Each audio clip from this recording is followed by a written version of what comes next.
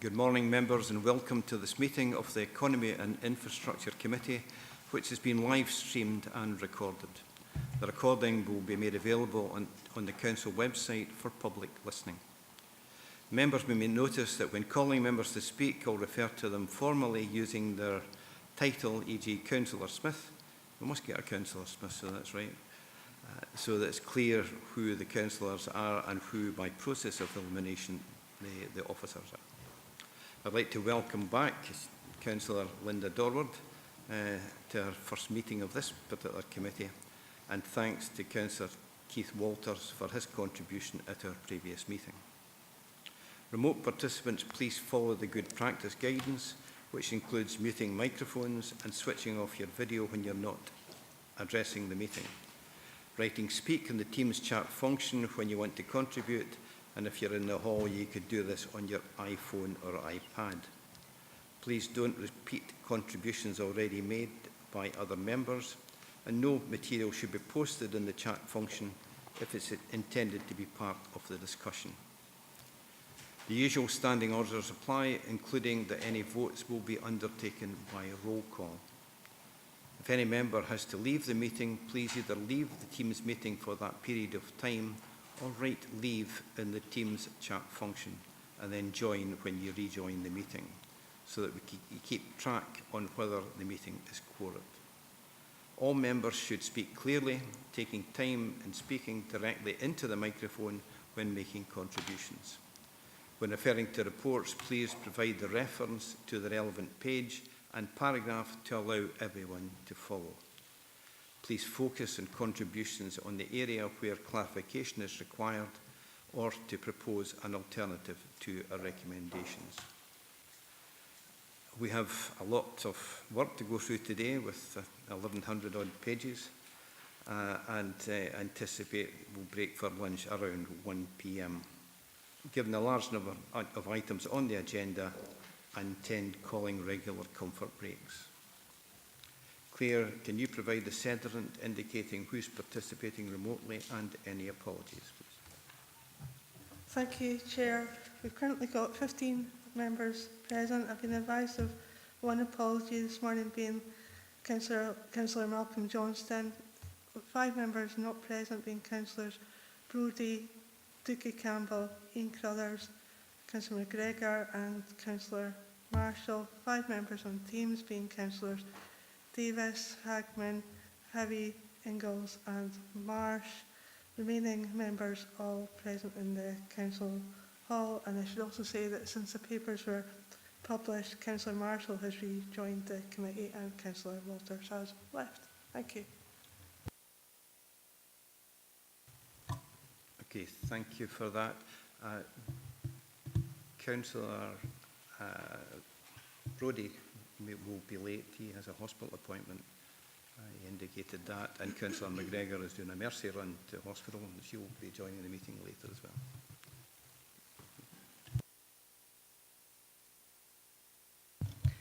Councillor Marshall's an apology for today. Thank you.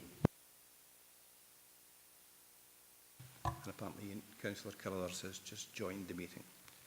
I confirm my agreement to the participation of members named as participating remotely. Do any members have any declarations of interest or statement of connections?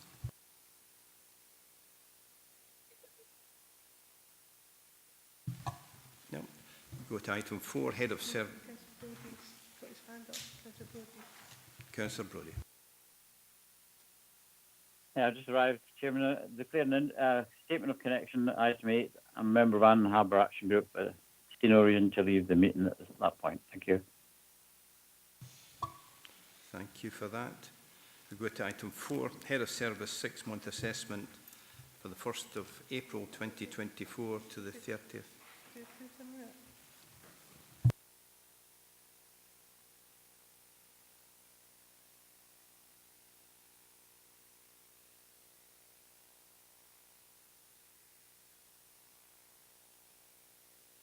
Sorry, members, go back to item 3, minute of previous meeting of the 30th of September. 3rd of September, am I correct?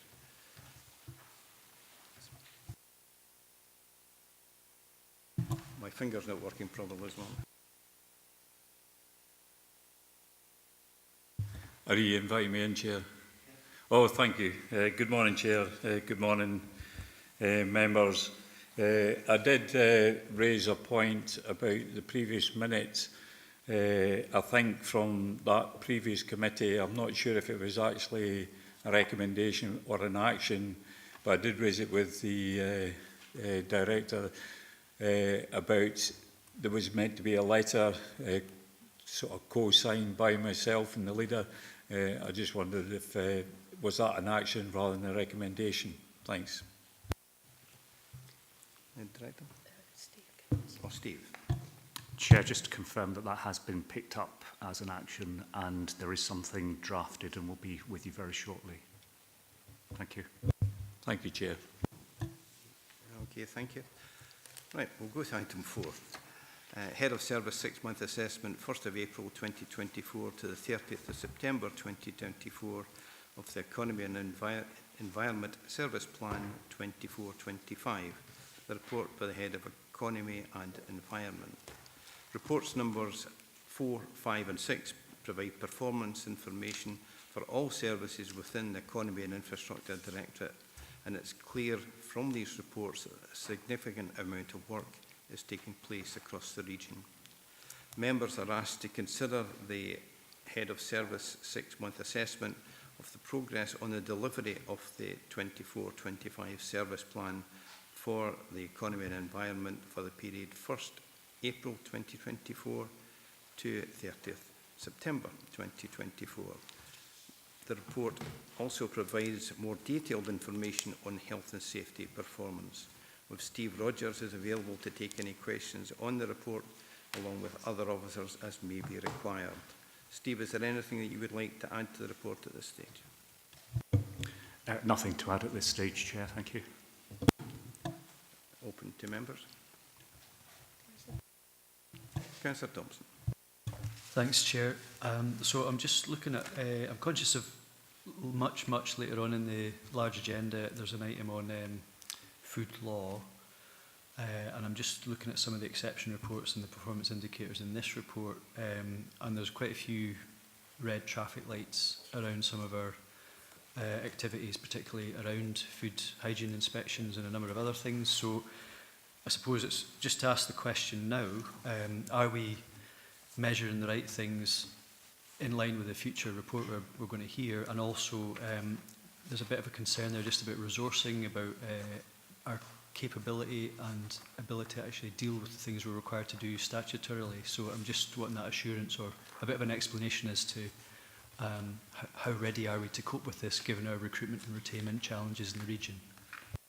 Thank you. Before I hand you over to staff, to Steve, I think it's recognised there are staffing issues in the department concerned. I think they were also subject of a recent inspection when that was again highlighted, or will be highlighted when it eventually comes out. But these are being addressed as we come.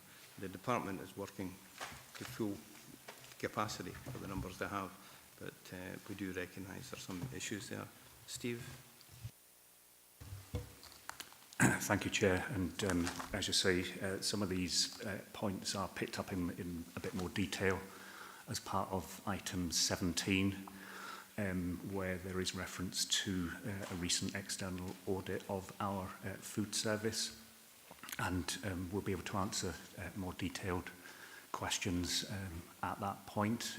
However, certainly from my perspective, I think the fact that there are these red flags in terms of the performance report is drawing attention to an issue that was flagged up in the service plan itself, which is that we are aware that there is an area of resource capacity issue within our community protection service, which covers both environmental health and trading standards.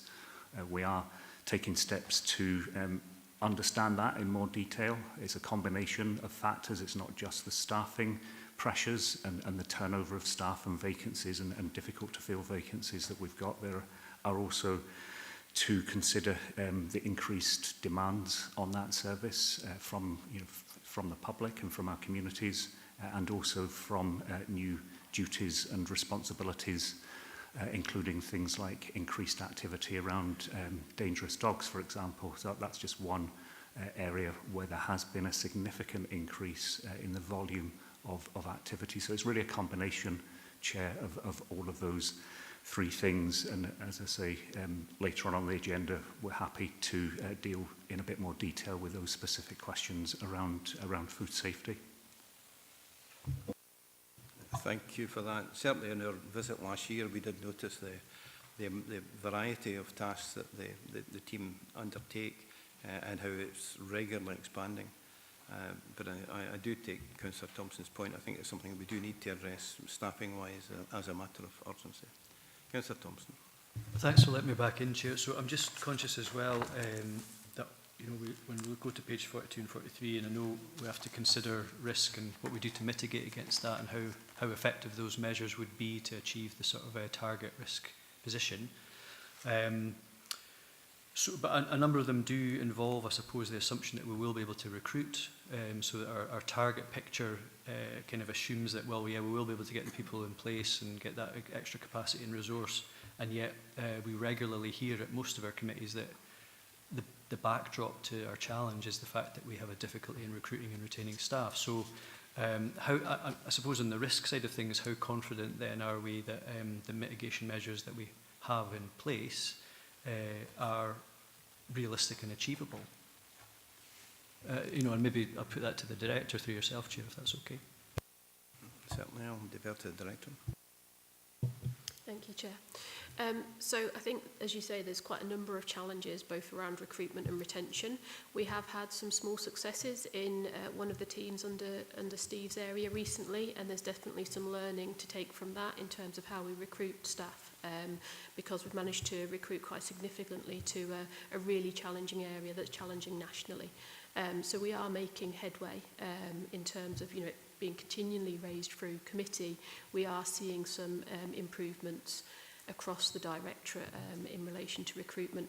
But what I would say is that the capacity challenge doesn't only relate to the inability to recruit, but to the capacity in terms of budget available, and the demand on those services in terms of the resource that we can recruit to doesn't necessarily meet the demand that's there as a service. And that's one of the challenges that we're certainly going to have to take a look at and consider how we address moving forward. Thank you for that. Councillor Durwood. Thank you, Chair. Good morning, members. Good morning, staff. And congratulations, Councillor Blake and Councillor McCann, on being elected Chair and Vice Chair of this committee. The question concerns I've just lost it there, sorry. The question concerns page 28, 4.5.1, which is about delivery of housing, and also with reference to page 42 on the risk register in terms of affordable homes. So the REP housing action plan is welcomed, very much welcomed. However, it cannot escape anyone's notice that the Scottish Government has cut the affordable housing budget by 200 million, which means from a D&G perspective, 20.5 million to 15.7 million this year. And also we've been informed, I can't remember the committee, but we have been informed that expected cuts in following years of circa 20%, which will affect plans and development that are not yet enacted. So that also affect investor confidence. In June this year, full council declared a housing emergency. It's actually a motion proposed by my colleague, Councillor Stevenson. And we've had a 34% increase in the level of people in temporary, i.e. bed and breakfast accommodation. It's the highest in our history. It's been reported as a systemic failure to the SHR. 21% increase in homeless people as well. So I get that the plan's there. I think that's fantastic. But it's actually about action and positive action to reverse this trend, because a plan is great, the writing's great. I'm not saying it's not a good plan, it is. But if you don't have the funding behind it, it's really challenging to build housing in Dumfries and Galloway. Would the committee and the chair be agreeable to lobbying Scottish Government, since they've got an extra £1.5 billion from the UK Government, to reinstate the funding for Dumfries and Galloway in terms of housing provision? Thanks. Thank you for that, Councillor Dorward. I personally have no difficulty in lobbying the Scottish Government based on the fund allocations that's been given to Scotland. And I think it's a very important item, and I think it's something we should keep on pressing for. But it's up to the committee in general. I don't know how other members feel about that, or the director, or Steve. Would you like to comment on that? Chair, thank you. Just a couple of observations from my perspective. There is a reduced allocation this year, but I think from our perspective, we do need to continue to work with our delivery partners to make sure we maximise the delivery of that reduced amount, because what's happened on occasion in previous years is that there has been underspends within other areas under their strategic housing investment programmes, and we have been able to secure additional allocations because of the good performance in delivering our own SHIP. So I think it's really important for us to continue that good work through the strategic housing team. And secondly, in terms of the actions that we're proposing to take further to the declaration of the housing emergency, there is a members' seminar that's being organised for early in the new year to discuss the development of a housing emergency action plan to bring back to members early in the new year. Thank you. Thank you for that. Can I just ask, the funding allocation that we are being given, are you confident that that is going to be utilised, that we have that the housing associations have the capacity to utilise that before we ask for additional funding? We certainly have the arrangements in place to ensure that that is fully delivered. The progress of individual projects very much comes down to the individual external partners, including housing associations, but we have very regular contact with all of them and also through the Strategic Housing Forum so that we can monitor progress and ensure that corrective action is taken. If there is to be a lobbying approach made to Scottish Government, then certainly we can provide some further detail and information to provide that assurance to members before anything goes. Thank you, Chair. Thank you. Councillor Dorward, can I come back to you? As far as that's concerned, you suggested making a lobbying approach now. Would you be satisfied waiting till we're going to have a seminar early in the new year and a report coming back based on that seminar early in the new year? Would you be content to wait to then, or do you feel we should press now for a lobbying position? With all due respect, Chair, I think a seminar is a fantastic idea, and Steve as well. I'm not dissing that at all. I think we are, the amount of money that's being cut from this will affect investor confidence. And we have an issue in Dumfries and Galloway with that already, trying to get people to come in to do building and things for us. I think the quicker that we address this, the better that we will address investor confidence as well. Now, that's anecdotal, but I think we know, I don't have any facts and figures behind that, but I think we know that does happen in Dumfries and Galloway. I think if we're off the mark quickly, we're being positive about this, and even if it's not a positive outcome, at least we're lobbying robustly to try and get extra funding into the region. I think that's quite a useful thing to do. I think the seminar will complement that, but I think we need to do that right now as opposed to waiting. What we were told, and again, I can't recall, my apologies for this, one of the committees, it was either full council, I think it was full council, when the issue was raised, was that future developments that are on the table for housing that haven't actually been enacted yet could be severely imperilled because we don't have the funding, and the funding will be cut going forward. So I think lobbying now is the right thing to do. Thank you. Okay, thank you for that. I think my only concern was that if there are elements of it that there have been an underspend up to now, I think I would like to be in a strong position to actually push a case forward for a restoration of the funding available. But I'm quite prepared, if the committee wishes to go down that way, I'm quite prepared to sign a lobbying letter. If we could, that would obviously be a proposal for you, but we'll come back to you as far as that's concerned. Councillor Campbell. Yeah, thanks, Chair. Yeah, I welcome the report. I was looking at Appendix 1, and there's a number of improvement projects with start dates from the 1st of April, apart from one, I think, the 1st of July. But when you look at the column, it says progress, it's sitting at 0. So I suppose what I'm looking for is that can we have assurances that these projects will be delivered by the 31st of March? Because it's not that far away, Chair. Steve, would you like to comment on that?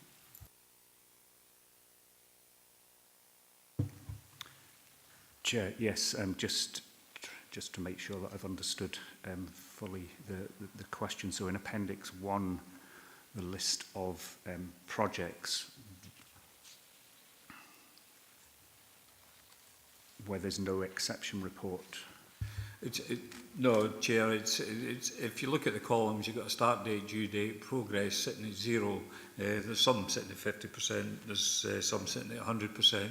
But the due date for the 31st of March is saying in the status that it's on track. Now, my concern is 8 months have passed and it's sitting at 0 progress in the third column along after the due date. Steve? Yeah, so the status reflects that regular updates each quarter that are provided in our project management system, Pentana, which indicates that there is work ongoing on those projects and they're still expected to return in terms of the due date. And I will have those percentage figures checked in terms of whether there should have been a reflection of that progress to date. Yeah, it certainly does indicate that if there has been progress made, the system's not being updated. So it's maybe something we should check. But thanks for bringing that to our attention. Jamie, I understand you like to come in on, I take it it's on the previous item raised by Councillor Dorbin. Thanks, Chair. Now, obviously Steve covered most of the points, but it was just to advise that in terms of the lobbying position that's been suggested by Councillor Dorwood, if that was something we would be looking to take forward immediately, that's already sharing a position with colleagues from across local authorities. That there's a request to look at reinstatement of the Affordable Housing Supply Programme budget. So we would effectively be joining almost a national position through colleagues at COSLA and Solace as well. So it was really just to give that advice to the committee at this point, Chair. Thank you for that. I think that kind of confirms the suggestion. If we could come back to that, though, Councillor Lowe. Thank you and good morning. I refer to page 36, item SM03 and the planning application. So we've got a trend of upwards, i.e. improving, but still an alert. I'm wondering if it's possible if we could find out how we benchmark against other similar authorities. So not your likes of Edinburgh and Glasgow, but other rural authorities. You know, so we're kind of running 3.6 weeks over. That for some people, that may be a decision as to whether they come and choose to base in Dumfries and Galloway or go to another authority to if they've got a choice of where to go. So I'm just wondering where we stand, you know, against other similar authorities. I'll pass you over to Steve, but I think this is again one of the departments that we've had difficulty in recruiting. There are staffing issues, but there has been some headway, and that is identified with the progress that has been made to date. But Stephen, you want to go? Yes, thank you, Chair. So those three performance indicators referencing timescales for dealing with planning applications are all statutory indicators that are published at the end of the year. So the outcomes for all local authorities are readily available for the previous year. And I'm happy, Chair, to provide that further information. I don't have the information to hand in terms of how this performance compares with the national average, but we can certainly pick that up in the year-end performance report to make clear how that sits against the national averages. That would be helpful. Councillor Lowe, is that satisfying? I was just wondering more about the comparisons with other similar authorities and not just nationally, because there'll be some authorities that I think that would skew the figures. So just actually where we're at against, say, Borders or Ayrshire, we're in a similar rural position. I understood that that's where Steve is going, but Steve. Yes, Chair, there is a rural benchmarking group, so we would compare data with our colleagues from that benchmarking group. Right, thank you for that. Councillor Hagman. Thank you, Chair, and good morning, members.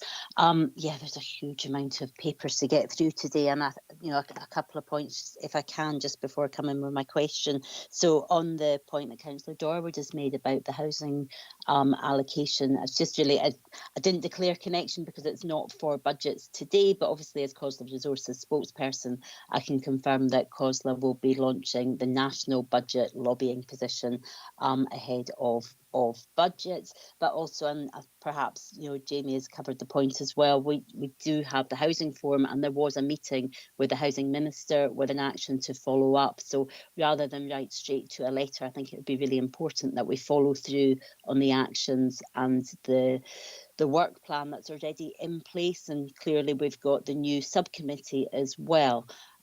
So I have no issues with lobbying at any point, but I think it is really important that we follow through on what's already in train before we add in. So that would be just my suggestion on that one. In terms of lobbying, while we're speaking on that, page 31, the very first point, there's develop a clear proposition to lobby for development of a South West Euro Gateway cluster. I'm conscious that this started in April 24. However, I'm also aware that when I was the Chair of Economy and Resources, myself, along with Councillor Scobie, met with the then Deputy First Minister back in, and I've been looking through my diary, I believe it was possibly January 23, just before the council administration took place, to begin that work.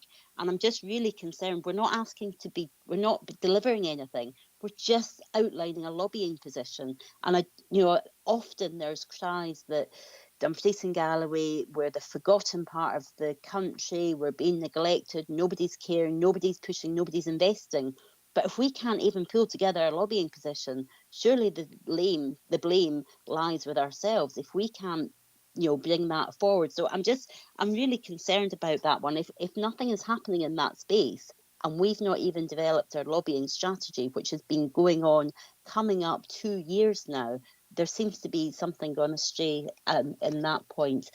My final questions, I guess, is building on the comments that Councillor Thompson made, and it does refer to items further on the agenda, specifically the environmental health team plan KPIs, which is part of a further item on page 593. I'm just slightly concerned because the paper before us is for 6 monthly from April 24 to September 24. So that's this year. And, if I look at some of the key performance indicators, if we take, for example, community protection food sampling, so that's on page 38, that says we've got a value of 26 and a target of 50. But when you look at the KPIs for 24-25, they're all sitting at 0. So which one of these is correct? I'm wondering, I'm left confused because according to the appendix further on, the team aren't hitting any of these KPIs, but yet the report before us that we're discussing right now has, okay, there's exception reports, but it says that we've done some. And I'm just wondering, can you give me assurances or just confirm which one of these reports is correct? There does seem to be a level of confusion here, certainly from my point of view. So if there's any clarity that can be offered, that would be really helpful. Thank you. Thank you. I'll pass you over to Steve for that one, although he may or may not have the information to hand. Steve. Thank you, Chair. If I could deal with the first part of the question, first of all, that refers to the project with regard to the West Investment Zone. So just to assure members that work is ongoing on that in terms of our engagement with both UK government and Scottish government, and which has taken us through a number of different iterations in terms of the initial lobbying around green free ports through to latterly the lobbying around investment zones, where it was very difficult to obtain any direct information from UK government on their investment zone proposition.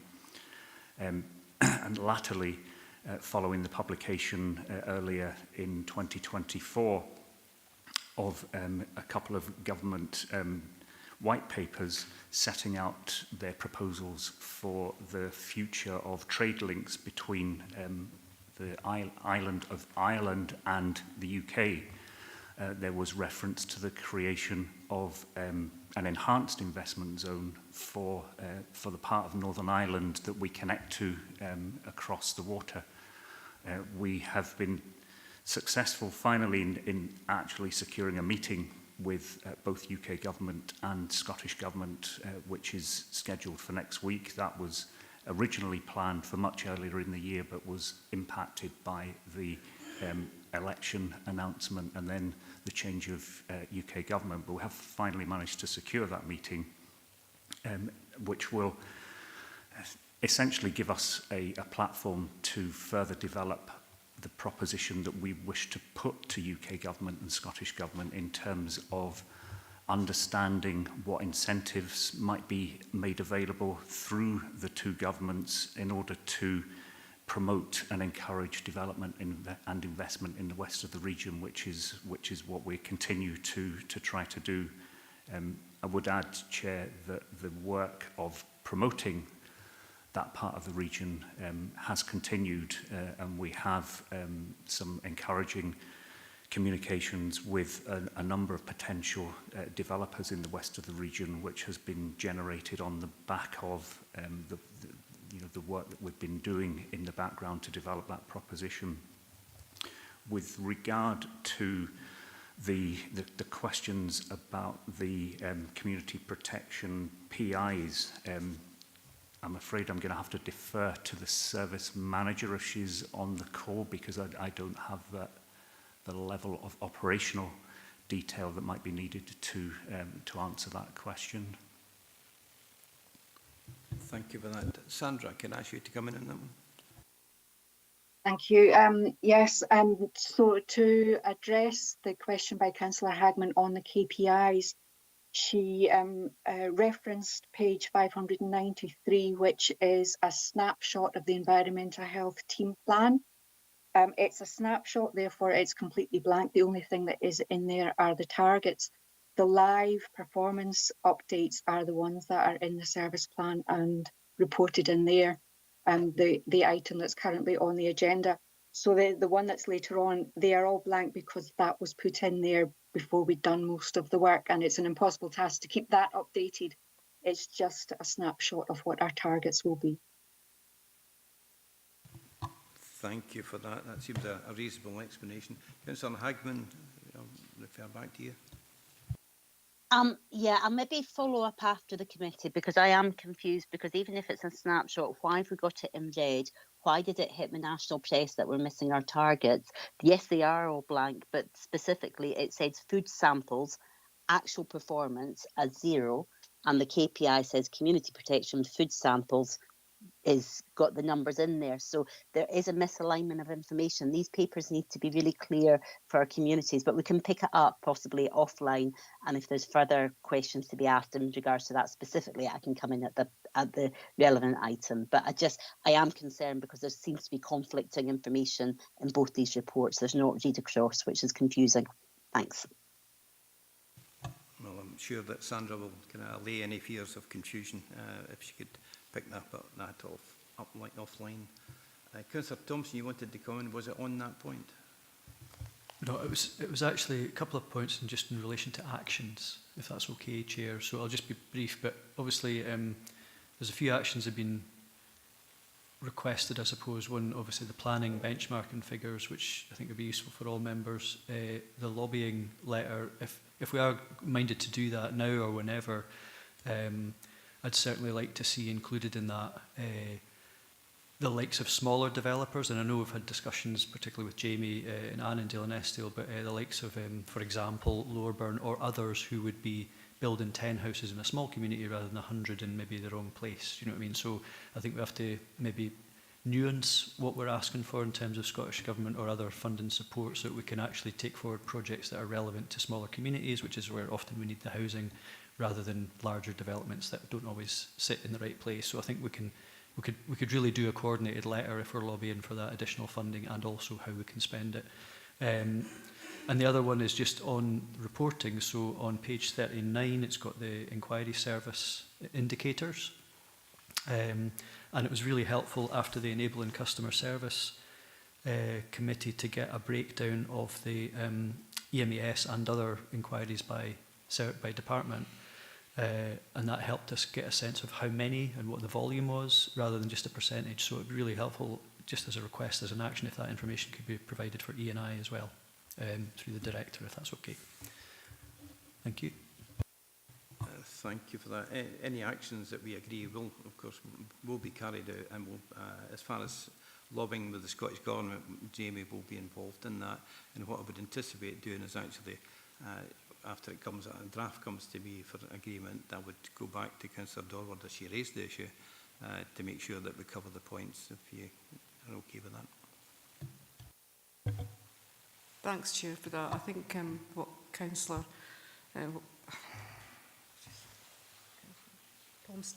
Thompson said is relevant, but I think the development plan, again, is in my head, not on paper in front of me, covers small and large developments, so it doesn't leave anything out. It's the ones that are actually on paper that are in the planning process that I was referring to, and I think it's quite egalitarian from that perspective, so thanks for that. Thank you. That was my idea of getting Jamie involved in the drafting to make sure we cover the relevant points. Councillor McCammon. Yeah, thanks, Chair. It was just on Councillor Dorward's point about the lobbying suggestion, and I wonder, and I'll be led by the committee on this, if we could possibly add an addition into that, not to complicate anything, but I think it's an important addition, and that is the cuts that have been to social and affordable housing, to the adaptations for them. So as we know, bed blocking is a big issue.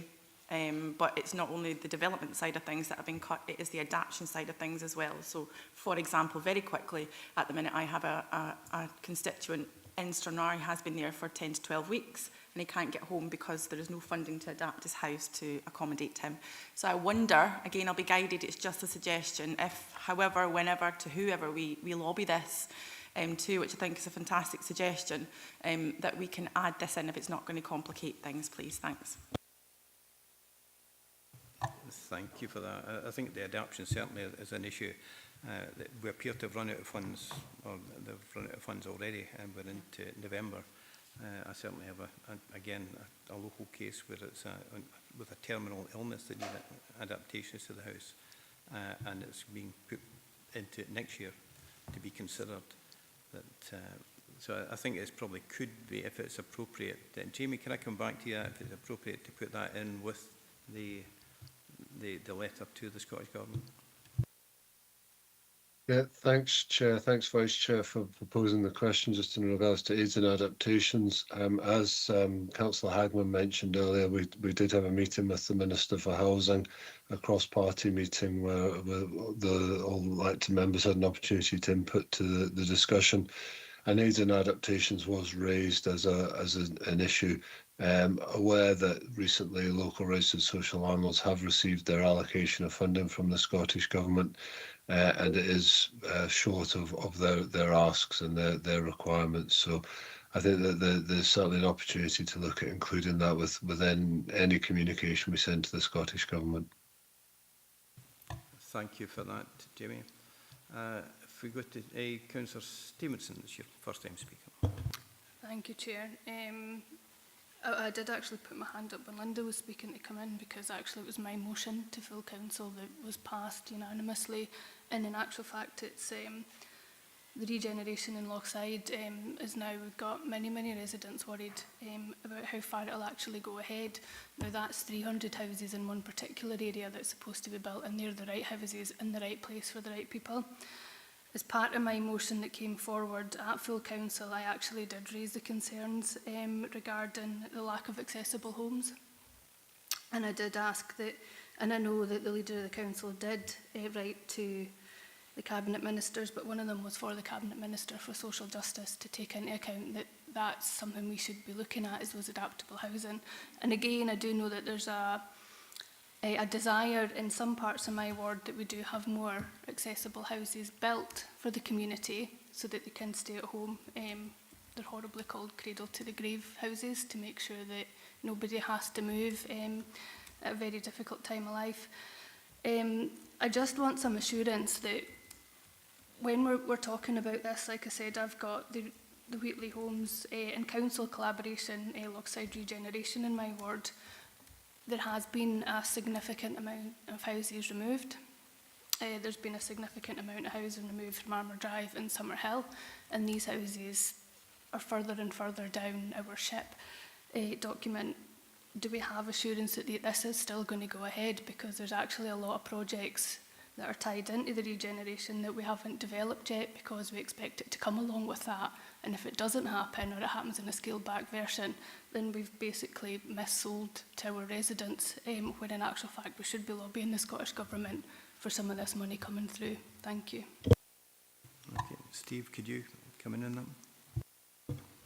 Yeah, thank you, Chair, and I'll invite Jamie to come in also just to provide an update, but just to assure members that remains, certainly from our perspective, a very important project that we've worked closely with Wheatley Homes to develop an approach to community engagement and involvement in preparing a master plan for the redevelopment and regeneration of that whole area, and we'd be certainly very keen to ensure that the necessary resources from Scottish Government are made available to support that wholesale regeneration. I don't know if Jamie can provide more of an update on the current position. Okay, thank you for that, Jimmy. Yeah, thanks, Chair, and thanks, Councillor Stevenson, for the questions.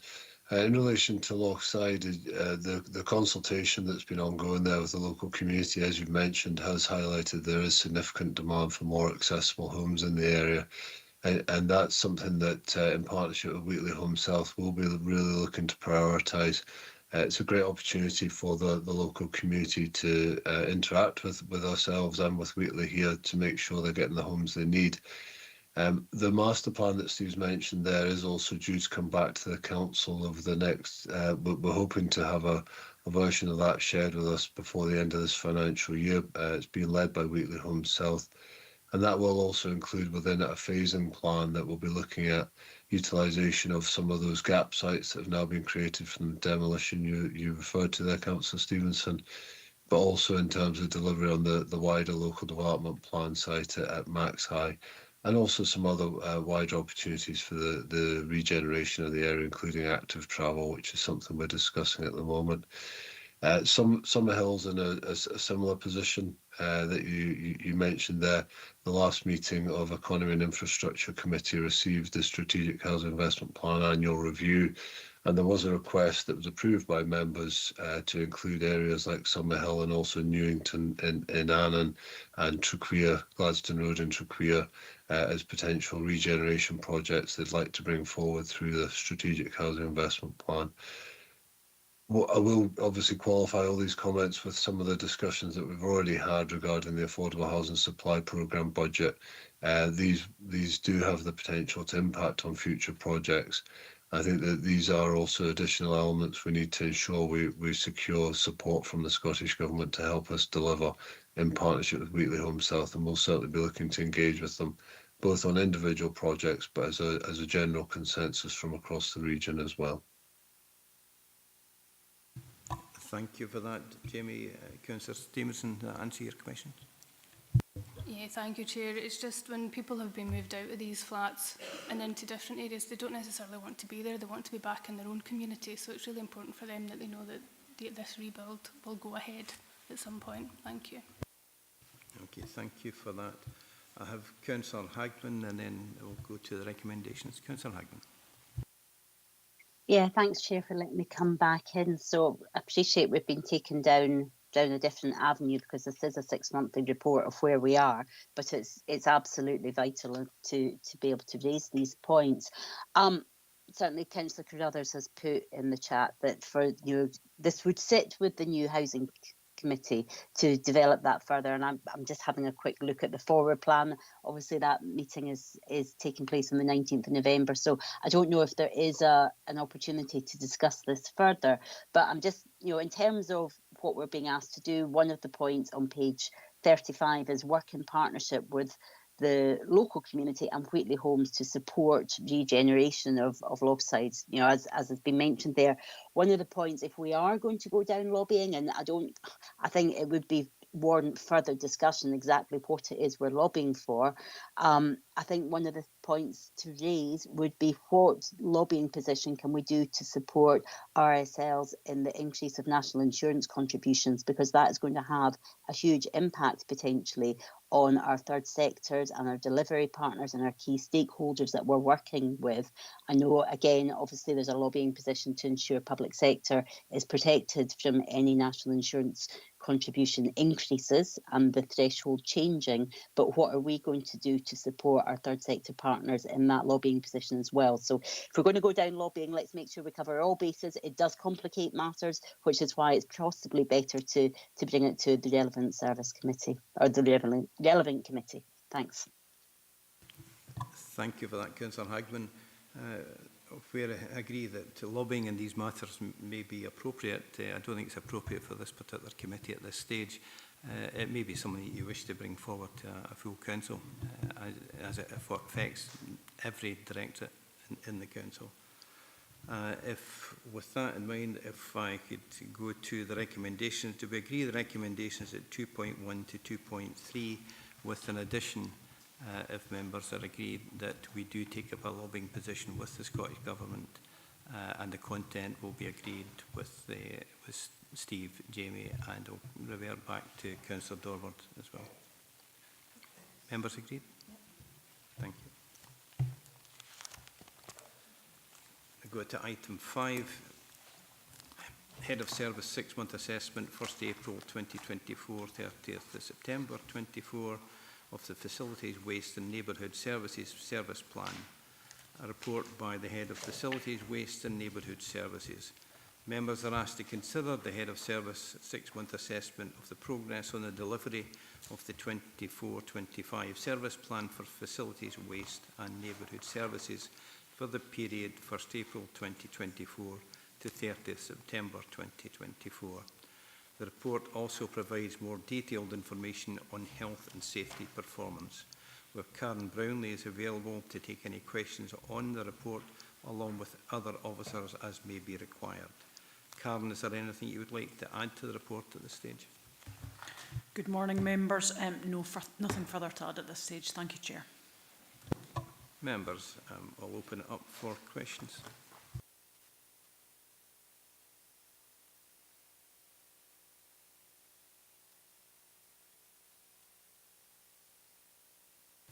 Councillor Campbell. Yeah, thanks, Chair. On page 59, we've got the waste recycling reuse strategy in phase 1, Dumfries Zero Waste. Although it says at the bottom of that paragraph, construction work is scheduled to commence in Q4 of 24-25, is that Q4 of 24 or is it Q4 of 25? Just a wee bit of explanation on that. I'm not quite sure where that is going at the moment. Are we going to be starting the construction of the zero waste this year or next year? Thanks. Thank you. I think normally it would mean in the financial year, but I'll defer to Cal.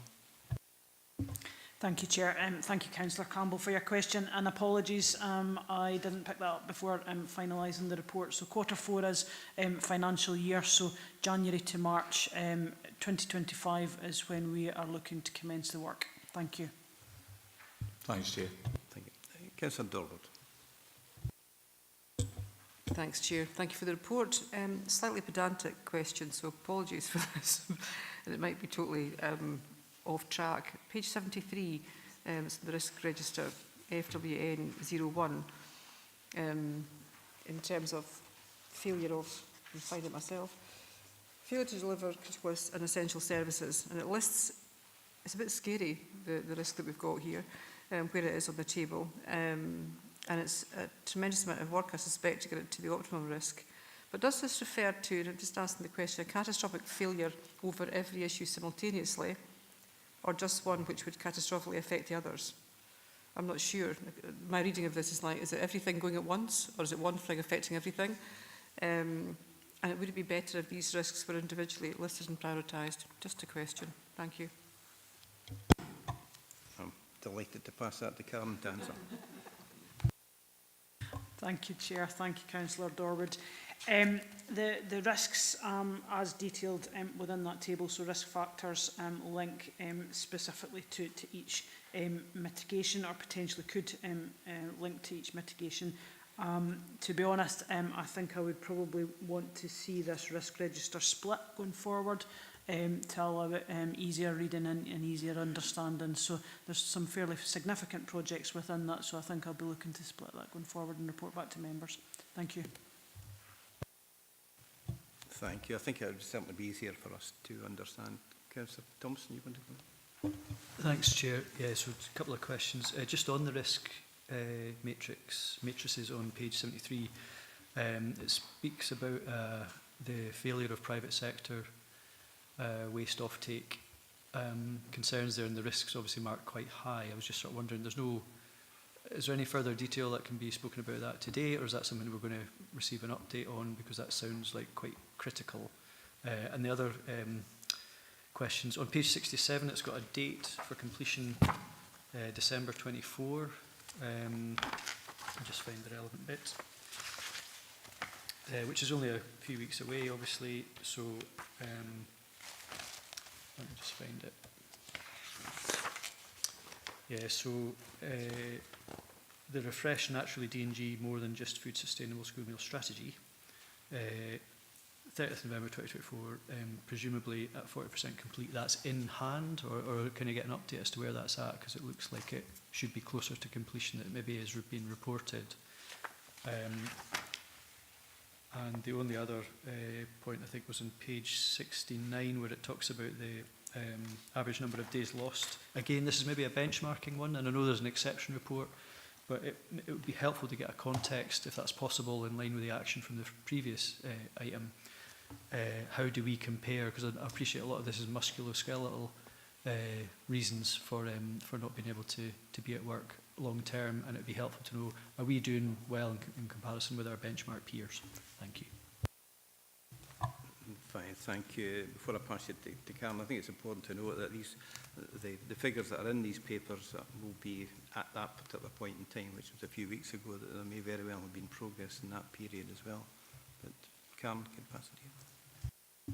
Thank you, Chair. Thank you, Councillor Thompson, for your questions. I'll take each one as you raised them. So in terms of page 53, waste of off-takers, happy to pick that up separately with members.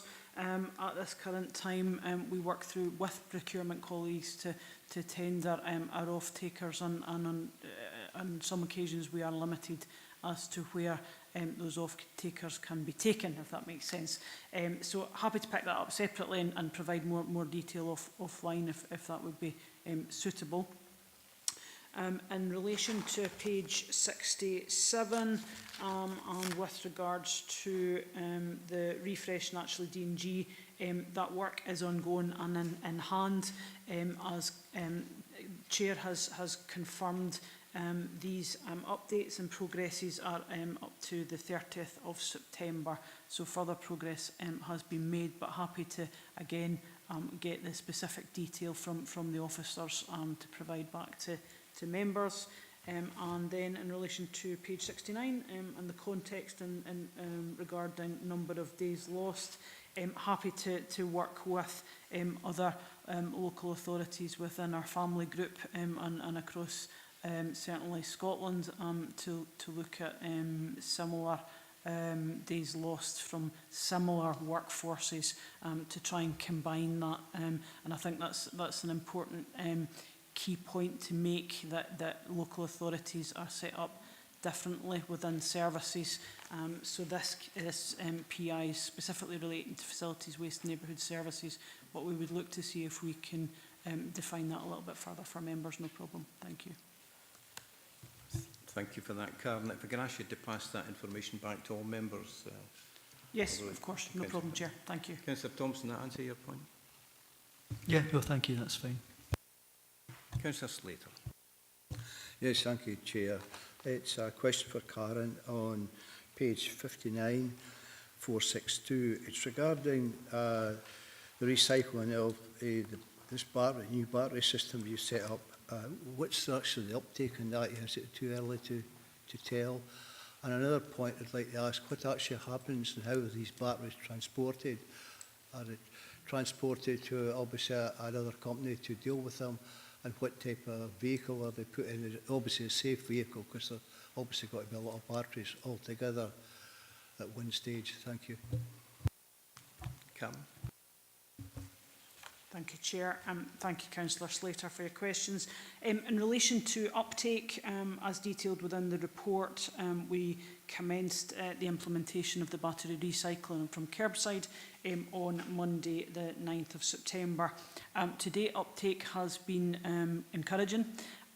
We currently don't have the weights collected of batteries, but that will be reported back to members at future committees. In terms of how we uplift the batteries from curbside, each of our RCVs across the region has got an external box, and the operatives have been trained in terms of uplifting and then disposing of across the region. The batteries are then taken to the household waste recycling centres, and then a contract is put in place to take them on up to off-takers across the region. Thank you. Thank you very much. Thank you. Okay, I don't have any other registered speakers. So we go to recommendations. Are member happy to agree the recommendations at 2.1 to 2.3? Go to item 6, Head of Service 6 monthly assessment, 1st April 24 to 30 September 24 of the Transport and Infrastructure Service Plan. The reports by the Assistant Director of Transport and Infrastructure. Members are asked to consider the Head of Service 6 monthly assessment of the progress on delivery of the 24-25 Service Plan for Transport and Infrastructure for the period 1st April to 30 September 24. The report also provides more detailed information on the health and safety performance. Stuart Cameron is available to take any questions on the report, along with other officers as may be required. Stuart, is there anything you would like to add to the report? Nothing further to add, Chair. Thank you. Okay. Members, I'll open it up to questions.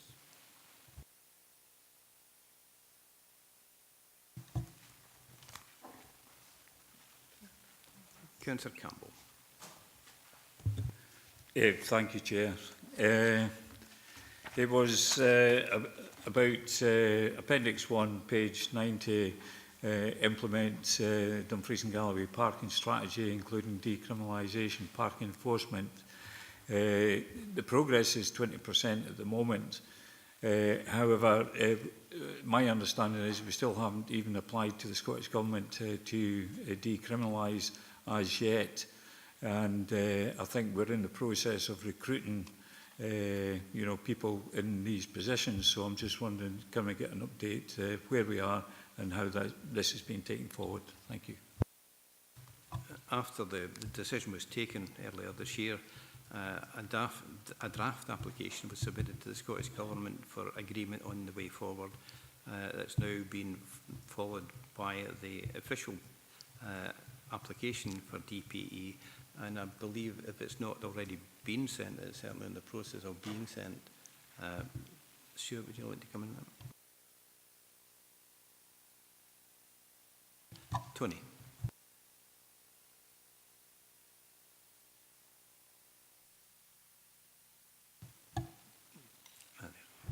Morning, everyone.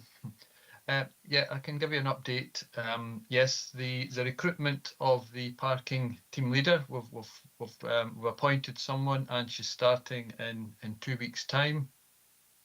Yeah, we did have early conversations with Transport Scotland and submitted a very draft application just to give them a heads up of our intent to submit a full and detailed application, which we've been working on. And with the new appointment starting, we can make some serious progress on that. We're aiming to try and get something into Transport Scotland before Christmas. If that's not achievable, it would definitely be early in the new year, but we really need to get a grasp on the process. I think I've mentioned before, it's a 10-stage application which ultimately goes to Scottish ministers, so we have to follow these statutory processes. So once we get this application in, we'll have a better idea, and we'll be able to put together a sort of timeline, and we'll be able to share that with members and keep you updated on progress with that. Yeah, I think the update is really an important matter. We are having quite a bit of activity, people asking about how this is progressing. I think we agreed at the beginning of this year, and at that time it was suggested it could be a 12 to 18-month process.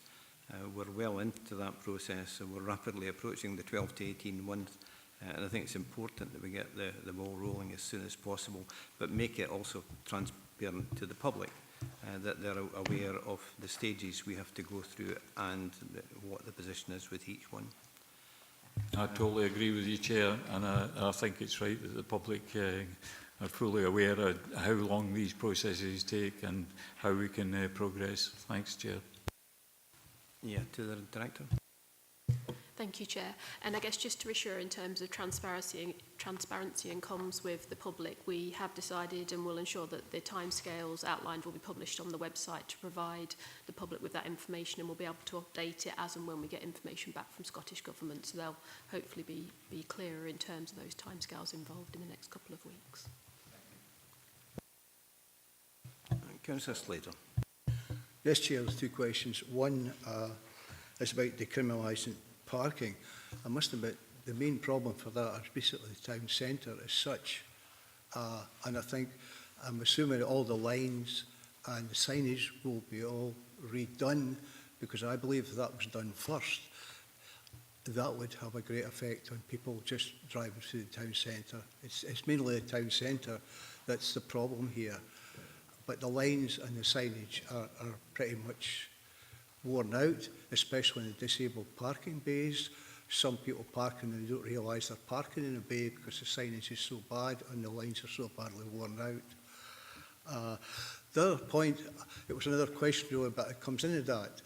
You talk about page 83, implement a roads investment programme. I have to say that it's good to see that, I must admit. It's good to see more people have been employed. But the situation is, if you go and look at the road signage around the town, the keep left signs and that, some of them are just destroyed. They're virtually lying beside the road. So I brought that up at previous meetings. These things are very important because someone contacted me recently and said they ran over a traffic island because there was no signage on it. So these things need to be done within the town.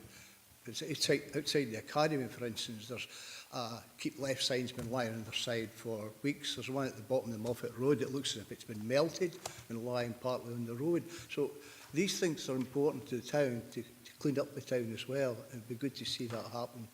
Thank you. Thank you for that. I know your concerns, but I think it's also important to realise it's not just the town, it's across the whole of Dumfries and Galloway, and DP is going to affect the whole of Dumfries and Galloway. The process of looking at road markings and signs is underway, the plan is well underway. The legislation apparently has, according to Tony, has changed slightly in that the presence of signage isn't necessarily important to enforce parking, where road lineage is obviously an important feature. But it's a massive process, and when we do get the parking supervisor, I assume that one of our responsibilities will be involved with that. But it's an important point to raise. It's still, I've got to emphasise that it's still a police responsibility, and we should still pressurise the police where we can to enforce parking where necessary. I did make a suggestion that every year the police will do a campaign on public safety leading up to Christmas. Was that a good time to also include parking in that, and we could work with them? And I think that's, we're certainly looking at that. But going back to my original point, it's the whole of Dumfries and Galloway we're concerned with, and we will keep that in mind. Tony, is there anything you'd like to come in on that? Thanks, Chair. No, I think you've covered everything there. Yeah, you're quite right. We've actually got a road safety partnership meeting next week, and I was going to raise that with the police, that whilst we are progressing with decriminalised parking enforcement application, it is still ultimately their responsibility, and as part of their sort of pre-Christmas communications and campaigns, I was going to raise with them the issue of, you know, considerate and lawful parking within our town centres and communities. So yeah, and definitely signing, lining, all part of the bigger picture of the parking commission, the regional parking strategy. And you're right, we don't need as many legislation says we don't need as many upright signs, so it's a case of getting out and refreshing those existing double yellows to make the public more aware that they can't use that as an excuse for when we do start ticketing, that everything is nice and clear and visible for them. Thanks. Thank you for that. I noticed with interest that there was certainly police activity in Irish Street in Dumfries, where they ticketed every single car present. I think the presence of a cannabis farm fairly nearby maybe started that off. But that certainly got a lot of publicity, and it made a lot of offending drivers think twice about it. So maybe some activity from that would help.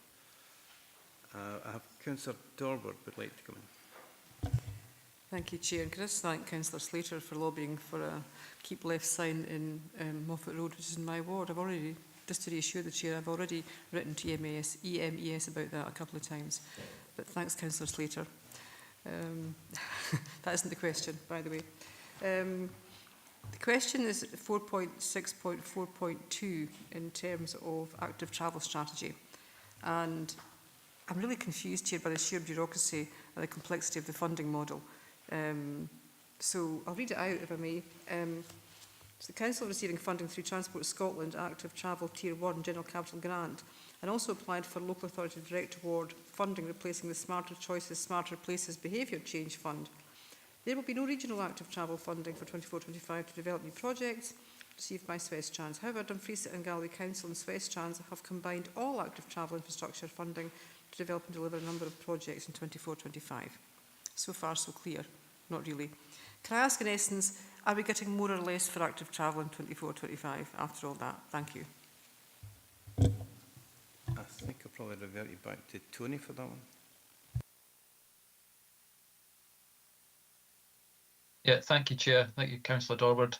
Yes, that's a good question, and it is. I think we've emphasised there is a new model for funding this year from Transport Scotland, and that the regional. Can you hear okay? Oh, sorry.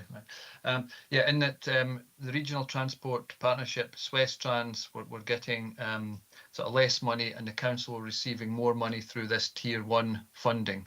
So to answer the question, I think we're probably getting roughly about the same as we did last year. It's just been delivered differently, and because Swest Trans sort of got less, we're combining our forces to put together a programme where we're both working on active travel, albeit different stages. Swest Trans are looking at the early stages, preliminary conceptual design, and the council are looking more at the detailed design stages through to delivery. So whilst there is a different funding model, as I said, this year, we are still getting to grips with it and having regular updates with Transport Scotland to ensure that the money we do get is spent on projects that, you know, that are community driven, are being led and encouraged by feedback from, as I say, our local communities and community councils and ward members. So I think we'll be a lot clearer at the end of this year as well, how we're getting funded for the next few years, because we have emphasised we do need to see multi-year funding in order to progress. A lot of these bigger schemes, you know, they can't just be delivered in one financial year. They need more. They need more time. So, I hope that answers part of your question.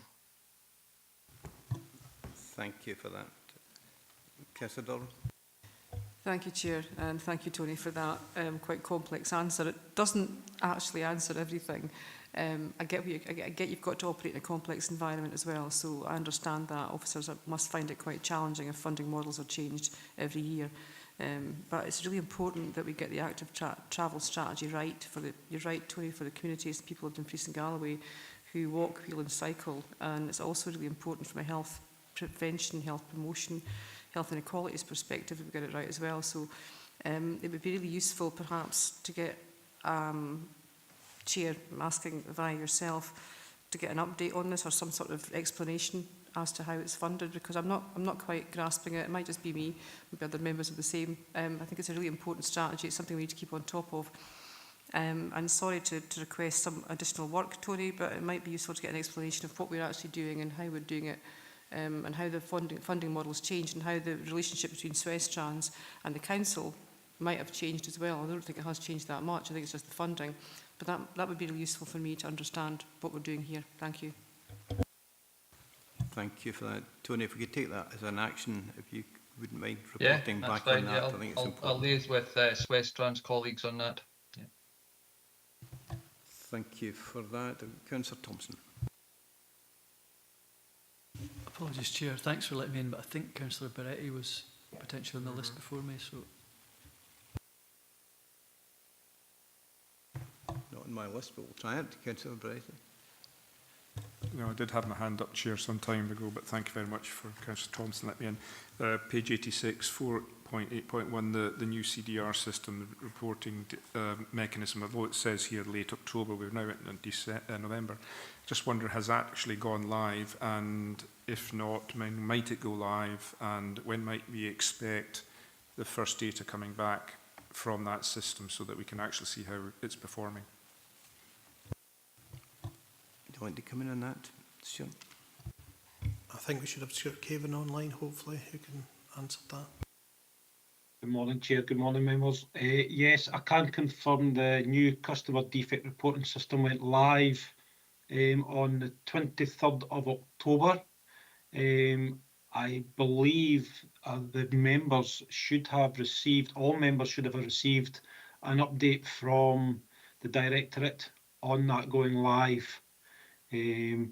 Obviously, it's in its early stages, as it's just been operating for just about 2 weeks now, but we can certainly look at, in the future, looking at a report on how that is performing and how the service is performing against the customer defects as well. Thank you for that. Does that answer your question? Yes, probably is one of those emails amongst the many hundreds that I've probably missed. Thank you for that. Councillor Thompson. Thanks, Chair. So it's just a quick follow-up on the DPE application. I'm curious to know, because I think the submission to Transport Scotland for the full DPE application would be December, I think, is the intention, and obviously early New Year, feeling that. And we've gone through this recruitment process to get somebody in place as a parking team leader. I'm just curious, it'd be really helpful to know not only the details and the timeline, but what that parking team leader is going to be doing for another year or so until we actually get our DPE application done. Because as I think we know, it's the police's responsibility to enforce parking issues.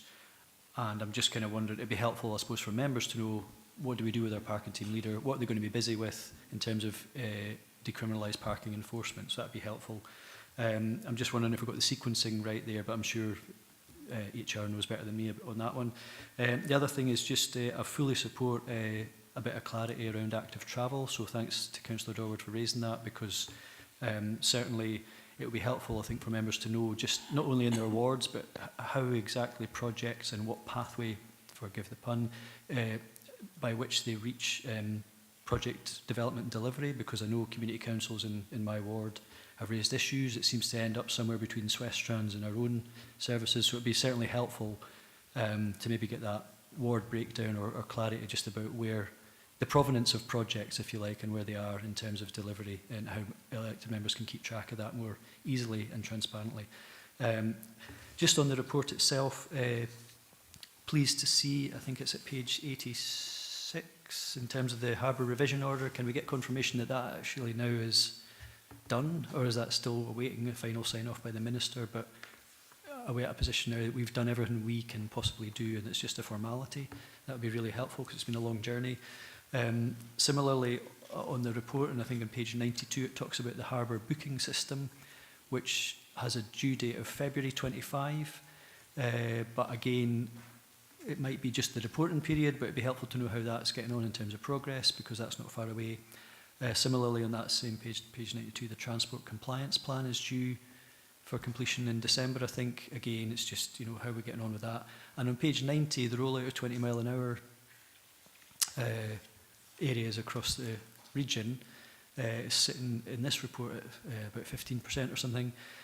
I know elected members have been very keen to expedite and accelerate and push this as quickly as possible, but here we are another year or so on, and it's still, I think we still want to push for progress. I know there's probably reasons for delays, but 15% doesn't seem very encouraging, so hopefully there's a bit of an update in terms of how quickly that will be accelerated to complete our programme. Thank you, Chair. Thank you for that very full list of questions. I think it's probably better going to Tony first, because I think you would cover most of them. In relation to the employment of a parking supervisor, it was important that we get the right person in very quickly. As Tony explained, it's a 10-stage process, plus there are other practical aspects of it about a review of the entire road network in D&G to plan for, plus the eventual recruiting and training of parking enforcement officers. So there's a fair bit of work to do in the period of time. It's hoped, although it was a 12 to 18 month period, I think there were a possibility that should the ministers agree, it would be that could be escalated. So it could come forward much sooner than that. But if I go over to Tony. Yep, thanks, Chair, and thanks, Councillor Thompson, for your question there. Yes, there's going to be a full schedule of work for the new parking team lead. So not only is to progress with the application for DP, but also to start looking at pavement parking. So as you're aware, that these are two separate issues, and that local authorities do now have the powers to enforce pavement parking. And so we need to set up a system where we can now start to enforce that. So this will be obviously jointly done along with DPE, but we can start to ticket people once we have a system in place for the pavement parking, albeit we have to wait until DPE is in place for ticketing people that are, say, parking on double yellow lines. So there's that whole system that needs to be looked at. The IT behind it, how we do ticket, how we have resources, the backroom staff for issuing tickets, etc. Not only that, for DPE, we need to ensure that we have traffic regulation orders in place for all waiting restrictions across the region. So that'll involve a review looking at, you know, from Wigton to Stewart, Triandale and Eskdale, that all these orders are in place for all these towns and villages and communities, so that when we then turn up to issue tickets, we have to make sure there is a valid order in place. So yeah, I think that the main thing was to get the parking team leader in place first. They can then start working on this, start to build up a team, recruit parking officers, and in the first instance to be able to start enforcing things like pavement parking, double parking, and parking across drop curbs. With regards to active travel, yeah, we'll take that action away and give you a clearer report on not only the funding model, but also how we pick projects and how they get taken. First of all, they get looked at for deliverability, the need for them, desire, and look at the concept design for them, and then how they get taken forward. With regards to 20 mile an hour speed limits, we have been sort of progressing. We finished this year the schools programme. We're now focusing on some of the other larger communities, including we're actually doing Langham at the moment because that's on the trunk road. So we're working actually with Transport Scotland because it's got the A7 running through it. So it's a kind of a joint effort between us and Transport Scotland for the 20 mile an hour for Langham. After that, we're moving on to likes of Dalbeattie, Castle Douglas and Newton Stewart and Minigaff later this year, early next year. So we'll maybe look to bolster our resources as well, because there is funding available from Transport Scotland that we can use both for implementation and for resources. So if we can actually recruit some additional technicians that get funding from Transport Scotland, then we will progress with that early next year. Thanks. Thank you for that, Tony. Councillor Thompson. No, I mean, I'm glad I asked now, because I wasn't aware that we'd be accelerating the pavement parking side of things, so I'm sure the public will be pleased to hear about that as well. And also, it'd be grateful to know how ward members, perhaps through area committee, would be involved in maybe having sight of where the priority parking areas are, for example. I'm sure it would be of interest to a lot of communities to know how they could feed into that, and I'm sure there'll be the appropriate consultation and engagement in the next year or so. So that's something we can all look forward to through the communications that we've been assured will be up to scratch. Just in terms of the transport compliance plan, page 92, I just wondered if there was an update on that in terms of had that been completed, and also the harbour revision, it's not the harbour revision, sorry, the harbour booking software, if there's any update on the progress of these projects. Thank you. Stuart. Thank you, Chair. Councillor Thompson. The Lochline Harbour Revision Order, that is sitting with the Minister. So we've done absolutely everything we can, and it's just waiting for the Minister to give that the stamp. So we're at their behest. Regarding the process for implementing the online fees, that was going well, but again, that was the 30th of September end date. I'll check and we'll bring back a committee update as to where that maybe is sitting just now. Transport compliance, yeah, there's a bit of work we're probably needing to do to refine the transport compliance project. So it's moving along, but maybe not as we'd like it. So we're needing to have a look at that and bring that back to make sure we get where we need to be with it. Thank you for that. Councillor Lowe. Yes, thank you. Referring back to Councillor Slater and DPE, and if we need lines in place for tickets to actually stand, I gather we currently rely on a contractor to do most of the lining, and they come into the area, but we have a queue of authorities waiting for that contractor. Are we going to be have the right provision of being able to get all the lines done in time for DPE, so that we can then actually run the system? Thank you for that. We do have one main contractor that we do use regularly, but would assume it would be a kind of sensible thing to open that up to look for any other provision. But I don't. Tony, could you come back in on that one? Yeah, thanks, Chair, and thanks for the question, Councillor. Yeah, I believe through Stuart Caven's team have been looking at some new frameworks in the road service to allow greater use of contractors, and I think one of the frameworks does cover road markings and lining. So instead of just having one preferred, we'll have a selection of contractors that we can go to, so that we're not just reliant on that one source. Thank you. Stuart Cavan, that is the deal. Would you like to add to that? Sorry, Chair, I would just like to make a wee correction there. The road marking and lining contractor is just about to be awarded the contract. Again, we went out to a number of contractors throughout the country. Unfortunately, we only had one bidder for the term contract.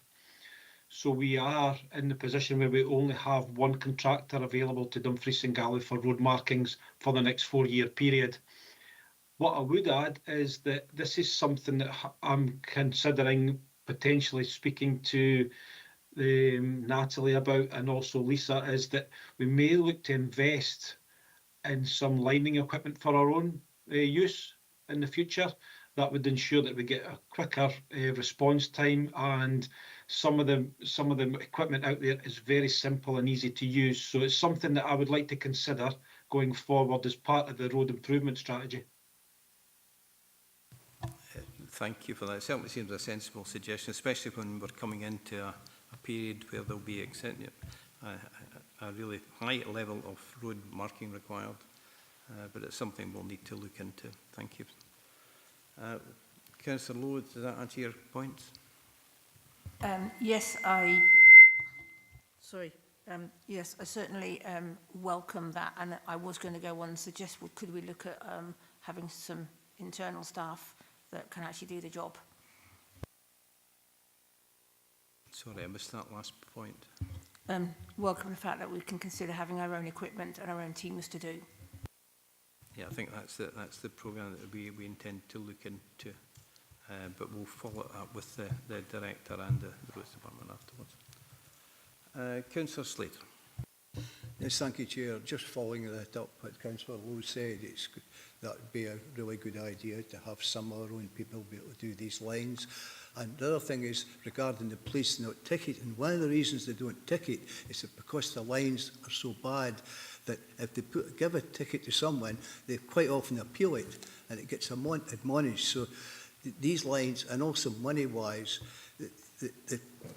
these keep life signs and that need to be repaired because they're dangerous at night. And there's a lot more money needs to be spent on that. At one point, I'd like to say about a team leader, you need to do all this work first before you bring a team leader in, because you can't...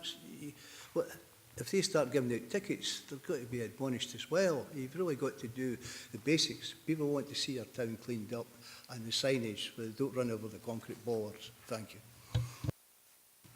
I do take your point on signage, but I think you also need to recognise that I think the legislation on illuminated signage in particular has changed.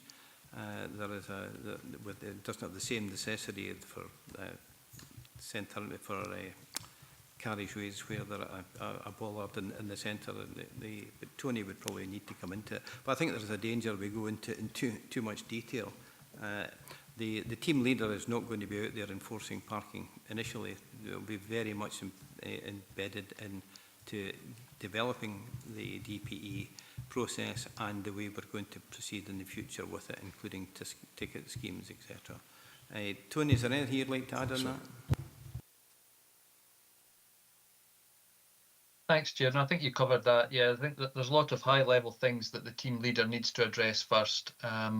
And, you know, with regard to the whole management, control and enforcement. So, yeah, there's a long way before we're actually on the ground issuing tickets. And that's when we have got probably most of next year to ensure that lining on the ground is up to the appropriate standard and that the appropriate orders are all in place as well.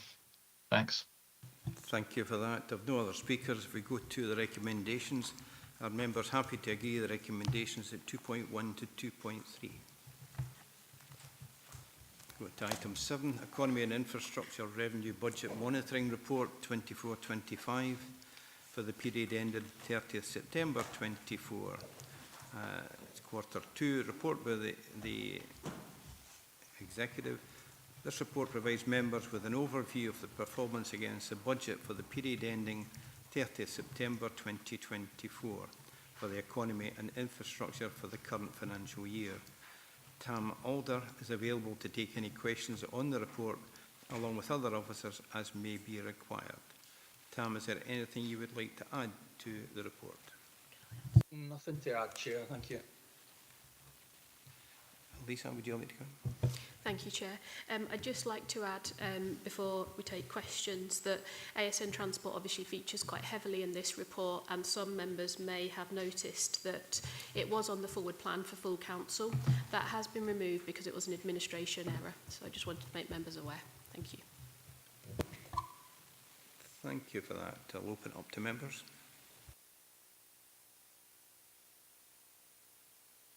Councillor Campbell. Yeah, thanks, Chair. Thanks for the report. Page 105, 4.8, paragraph 4.8. And I think the second sentence, there's been 2 separate periods of inactivity of the MBT facility this financial year due to mechanical breakdowns. Now, I suppose we all know that the facility is getting quite old now, And I think in a previous report, it said that we were actually going to be self-insuring the facility. So obviously, because we couldn't even get insurance, or if we did get insurance, it was astronomical for the premium. So I'm just wondering, are we at the end of life stage for this actual facility, or is there actually a future? Thank you. Yeah, we have Karen here. Karen, would you like to answer that? Thank you very much, Chair, and thank you, Councillor Campbell, for your question. The MBT was referred to in the Facilities, Waste and Neighbourhood Services report in relation to the self-insurance, which was previously agreed by members, and that was looking at mitigations that we were putting in place in relation to progress that. In terms of the MBT itself, obviously we spoke within the earlier report about the work progressing in relation to the phase 1 of Dumfries Zero Waste Park. Part of that work within phase 1 due to commence in early 2025 is the removal of the refinements section of the MBT. And that's where we find not all, but some of the breakdowns in relation to the MBT plant. So that will therefore potentially reduce the numbers of breakdowns we have in the future. It won't reduce them all, but it will potentially reduce the numbers of breakdowns that we have in the future and the costs associated with those repairs, which will help the longitude of the facility going forward. Does that answer your question, Councillor Campbell? Thanks. In part it does, Karen. However, we're fast approaching a budget process, so I think all members would have to take into consideration the nature of the breakdowns as it stands at the moment, and hopefully that we can come up with some sort of formulated plan that would see that there is a future for this. If not, I think we may have to revisit this in the future. Thanks, Chair. Yeah, I think we do realise that we also look at a kind of revised plan for the plant, because part of it is being decommissioned. I think with as far as the risk elements concerned, the risk of fire was one of the main risks that we had, but the battery collection service should help to negate that. That's certainly the hope for that. Councillor Stevenson. Thank you, Chair. You're going to have to forgive me if I've gone down the wrong angle here, but under the community protection, does that also include the community safety officers? Thanks. Sorry, I missed that. Sorry, in page 109, under economy and environment, we've got community protection, and that's where the underspend of £61,000 is. Is that where the community safety officers sit? Thank you. Steve. Chair, thank you. No, that, just to clarify, community protection covers environmental health and trading standards services. So the community safety officers now sit within the Education, Communities and Wellbeing Directorate. Thank you for that. Thank you. Yeah, I just wasn't sure where that was. Thanks. Thank you. We have Councillor Carruthers. Actually, probably not much of a comment. It's just it keeps coming up every time. Historically, for a number of years, it's the transport and infrastructure and the 559. I just wonder what the views of the committee. Certainly, from my perspective, that should really sit within the Education Department, which is a different directorate altogether. I'd like to see that get moved. So I suppose there is a question: is that possible in regards to that? Can we move that? What's the process? And further, if there's any other views in regards to the committee. Thank you, Chair. Thank you for that. I have raised this several times myself. Like you, I don't see how necessarily it should sit with us when we have no say on how the demand will be. I do appreciate that no matter who pays it, someone from Dumfries and Galway Council is going to have to pay that, but I do feel that it might be better aligned with education, where they may be keener to exercise some control on when it's going to be demanded, but I'll refer to the Director. Thank you, Chair, and thank you, Councillor Carruthers. So, From my previous experience in another authority, and we did move the budget about, I'll be honest, it moved between transport and children's services as it was there. And if I'm honest, the focus ended up being on where it should sit and who should manage it. And the reality is that there's a number of levers that contribute towards the spend associated with ASN transport. There's absolutely the demand that comes in. And, you know, there's been a number of steps put in place. There was a review of that last year, and a number of steps have been put in place to ensure that that is considered and assessed appropriately. But there's also the drivers assessed with the cost of transport, the procuring of that transport, which sits with the transport team. So if it was to move over to education, I think we would find that there would be, you know, that we would still have an involvement in terms of the costs and the contributions. And from my perspective, I'd rather the focus be on working collaboratively across directorates to really tackle the challenges that are there. And I was honest at the last committee that overspend isn't likely to come down significantly because of the increase in demand, and that's not due to poor management on education side. That is a national increase in demand that we are seeing where children and young people meet the statutory requirements. So rather than us focusing on where it should be and where that budget should sit, I think that the resource, time and effort should go into working collaboratively to ensuring we're providing as cost effective a service as possible. Thank you for that, Lisa. Councillor Kilner, does that answer your point? It does in part. So what I was looking for was the process. I think it's quite clear in the question. The process in which we move it, the further views, any potential further views from the committee itself, any other members if they've got a particular view. But it's more of a, for me, it's more of where that line sits. Again, that pressure sits in a different directorate in real terms. It's not about the operational management, the procurement, that type of thing. It would still sit within ourselves. I'm sure that's the case, or under whatever department that is. It's more about where that headline figure is. That pressure's on education in real terms. It's an education line, and it's sitting within ours. That's the argument. We certainly wouldn't die in a ditch over it by any means, Chair, but that was the point I was trying to make. But if there's any other views which were like-minded or not, you obviously were, but it might just be you and I. Yeah, I also have a note here that we've got to remember that the full council agreed that a review of the entire structure was going to be made after 12 months of operation, so it might be appropriate to look further into it at that stage.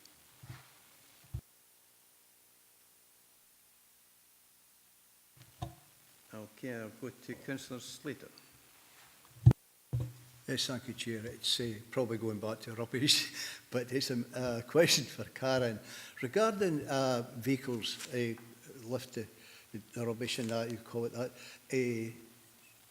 sometimes they break down, you're quite correct. There was one broke down recently, we should have done Glen Capel and that, and there was a number of complaints about that.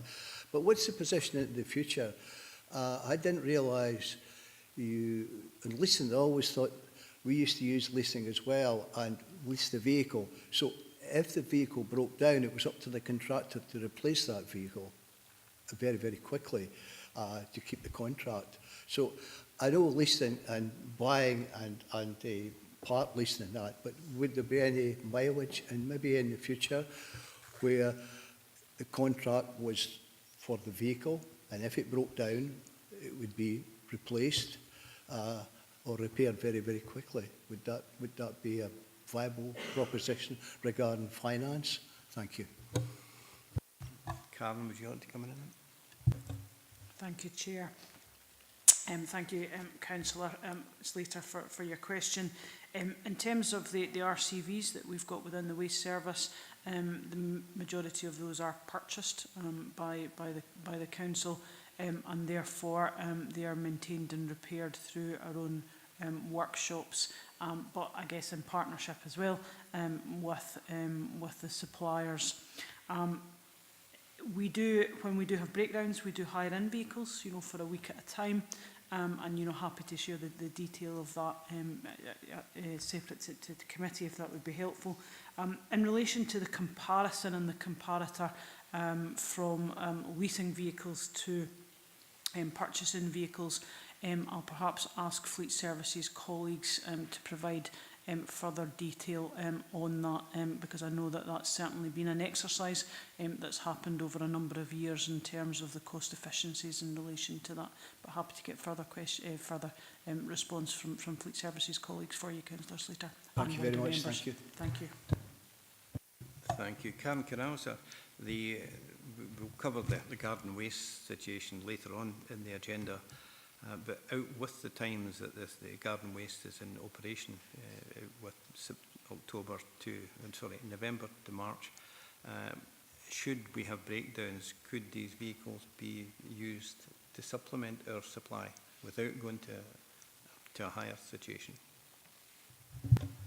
Thank you, Chair. Yeah, absolutely. And we've reported through previous reports that when the garden waste collection service stops at the end of the year, so end of November, during December, January, February, we would be looking to utilise the 6 RCVs that we're purchasing for the garden waste collection service during that time, and therefore to reduce the numbers of vehicles we're hiring in due to breakdowns. So, yeah, absolutely. Thank you, Chair. Thank you for that. I have no further speakers. If we can go to the recommendation. Oh, Councillor Dobbin. Thank you, Chair. I'll be as quick as possible. It's back to sustainable transport. And thank you, Lisa, for that oversight. I don't have an issue with it staying in this director. I think it's cross-director working is really important, and it's about transport, providing transport to an ever-increasing population, which is really challenging. Note National Audit Office even in October this year said that special educational needs transport system in place is financially unsustainable. Now that's pertaining to England and Wales, but it could pertain to Scotland equally and to D&G. We're already looking at predicting a 400k overspend, which could increase, and also 4.10 it says it's increased year on year. So what I'm interested in is, I know that resourcing for ASN pupils has decreased over the piece. And I think the Scottish Government said it's by £1,000 per child since 2012, which isn't good. But in 4.10, we have said we're looking at alternative approaches and pilots. And I would be really interested to ask what they are and what are we learning from them, or when will we find out what we'll be learning from them. Thank you. Lisa, would you like to come in? Thank you, Councillor. So there's a number of different things that we're in the really early stages of trialling. I don't think we're in the position to share those with you at the moment, but I'd hope that we'd be in a position sort of late spring, and not necessarily through committee, but it might be useful to provide a report to political parties in terms of the impact that they're having. We're really keen that the working group, and that is a cross-directorate working group, have got that space and time to try different things, look at what other authorities are doing, and then bring that learning not only to other council officers and other challenges that we're experiencing, but also to members. So I'm hoping late spring we'll be in a position to bring that back to you. Thank you for that. I have no further questions. I'd like to move to recommendations. Are members happy to agree the recommendations at 2.1 and 2.2? At the start of today's meeting, I mentioned that I'd have regular comfort breaks, which I don't seem to have done. I'll leave it in members' hands. Are you prepared? Would you like a comfort break just now, or would you like to probably break for lunch in about 30 minutes or so? If it's going to be a comfort break for my needs, it's going to need to be more than 5 minutes, I'm afraid. And that would get me there. If we could come back in that case at 12:25.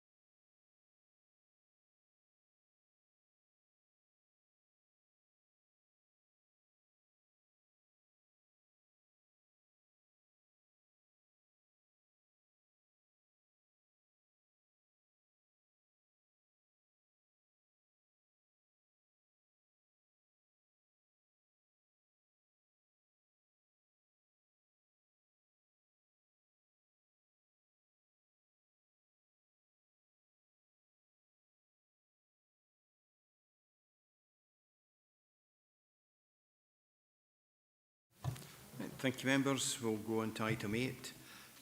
Economic Development Capital Programme 24-25, Progress Report, report by the Head of Economy and Environment. The report provides members with an update on the progress of the project development and delivery of key projects within the Economic Development Capital Programme 24-25 to 26-27. But Steve Rogers is here to take any questions on the report along with other officers as required. Steve, is there anything you'd like to add to the report at this stage?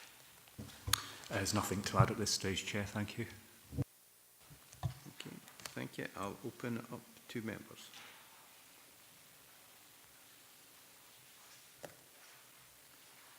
Councillor Davis. Councillor Davis.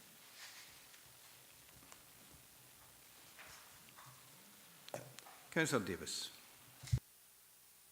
Thanks, Chair. I'm referring to page 116, paragraph 4.39, when it states that the Council wasn't issued with the monitoring return by the UK Government to complete at the end of Q1, nor was it received by the end of Q2. Are we expecting that in Q3? Or could I get an update on that, please? Steve, could you come back in?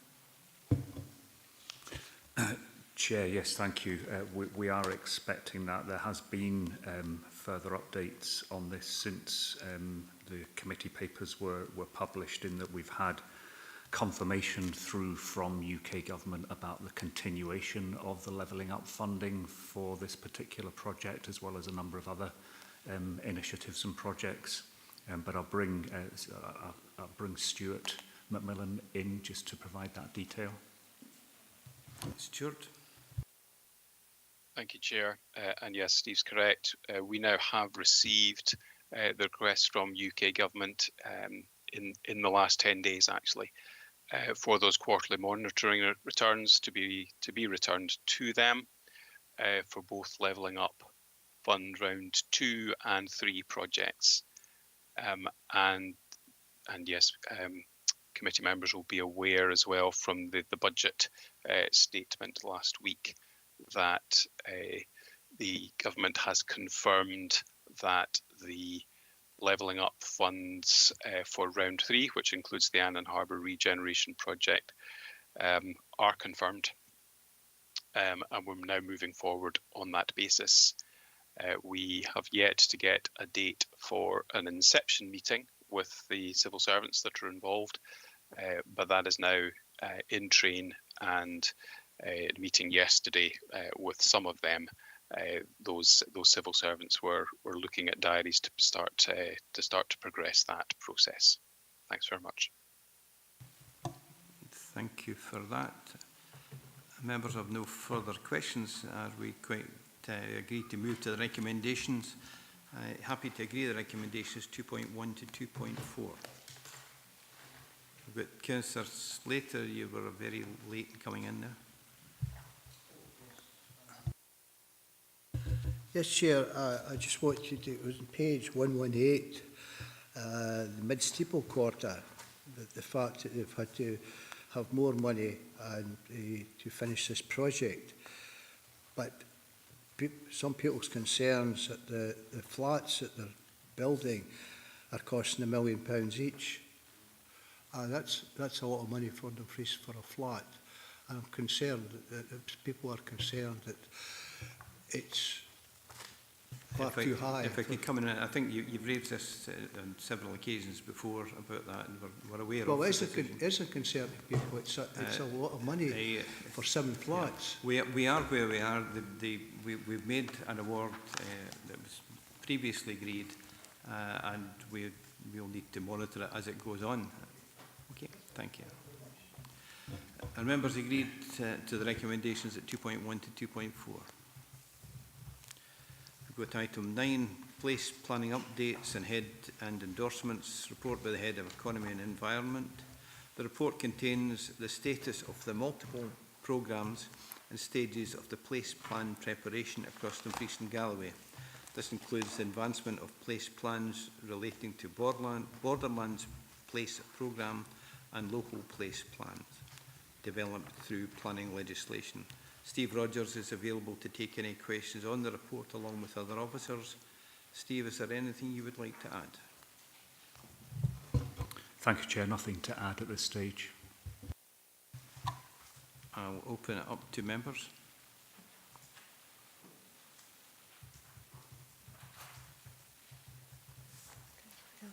Councillor Campbell. Thanks, Chair. Yeah, no, I'm happy with the report. Just the size of the report, shall we say. I heard this almighty thump coming through in the letterbox.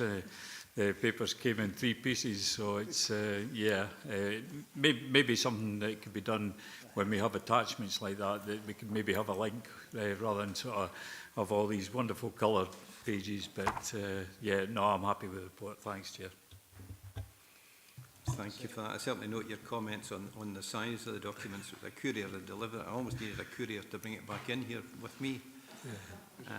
But that's something we'll need to monitor. And I've already spoken to the director about the size of the report. I'm quite sure she'll address that as the time goes on. Yes, Chair, I would second Mr. Campbell. Yeah, I think it's unanimous with them. Councillor Dorward. Yeah, sorry, it's not Councillor Dorward, that was the previous. I've got no other speakers. In that case, I go to the recommendations. Are members agreed the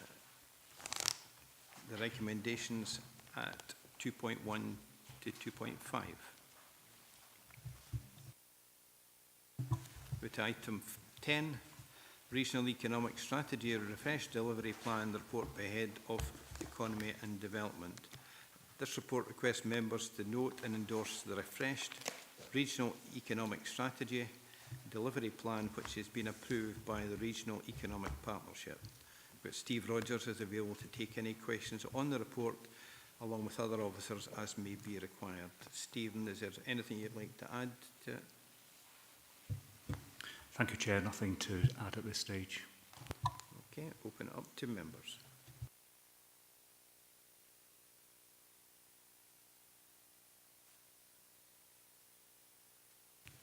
I think I'll quit well ahead, and I'm quite happy to go to the recommendations. Members happy to agree the recommendation. Item 11, Capital Programme Update Report by the Assistant Director, Transport and Infrastructure. This report provides members with a financial and progress update on the delivery of the approved capital programmes, including asset classes and priority projects within the current delegated responsibility of the Economy and Infrastructure Committee. Moa Gunn is available to take any questions on the report along with other officers as required. Mo, is there anything you would like to add to the report? No, nothing further, Chair, thank you. I'll open it up to members. I thought I got off lightly the last time. Councillor Barrett. Thank you, Chair. In relation to 473, the Ice Bowl, and the comments within the agenda item about finding difficulty with a contractor to carry out this project, is it because there are very few contractors that can do this work? What is the issue?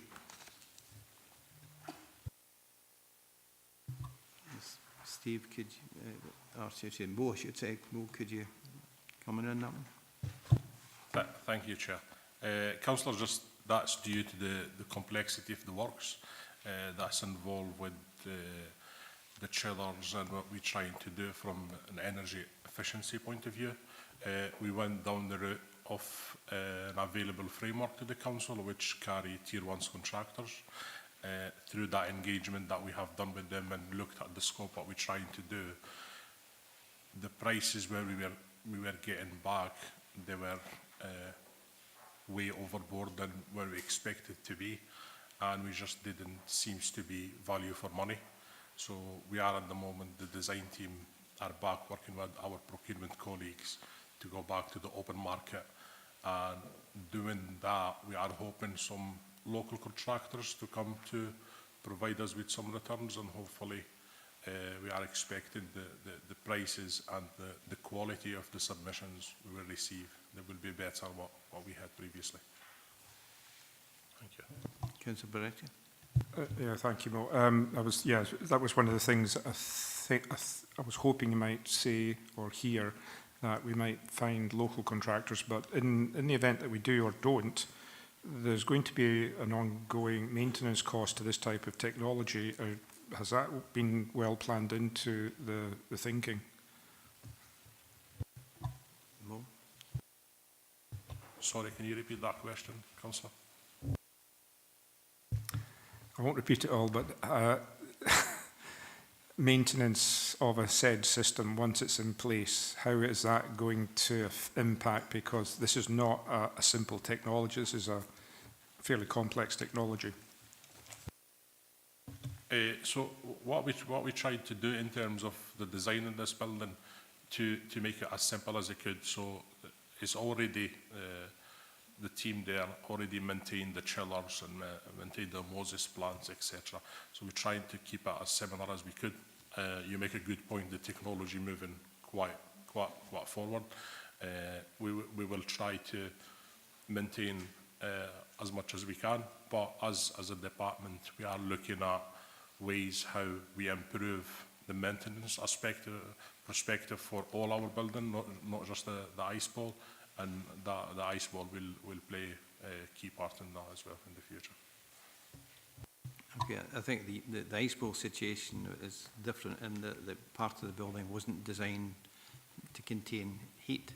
To contain cold in. It was to contain heat, and when it was a bowling alley, that there are issues there. But, okay, thank you for that. I've got Councillor Dorward. Yeah, thanks, Chair. It's thanks for the report. It's page 471 2.2, and related to that is page 474 table 3 and appendix 1 page 483. It's all the same thing though, and it's about additional new projects. Whilst I don't disagree with the additional new projects, various locations being funded, I understand better after my own research the benefits of reverse osmosis. That was quite a challenging thing to get my head around. I totally get it. I can't see the costing envelopes for the proposals anywhere. They're not on the table, they're not in the appendix in terms of the reverse osmosis plant. I can't see them unless I'm overlooking something, which is highly likely sometimes. We are informed the funding will come from the unallocated condition survey budget. But how do we know we're going to fit into that if we don't know what the costings are for all these different projects? We are already predicting an overspend of 660k, and you know, that's not insignificant at the moment and could go up. So it would be useful to know what these individual projects are going to cost. Thanks. Thank you, Councillor. Those projects, because they are within an approved line of condition surveys or sometimes health and safety, so they are within that envelope that has been approved previously. But totally get your point. Happy for future reports on news project to have cost estimate against it. It should be in the appendices, but I will make sure in the future reports that will be highlighted. Councillor Dolan.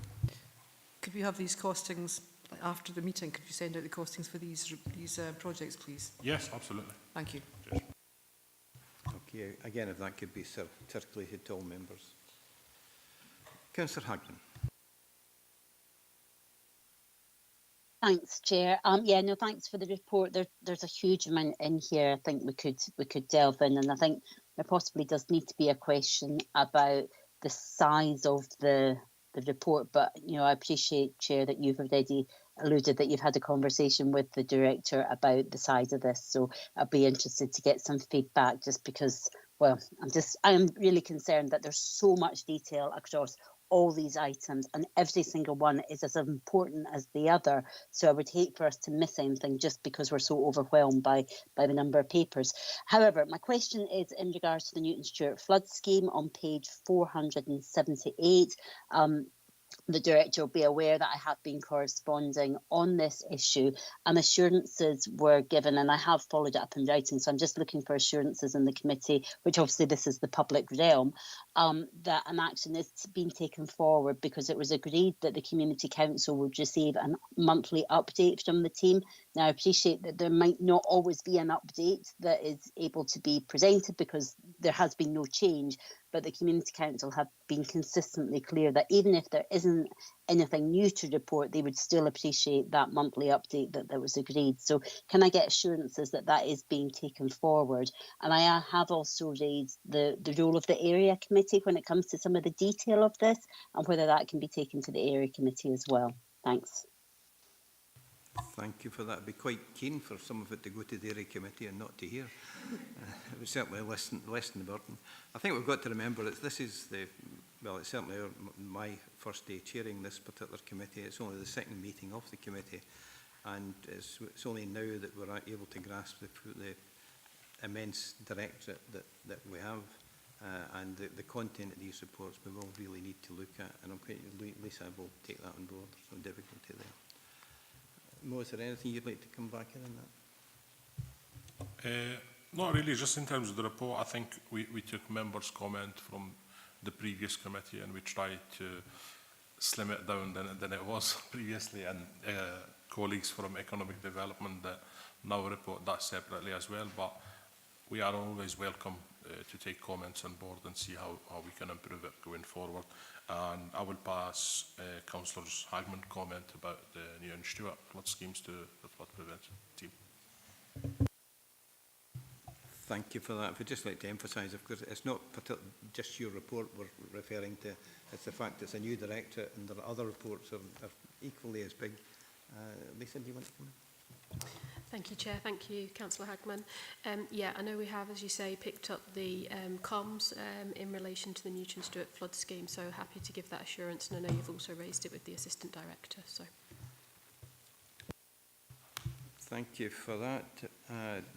Councillor Hagman, does that answer your question? Yeah, it does. I think it is absolutely vital. I mean, I think there is just a huge amount of concern, especially locally, as weather events are hitting, that we have that really clear communication plans and that we follow through on that as well. But no, I appreciate in getting those confirmations. Thanks. Thank you. Councillor Thompson. Thanks, Chair. So it's just on the 2.8 recommendation, and I appreciate there's a line in the report at 4.24. So I think it was just the way it was worded, kind of trick. So presumably we still have the same kind of governance route. So we're requesting additional funding, which we have to go back to the relevant committee with the delegation, which is Enabling Customer Services now, which was FPT previously. But we're effectively agreeing to accelerate money prior to getting that agreement from the deciding committee, if that makes sense. So we're agreeing to do 50k and accelerate it, but we're actually then going to say, well, we'll make that request to the Enabling Customer Services. So is it dependent on the outcome of that, presumably? And just in that, I'm just was going to ask about capitalised costs. So we've got a list of projects there that Councillor Dorward pointed out about, can we get the financial envelope for those projects? Is that 50k capital or tied to the capital project? Because there is a little bit in parenthesis in 4.2.4 that says this will be used for other flood protection schemes, some, none or all of which may be eligible for the 80% Scottish Government component funding. So it's really just to get a wee bit of clarity around that, if that's possible. Thank you, Chair. In relation to the first one, it'd probably be better worded if it was agreed to a request being made to the Enabling Customer Services Committee to progress £50,000 from the scheme. I mean, that's what I thought was intended, yeah, if that's okay. Would you like to come in on that? Yeah, no, happy to take the suggested wording, Chair. Just the one is been worded because E&I have responsibility over the project, but the budget or the money where it's coming from is enabling on customer service. So probably that's where there is it's not really clear. And in terms of the monies, yes, it is capital so the capital funding will be for the resource to conclude the hearing that is required for that scheme. Councillor Thompson. Yeah, no, thanks for letting me back in, Chair. So, yeah, no, I think a change in the wording would better reflect the process that we're following here, but recognising the priority of the project. I think that's fair enough. But it does beg the question, well, if it's capital costs, why not use existing capital budget rather than adding new ones, if that's indeed what we are doing with that, that funding envelope? You know, are they additional, and could they not be requested from, you know, why couldn't we do that for this 50k and then add the other projects as part of a request to enabling customer services? So it's really just clarity around that. And apologies for the density of the question. It just reflects my state of mind. Thank you. I think I'll need to apologise for the density of the chairman. Mo, would you like to come in on that last comment? Yeah, I was just going to ask if I can come back to you on that one, just to get your pure clarity how that 50 grand being moved from A to B and to do from the flood theme after the committee, and come back to you if that's okay. That's a better use of time. Thank you. Thank you for that. There were two more speakers. I've got Councillor Marsh. Thank you, Chair. Yeah, it's in relation to a specific project at 4.6 on page 473. It's the Merrick Pool refurbishment. Following a site meeting at which Mo was present and a walk around a number of weeks ago, even months ago, it was agreed that 250k was being allotted to the Merrick refurbishment. And on reading 4.6, I was slightly concerned.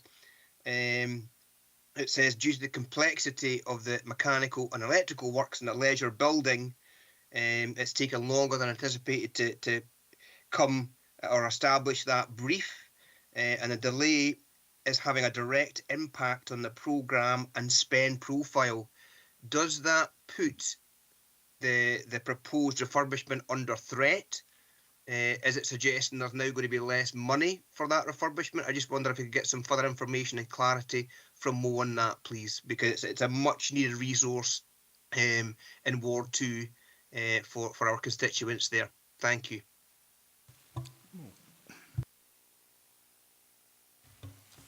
Thank you, Chair. No, I totally understand your comment and concerns there. The Merrick itself, if you remember from the walk around that took place some months ago, it looked around more the cosmetic side of things and the showers and the toilet. But once the design team started working on the project, there are a few issues with the M&E and the ventilation element in the pool side. So that's where the delays are happening. It won't affect the financial side of things. I think it's about 500,000 rather than 250. Councillor, I think the 250 was only for this financial year. And as we progressed, we appointed a mechanical and electrical engineer to assist the team in terms of developing that brief. But unfortunately these days, and I'm not really criticising mechanical and electrical engineers, what they try to do is to push everything as a contractor design element, which put us as a client at risk. So we terminated their appointment and we appointed the new engineers who are now in a good track and working with the design team and the client to push that project forward. Thank you. Thank you. I hope that answers your question, Councillor Marsh. Yeah, it does, Chair. Thank you. Thank you for that. Thank you. Thank you. So now we have two more speakers. Councillor Beretti. Thanks for letting me back in. Just as a point on the Merrick, I believe it's 50 years old next year, if I'm not mistaken. I watched it being built. But going back to the agenda item 477 on 4.22, just a bit of clarity, because I know that we're getting these vehicles. They have been mentioned before, but I'm just wondering, when is it that we're going to start looking at electric vehicles as opposed to internal combustion engines? And if possible, when you put these reports in, can you actually put in internal combustion engine ICE? so that we know what they are, and I know what they are, because as part of the climate group, I want to see what we're doing. And I mean, this is obviously something that I want, with along with other colleagues, bring forward, that we make this transition from fossil fuels to electric vehicles. I suspect that your caravans and cars, are any of those EVs? Thank you, Councillor. No, I will certainly pass your comment there to our colleagues in Fleet. The cars, there will be EVs, because it is now a requirement for us. Whenever we change the cars, they will have to be EVs. The vans, I believe, is just depends on the service needs, etc. But I can clarify that further for you with Gordon and his team. I know that the HGVs, we just took delivery of two recently, and the buses as well. There is a rolling program where the buses, I think they started getting deliveries from last week, and they will take a wee while for the 9 buses to be completed. And Gordon and his team are ongoing procurement process just now in terms of cars and van with our procurement colleagues to start changing our fleet. But I can come back to you with further clarity around the vans, if being in EVs or diesel engine or petrol. No, that's great. Thank you, Chair, for letting me in. Yeah, no, it's just so that when we see these reports, it's clear that on there it's internal combustion engine, doesn't matter if it's diesel or petrol, or EV, so that we can see what the progress is. Thank you for that. I've got Councillor Stevenson as the first time speaker. Thank you, Chair. Just at 4.11 on page 475, we talk about the Play Park Renewal Fund. Now, we're being asked to agree the cancellation of the Grove Heath Hall and prioritise Shawhead and Hollywood parks over this. I have no concerns about that, as we're basing this on safety. However, it does say that we will prioritise the Grove in future years, not in the next future year. So can we get a guarantee that actually that will be in the next future year? And also, is there anything we can do to support Gatehouse and Dalbeattie progress this further, because it's a bit concerning that it's not actually taken off the ground yet. Thank you. Karen, would you like to come in on that one? Thank you, Chair. Thank you, Councillor Stevenson, for your questions. I'm not sure I picked up the second part correctly, so we can potentially come back to that. What I would say in relation to the overall Scottish Government Play Park Renewal Fund is this fund is committed at this current time, and officers across the region are working with communities to develop with the key principal partners. Now, as an aside from the Play Park Renewal Fund, as that stands, officers are more than happy to work with any community organisation and any community to look at the development of their play area, and would be delighted to pick a conversation up with you separately if that would be helpful. And apologies, I didn't quite pick up on the second point to your question. Yeah, thank you, Karen. It says here that Phase 3 Gatehouse and Dalbeattie has not progressed yet. Is there anything we can do to support these communities? I'm just very conscious when it says that there's a long delivery time on the equipment, which means we could be pushing this further and further on. Thank you. Thank you, Councillor Stevenson, and apologies I didn't pick that up. So I want to give the assurance that officers both from the Community Assets team and the Ward Working team are working with community partners within both those areas, and are certainly currently developing and investigating options of match funding, and that can sometimes, I guess, delay the progression just in terms of the timescales associated with that. We are certainly very comfortable as officers working with the key principal partners that those projects will be delivered, and will continue to update members through these update reports. Thank you. Councillor Stevenson, that answer your question? I have another first-time speaker, Councillor Slater. Thank you, Chair. It's on page 477.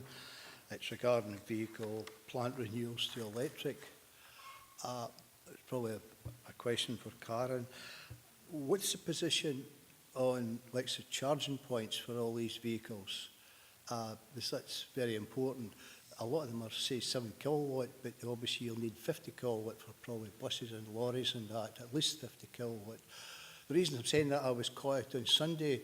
I stopped at Pennycook for electricity and discovered that I couldn't charge because apparently I'm supposed to have a card with the company that used to be owned by the government. They've sold it on. And but I got to Abington, where they've got fast chargers, many fast chargers there, and I was able to charge up to 100 miles in about 15-20 minutes. So the question is there enough facilities for all these vehicles? Because if you run out of power, you don't go anywhere. It's a major problem. You can't get somebody for a gallon of petrol, call a friend. You can't do that. You're really stuck. So really, is there adequate power supply for these vehicles? Thank you. Mo, would you like to come in? Thank you, Chair. In terms of the power supply itself, there is an issue nationwide, not the charger themselves, is the capacity of power, and it's an issue, and it's been recognised by all local authorities and public sector and Scottish Government. So there is a lot of work being there. Across the region, there is a good number of chargers, but probably you will never say it's enough, just how the technology is moving. But Gordon and his team, working with Transport Scotland and with their lift bid as well, believe Gordon is planning to, now with the lift bid being confirmed, he's planning to be bringing a report to this committee on a regular basis. Could I come back in? Yes. What the problem with the chargers are as well is quite a lot of the new ones, you just put your card on. That's what the ones are like at Abington. What a relief that is, to be able to put your card on it and it will give you electricity. Is it Charge Scotland that used to have that system?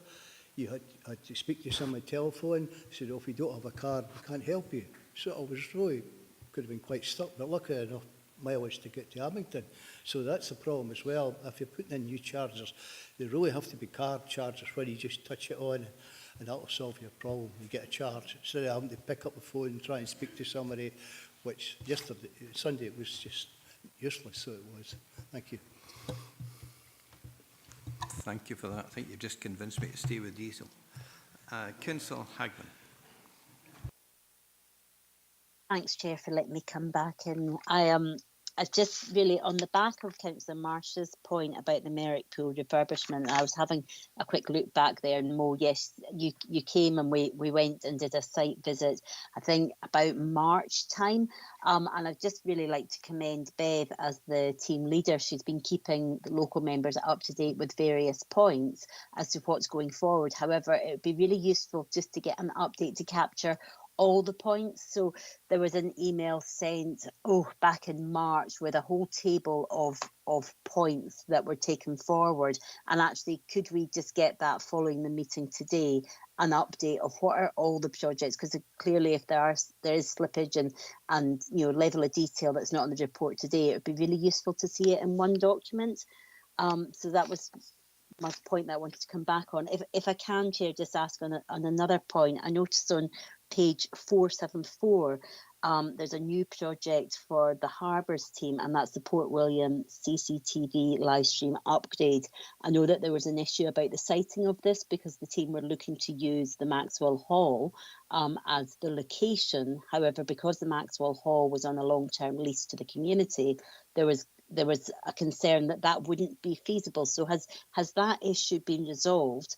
And just to double check, because trying to work across all the papers, on item 23, we're looking at the roads maintenance review, and there is a line up there about bridges and structures funding coming out of that. Now, I appreciate that that's roads, but in the past, because Harbours doesn't have a clear line in budget terms, the harbours structures used to come out of bridges and structures funds. So if we're agreeing these projects, will there be any relevance to the tables on page 1039 in item 23? So it's just that double checking and reassurances that I'm looking for. Thanks. Thank you. With that, over to Mo. Will it be possible I'll come back to Councillor Hagman about our query once I kind of spoke with the public realm team and the roads team as well, if that's okay? Yes, certainly. I think that'd be appropriate, and again to all members. If in that case, I have no more speakers, if we could move to the recommendations. Are members happy to? Chair. Yes. Sorry, can I just check? I'm just asking. We're being asked to agree the allocation of this funding, and I need to know will that affect the budget for the further item? Because if it's coming back after the committee won't allow us to take the decision right now, because we're being asked to allocate the funding for new projects as per recommendation 2.5 under the public realm. So can we make that decision if we don't have the information, or does that need to be deferred? I'm just a bit concerned about the governance of it. I'll defer to the Director. Thank you, Chair. Thank you, Councillor Hagman. My understanding is that it won't impact the proposals in item 21, but can I suggest that we approve it subject to that being confirmed, and then if that doesn't prove to be the case, then those won't move forward until it comes back to committee.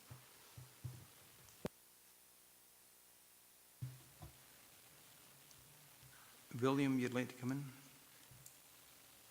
Yes, thank you, Chair. I can confirm if the Council looks on page 487, there is a separate budget for harbours. It's 160k this year.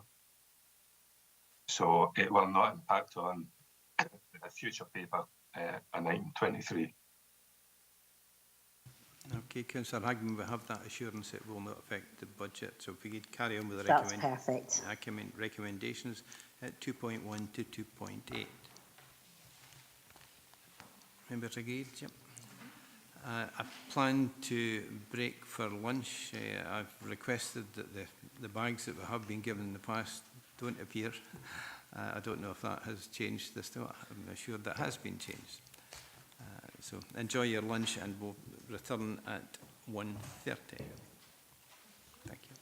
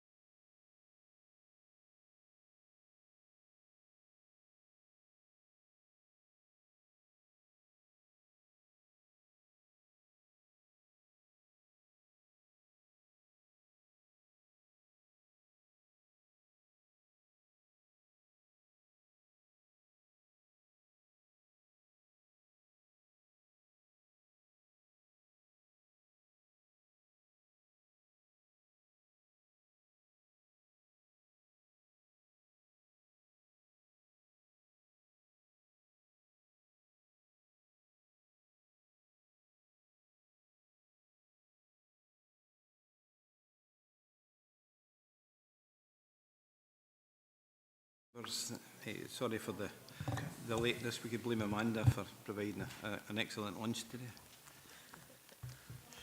If we go on to item 12, Climate Change Duties Report 23-24, report with Assistant Director, Transport and Infrastructure. The Climate Change Duties of Public Bodies Reporting Requirements Scotland Order 2015 came into force on the 23rd of November 2015 as secondary legislation made under the Climate Change Scotland Act 2009. The order, in terms of Schedule 1, requires listed bodies to prepare reports on compliance with climate change duties. The Council is a listed body for this purpose.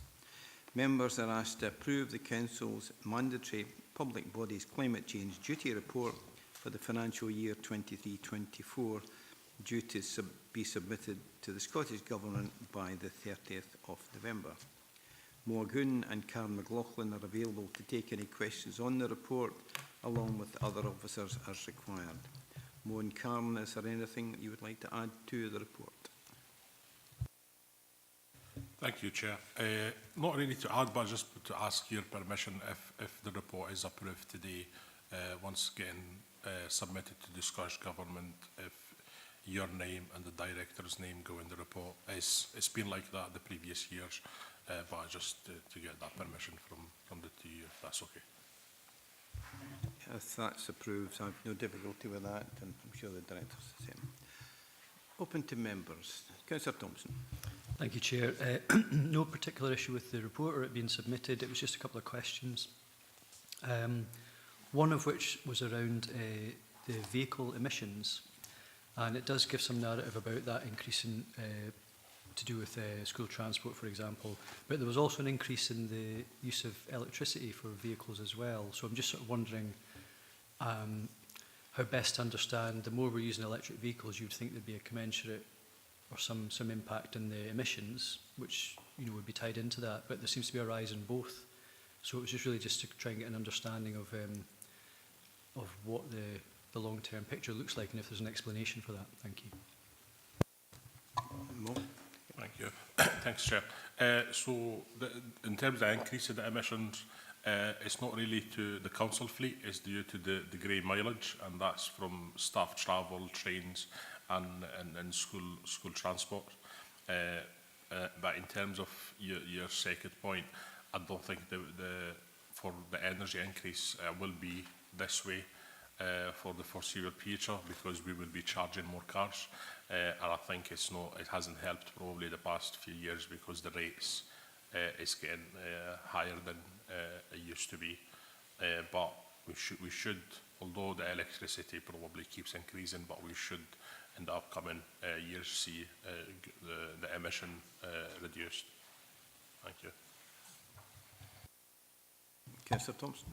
Yeah, thank you. So I think that's what I was trying to get at, was the more we use electric vehicles, whether it's grey fleet or council fleet, you would expect somehow that to have an impact on the emissions more generally, as one form of transport replaces the other, if that makes sense. So it's really just to sort of get a sense of where that's going. The only other point I was wanting to make was just on page 506, and it was on the last paragraph on progress. Good links have been made with stakeholders in public, private and third sector, etc. I mean, it sounds like a great sentence and it's what we should be doing, but I was just kind of really wanting to get to, well what has been achieved, or what changes have we made, or because it's a very, I think we often say, well, we're working well with partners, but I don't really know what that's resulting in. It's not really clear, other than we seem to be all happy in the room together. What difference has it made? So it was maybe just a wee bit of qualification on that. Thank you. Karen, I think you'd like to come in on it. Thank you, Chair. Yes, the commitment points and any progress I've received from Sarah Farrell and her team. So I can ask for clarity on that. I believe that she's on leave at the moment, unless Simon's able to follow up on that one. Thank you. Okay, do we have a follow-on at this stage?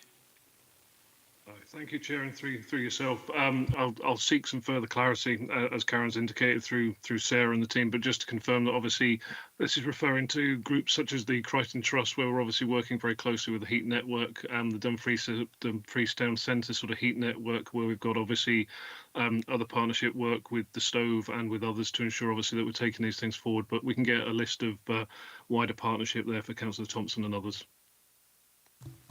That's lovely. Thank you for that. Councillor Hagman.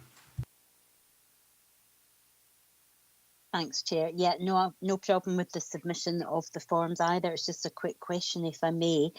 Page 511, in terms of paragraph 4.9, makes reference to the flood risk management plan. But it also makes reference to the shoreline management plan, and it says ongoing projects include a refresh of the shoreline management plan.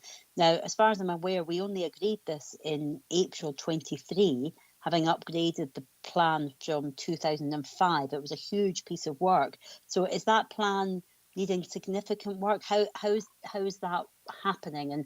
And certainly it is one of the points that I raise often when we look at our engagement and consultation website page. It says that this is an ongoing consultation that we're doing with that. So how can members of the public influence that if it is in fact a live consultation?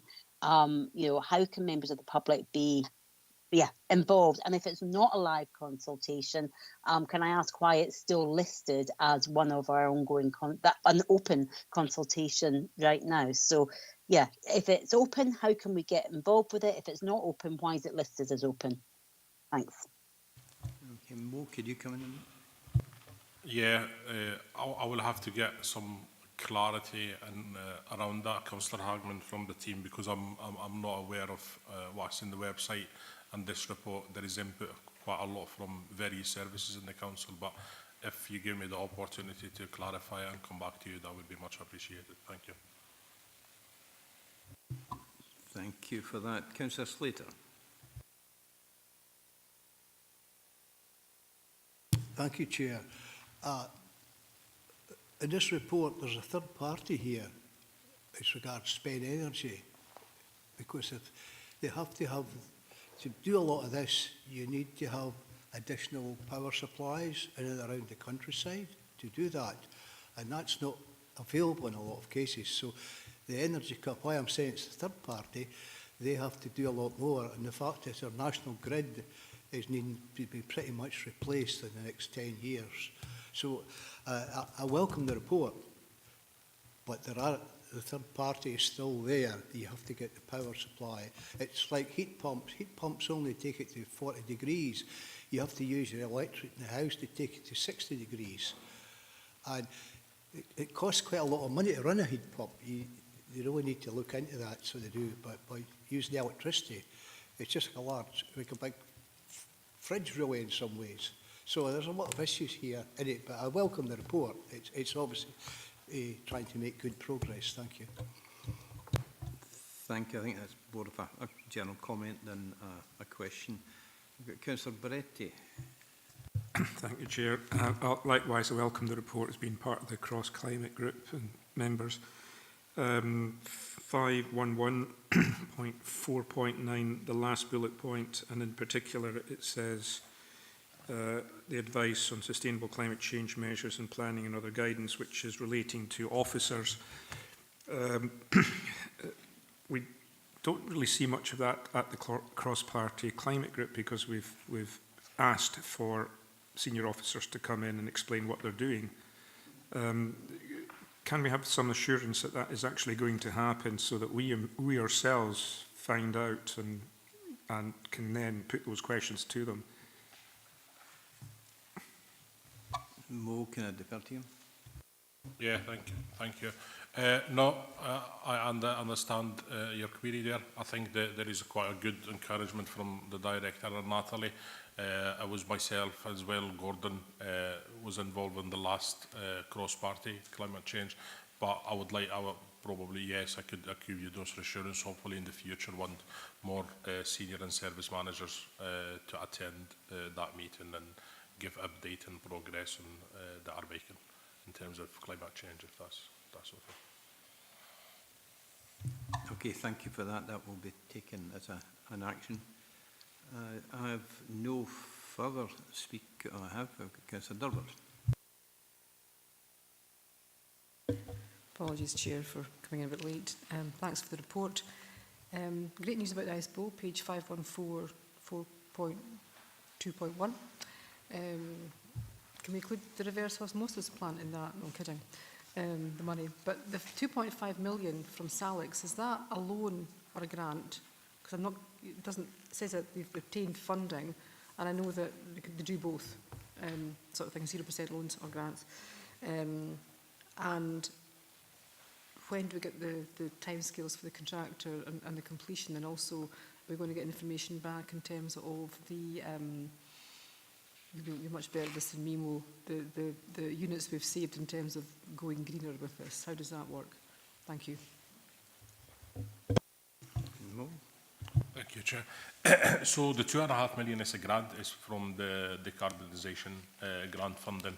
There is indication, hopefully, that will be further grants as we progress. We haven't heard anything further since there is a change in government, but there is hope there will be more grant. But for the ice policy grant, happy once the tender process is concluded to come back to you with more robust programme in terms where the work is taking place, and the team will have an indication in terms of the savings that could be achieved from the design itself. It was done through software like energy efficiency softwares. We can save, share those ones with you and all members as well, if that's okay. Thank you for that. I have no further speakers.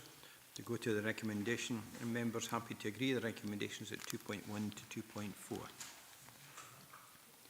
Item 13, surplus property in Dumfries and Galloway, report with Assistant Director, Transport and Infrastructure. Members are asked to agree that 10 areas of land and buildings in appendices 1 to 10 detailed within this report are surplus to requirements of the Economy and Infrastructure Directorate.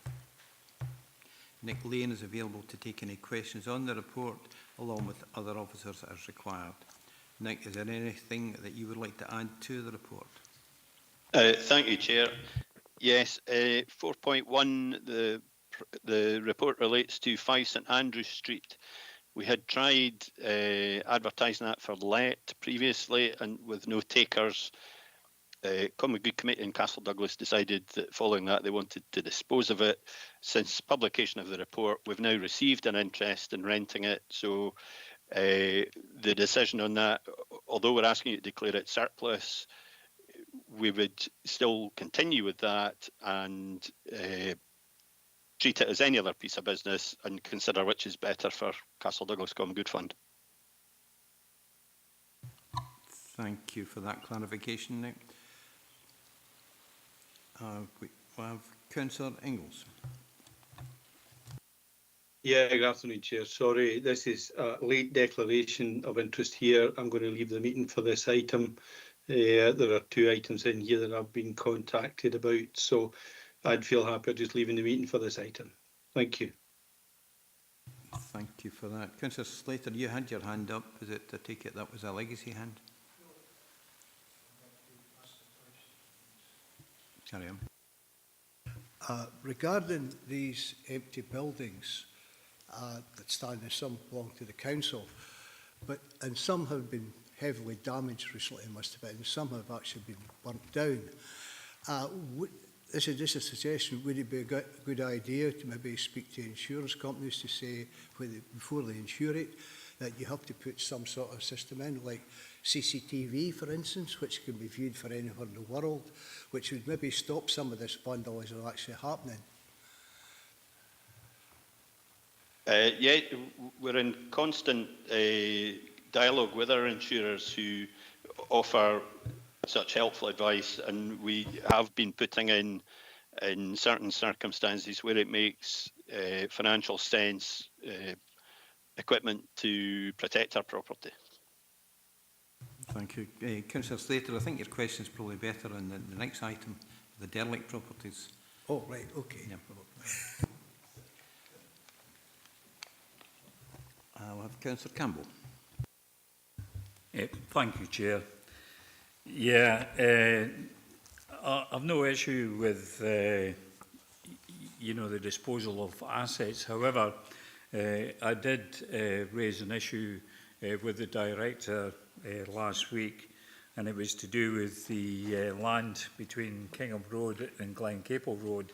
Now, there's an ornamental garden there, and I received some photographs back as a response to my query, and it looks as if it's been left to go to ruin, shall we say.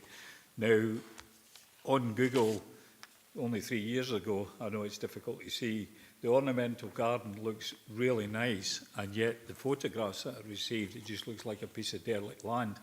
Now, I'm concerned that we we allow our assets to get to such a degree of that state that most people would just think of it as derelict land, and yet it was a beautiful place where you can sit and have views over the river just next to the dog park. So there is a concern there on that particular item, and it's referenced in Appendix 7 as well on page 527. There's really not much information at 4.7 in the report, but I can remember it coming to this earlier committee. I don't know if you'll remember as well, Chair, many years ago when the neighbour wanted to acquire this land, and Councillor Hislop said, yeah, he can have it for 100,000, but he's not getting it for a snip. And that was due to the retaining wall not being maintained by the neighbour. That might sort of jog your memory a wee bit about that, but it was a beautiful ornamental garden, and I'm disappointed that it's in such a state that we end up in this report. It's more of a passing comment than a question. Thanks, Chair. Okay, I do recall the case now. The ornamental garden, was that maintained by public expense, or was it a third party? Sorry, Chair. Carry on, Nick. It was community assets team would have looked after that garden. Okay, thank you. I'm sure your views will be taken into account with these properties. Thank you. Councillor Thompson. Thank you, Chair. So just an observation, all of the 10 properties are on this agenda because there's been an external request or expression of interest in them. So now, one, I'm just sort of curious as to, do we have a proactive or a passive approach to dealing with our surplus land or land that should be surplus? Or do we just wait for somebody to come in with an expression of interest, then rush them through committee to get them surplus, then go through a process? I'm just curious how this looks. But anyway, I'd like to think we're a bit more proactive at managing our portfolio, and if they're surplus, then we declare them as such, and then they can get marketed earlier. Because obviously it's all very well if a neighbouring interest sort of expresses an interest, then suddenly we rush to put it on the market. But really, it probably should be more open and transparent, so it's sort of marketed properly and fairly in the market, so there's a market value received and best value for public pound. That's just a general point. I suppose the question would be, on 4.1, I welcome Nick's update there in terms of the reletting. It does, I know that there's maybe a bit of an overlap because it's common good and a potential income to that fund. It strikes me that this might have already been surplus, but I'm not sure because it was let and then vacant and marketed as if it was an asset for disposal or reletting. So I'm not really sure on the status, but I welcome the update. In terms of the common good properties, can I obviously get the assurance that any funds received as a result of them being sold would go to the common good fund, but at this point we're only declaring them surplus, so there's still a few steps to go through before we reach an actual disposal, at which point I'm sure we'll get the right information at area committees or the relevant forums where elected members can feed into perhaps interested groups that might be wanting use of those facilities. But there's a couple of other ones just with specific points. So even on 4.7, there's an access path that runs through that land that links the Kingham and Glen Capel Road. And I'm just wondering, do we need to put conditions on things like that so that that access is maintained? or at least a right of way is maintained so people can get from Glencaple Road to Kingham Road. So there's little details like that would probably be in the public interest to be aware of, because it's not obvious from this particular report. So there's a few questions there, Chair. I'm also conscious that 4.5, we've got alienable common good there where the Galloway fisheries wish to purchase a car park which they lease. Can I just check? I don't think there is I'm not sure if there's a Newton Stewart Common Good subcommittee, but presumably that income gets reported to Area Committee. And what does that income look like at the moment in terms of the lease? And is that something that Wigton Area Committee would need to consider? And apologies if they've looked at that already. So a sort of a ragtag of questions there, Chair, but if you'd indulge me, I'd welcome a response. Thank you. So, Chair, the Galloway Fisheries one at 4.5, they lease the land. There is a common good fund in Newton Stewart, but as you correctly point out, no designated committee, so it would be considered by Area Committee. As you correctly point out, all of these disposals, should they go ahead, will be considered at Area Committee and or Common Good Committee where appropriate. Getting back to 4.7, the interest we've had for this property lies with the property to the south of the area. And subsequent to the report being published, we've also had other notes of interest to purchase the whole site for a possible housing site. So for that one, that would, given that we've got more than one note of interest, we would go to the market with that. The council have to achieve best consideration by either a negotiated sale or on the open market, whichever is best for the council. So the way to think of that is some of these properties are worth more to a neighbour than you would ever get on the open market. So in that case, it would be more sensible to do a negotiated disposal. As regards the access right through it, to the best of my knowledge, it's not on the council's core path network. We would, if necessary, preserve a right of way across that site in any disposal. Again, if you do that, there's the risk that it would reduce any possible capital receipt. And I'm not sure if that's all of your questions, Councillor. I think in respect to the last one, it would probably be the safest option anyway. You wouldn't like a rights of way challenge to come up after a sale or transfer had taken place. I think there's valid points that Councillor Thompson has raised. Do you like to come back in? No, thanks, Chair. And as I say, it's really just because of the level of information in the report, and I appreciate there will be further information if we agree to declare them surplus, but at the moment we can't agree to sell them, if that makes sense. It seems to be we have to agree them surplus, then they go through a disposal process, which would be transparent and as agreed by members. So I suppose we're noting that there's interest from other parties at the moment, but we're not agreeing to that transaction today. So therefore, that information would presumably come back to the relevant committee or area committee. Can I just ask, are you able to say what the income is for the Galloway Fishers Trust for that piece of land? Is it in terms of pounds and pence? Thank you. Nick, would you like to come in? Thank you, Chair. Councillor, I'll be able to email you that information. I don't have it to hand at the minute. That's fine. Thank you. Thank you for that. Councillor McCammon. Yes, thanks, Chair, and apologies to the committee that I've had to leave the in-person attendance and attend remotely.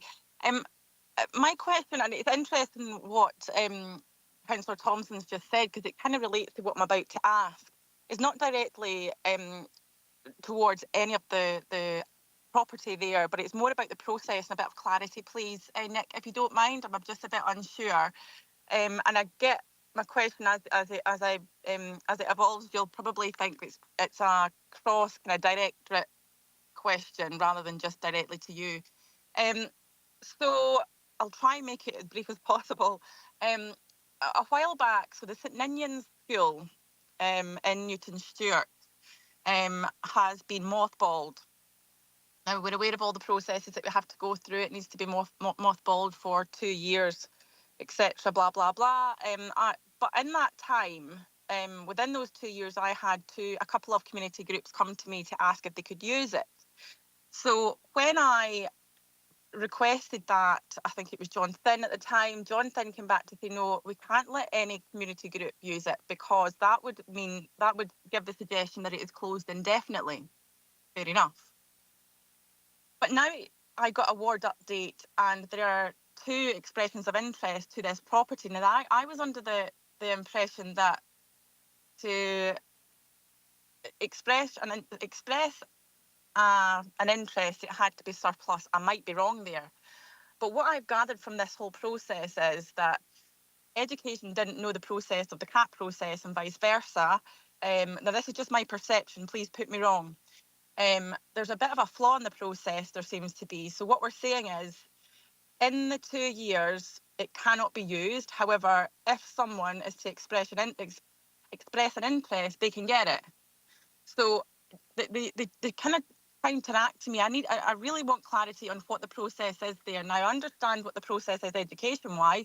I understand what the process is CAT-wise and surplus, declaring surplus, blah, blah, blah. It comes to committee. But why don't the 2 of them join up? So if it gives it, surely if someone can express an interest, that's given the impression that it's closed indefinitely within that 2 years. Or am I completely missing the point? Like I say, Nick, I don't know the process between the 2 directorates. I don't know how they cross over. Do they cross over? I would just like to be clear going forward in case it comes up again in the future, please. Thank you. Thank you for that. Nick, could you answer that? I'll give it a go. So the closed schools remain with the Education Service and they're not surplus. So any notes of interest will only be stored away for future use. It's not something we can act on them until the Education Department say to property, it's been mothballed for its 2 years. We're now ready to take this forward. And then we would report to, or Education would report to their service committee saying, we want to declare this surplus. And then it comes through to property estates and programmes to take it through the disposal process. If after the 2 years are up and there is a community body showing an expression of interest, it will then go through the community asset transfer process, which is aligned with the Council's property and acquisitions policy.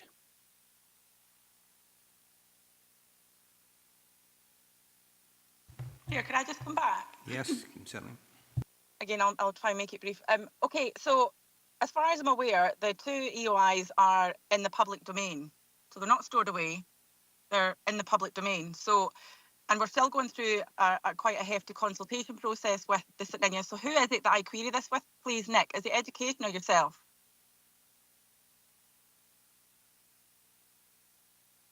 Education. Right, okay, thank you. Right, thank you for that. Councillor Hagman. Thanks, Chair.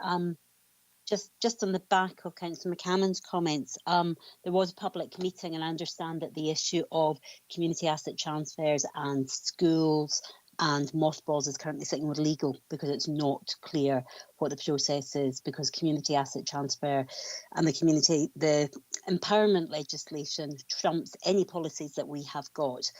So it doesn't really matter, is my understanding, but I appreciate it sitting with legal, and I think it would be really important to get that feedback back to all members of the committee so we're all really clear on what the processes are. So can I make a request that that piece of work that legal are conducting, which was confirmed by the education team at the public meeting last week, that is shared with all members?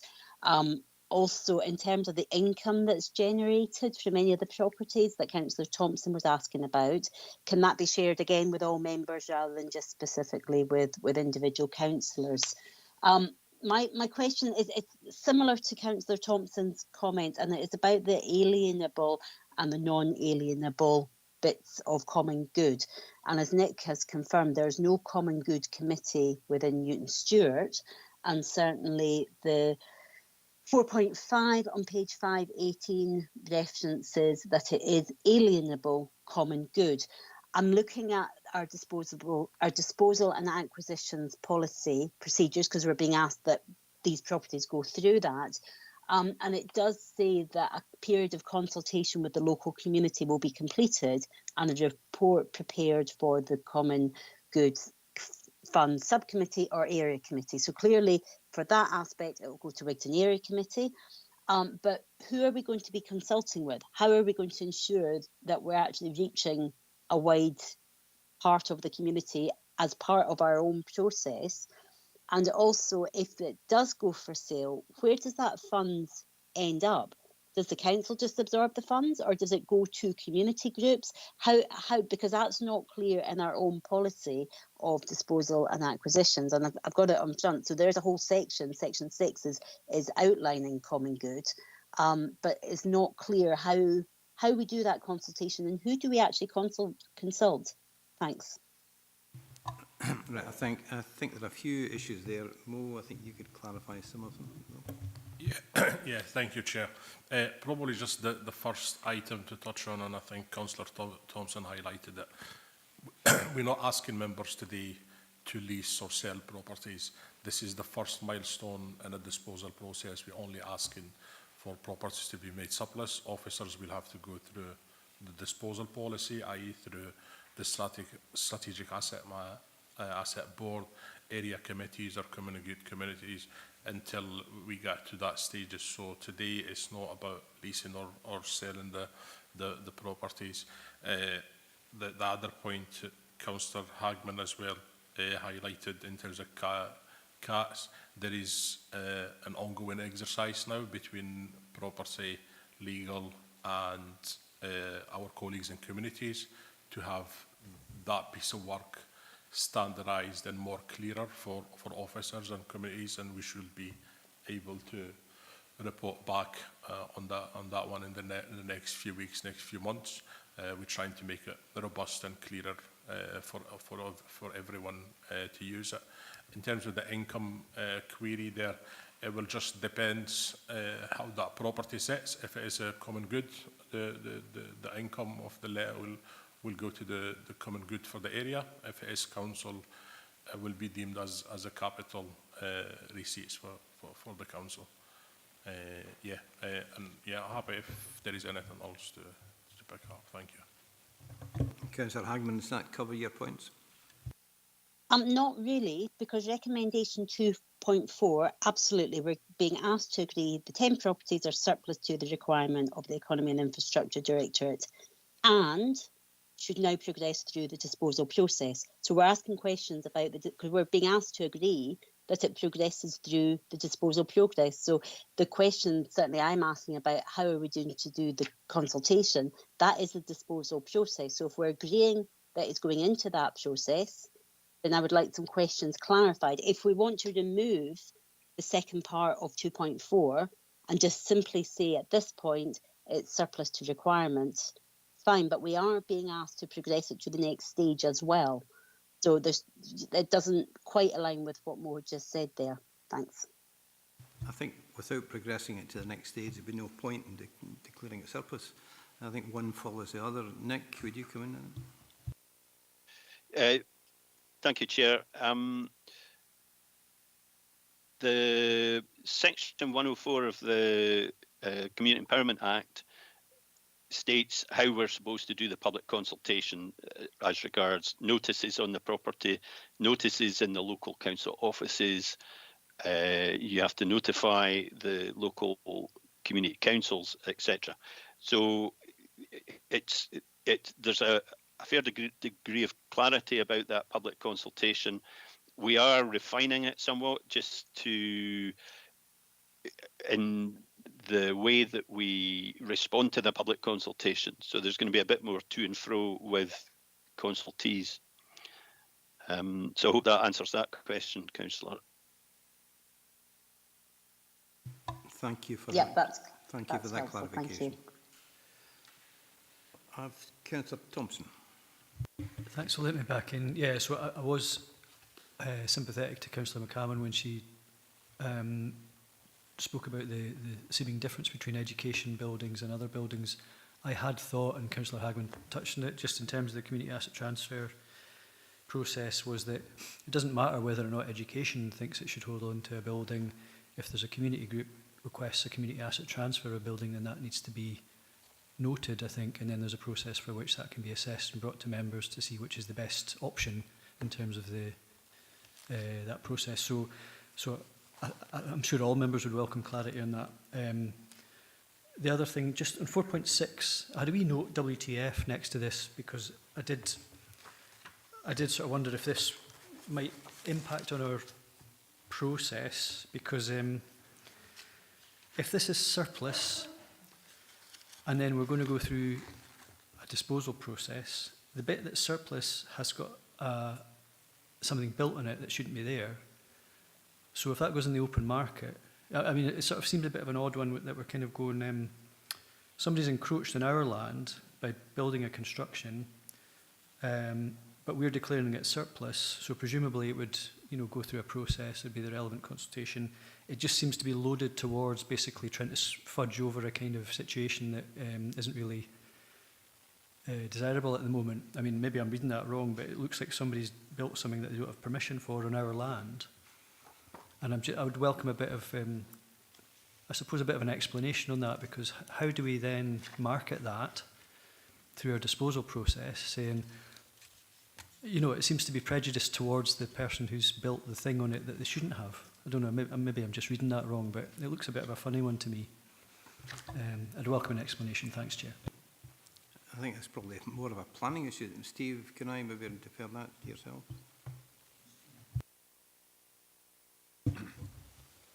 Chair, I think maybe I'll invite Nick or Mo to come in, because I think this goes back to the point that I think Nick was advising earlier, that sometimes in terms of the disposals approach, better value can be secured by reaching agreement with an individual party rather than putting it through the market. And perhaps this is a very good example of that, where the individual that's expressed an interest has also a construction that encroaches onto the land. Whether that's a planning issue or whether it's a legal issue for us as a landowner, I think is possibly a moot point in terms of that forward disposal process. But we'll certainly pick it up through the planning service if there is a retrospective planning permission required. Would there not be a position where that would be a planning enforcement if it's something's been built without permission and it's on our land? Is that not something we should consider at a stage before we try to move on that land? We can certainly advise, investigate and advise if we haven't already.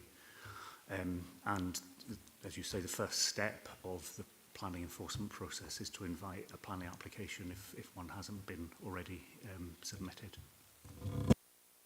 I certainly don't know the detail of this particular one, but it does seem something that we should be at least be looking into.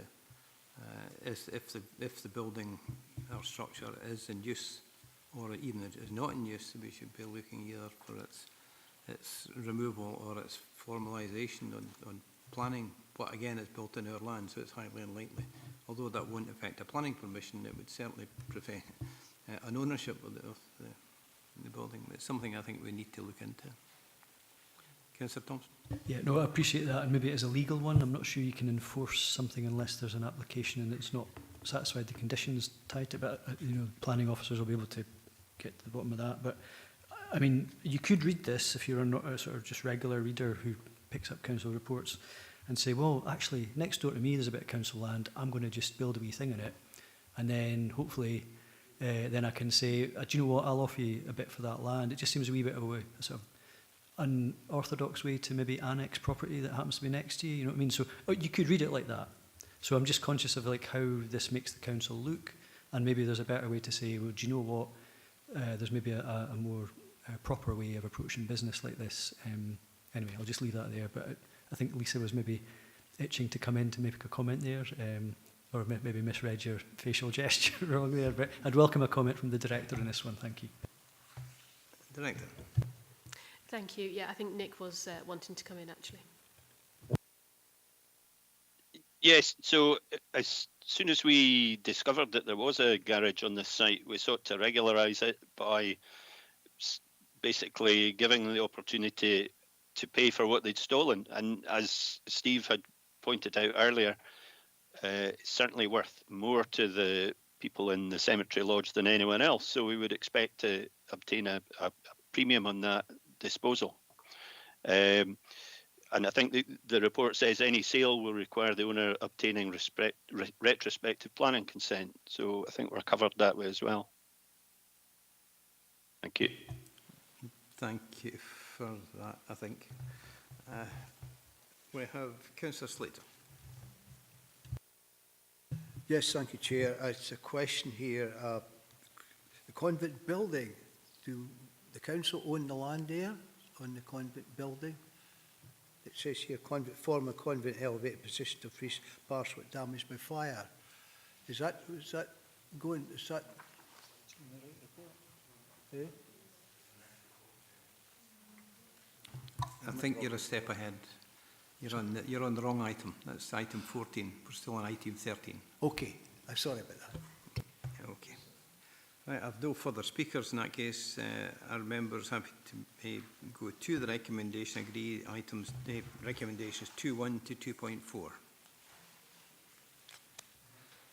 Right, we're now on to item 14, vacant and derelict land and property strategy annual review 2024. The head of reports by the head of economy and environment. The reports to highlight to members the projects included in the annual submission of the Council's vacant and derelict land register to the Scottish Government. It also provides an opportunity to consider the delivery of the vacant and derelict land and property strategy action plan and provides an update on work to resolve the issues at the former Interfloor factory in Heath Hall.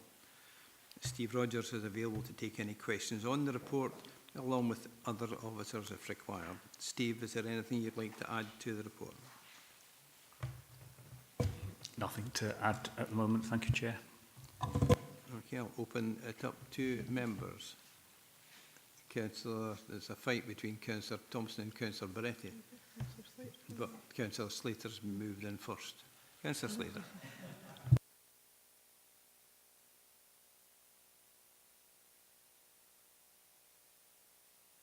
In Agenda 14, it says convent building, Dumfries. Does the council own that building or own the land there?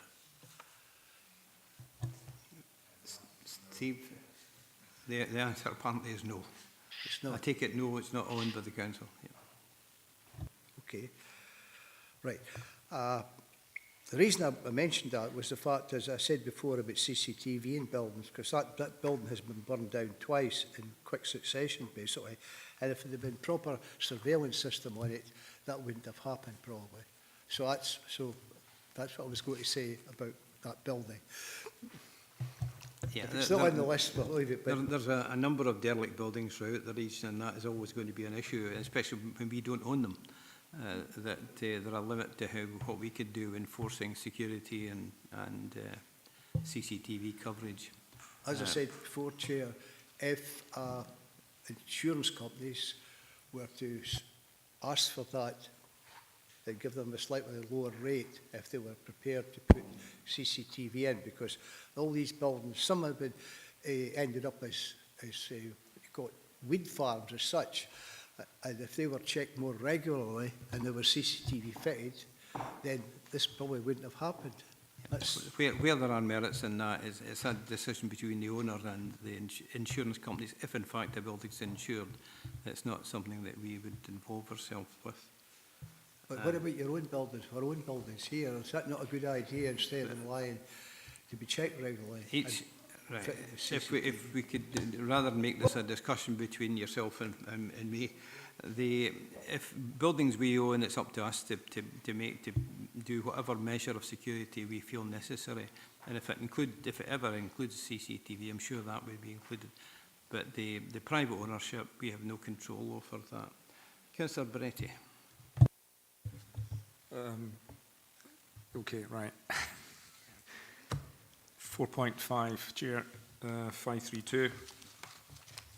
Now, given that we've just done agenda item 13, and I can tell you straight away that I have an intimate knowledge of Appendix 5, Land at Station Road, Newton Stewart. I can tell you exactly the length and dimension of that.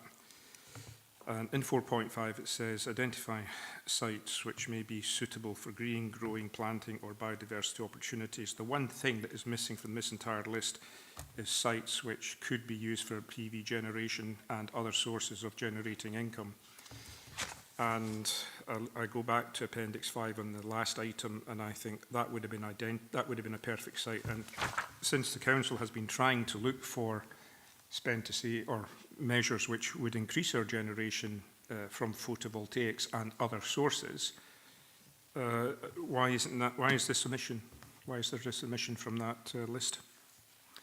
Because it's, you know, we are always looking for pieces of land, and we have several around, and certainly Newton Stewart, that was one of them.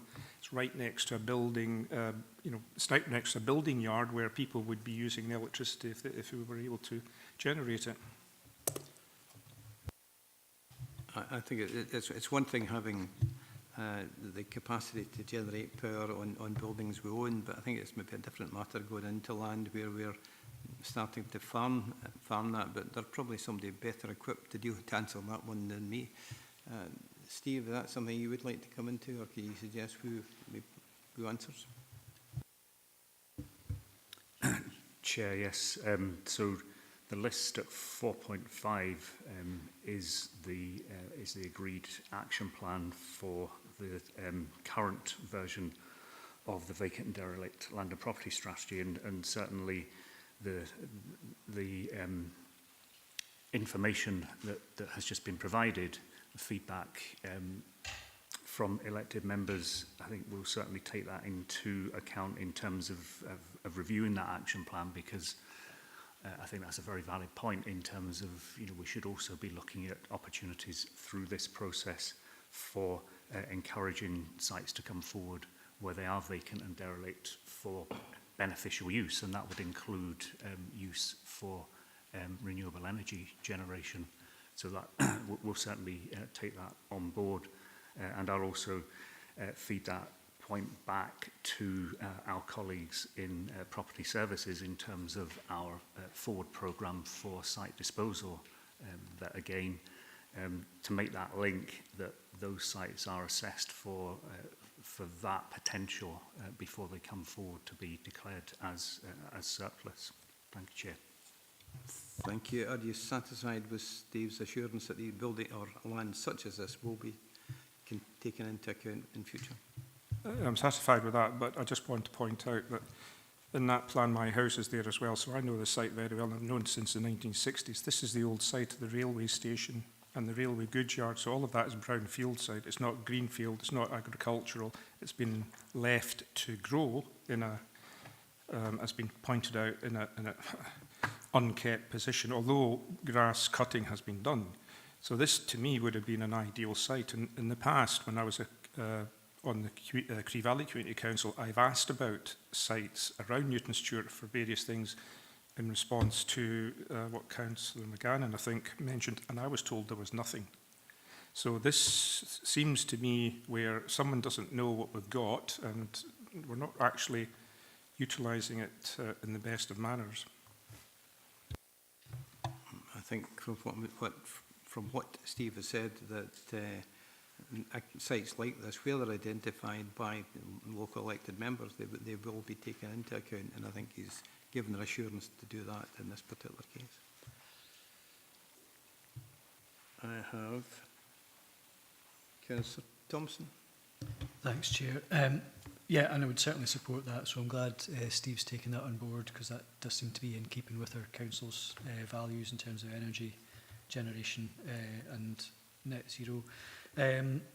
Just on the 4.8 onwards, I suppose, this is really, I suppose, a plea. I'd be interested to know if we could consider, or if indeed we can take forward, at least to some level, the likes of the tower buildings in Lockerbie and the Drovers Inn site. They're constantly getting attention from our building control because of the sort of risk they pose from time to time, just with damage to the building and being right next to the public street, etc. And they've been a long standing issue right in the centre of Lockerbie. So it's maybe just a bit of parochial lobbying, I suppose, but it'd be helpful to know where we're at with that, because building control team are certainly aware of it, and I think there's if there's something that they can do to see how they meet the criteria to get taken forward in one at either 4.9 and 10 or even 4.8 at some point, I would welcome maybe a ward update for Annandale North members, or just information to come back to this committee if that could be considered. Thank you. Steve, is that something you could take on board? Chair, yeah, just really to make the general comment that any sites of this nature or any buildings of this nature, then we're happy to receive those requests from any elected members, and we'll consider what action we could take through the vacant and derelict land and property strategy, including assessing it for inclusion in this register. But there might also be, as you indicate, Councillor Thompson, there might be other actions that are more appropriate in terms of some of our other statutory powers, whether that's under the building standards legislation or whether it's under housing or planning legislation. Thank you for that. Councillor Dobbert. Thank you, Chair. Thank you for the report. Maybe unsurprisingly, I'm going to focus on the former Interfloor factory, page 534, 4.11. It's gratifying to see that further to the notice of motion that I raised in June at full council, this is being followed up after many years of stasis. This is not, by the way, a reflection on Dumfries and Galloway staff, who I would suggest are to be commended for the way they have unpacked and unpicked the bureaucracy surrounding this building. It's more an observations on the layers of bureaucracy and negative effects of the inability to navigate this has had on local communities. It's positive to be informed the building is now ownerless in some ways, and it now moves into the domain of the King's and Lord Treasurer's remembrance, whatever that is. It is in the appendix, and a slight joke. But the timescales for the KTLR to deal with vacant properties are onerous, up to 3 years, and is not what we require for people who live close by. They've been living with this eyesore for years. So is there any way this can be expedited, the timescales, in terms of how we interact with KTLR? And also, it's reassuring there's a mechanism to do that through the onerous property transfer scheme. Again, bureaucracy is telling here, isn't it? To acquire the property cost recovery value, whatever that is. Don't know how they work that out, so that'd be useful to know as well. It's encouraging that discussions are ongoing with SOSI with the intention of ensuring they're able to support this work. But regeneration can't come soon enough for the people that live around the area. And also from a health and safety perspective, we need to maintain vigilance and do not fail the children and young people who view this building as an adventure playground at the moment. Thank you. Steve, would you like to come in on that one, please? Yes, certainly, Chair, and I'll maybe invite Jamie Little to come in, because I do know that Jamie's been involved in recent meetings with the aforementioned KLTR, which was a learning curve for some of us as well. So just to provide assurance that, whilst there is that transition that's underway at the moment in terms of the ownerless status of that property, we still will be taking our responsibilities for building safety seriously under the kind of Building Scotland Act, where we will still respond to any requests in terms of public safety and making sure that the perimeter is kept secure, for example. However, what we are in the process of doing is trying to establish through dialogue and discussion with the KLTR where those responsibilities start and finish between us and them as essentially as the Crown. But I'll maybe ask Jamie to come in and provide a bit more detail. Jamie, would you like to come in on that? Yeah, thanks, Chair. Thanks, Steve. So the discussions with the KLTR are obviously live and ongoing at the moment, and it has been a fairly quick process to get to this point.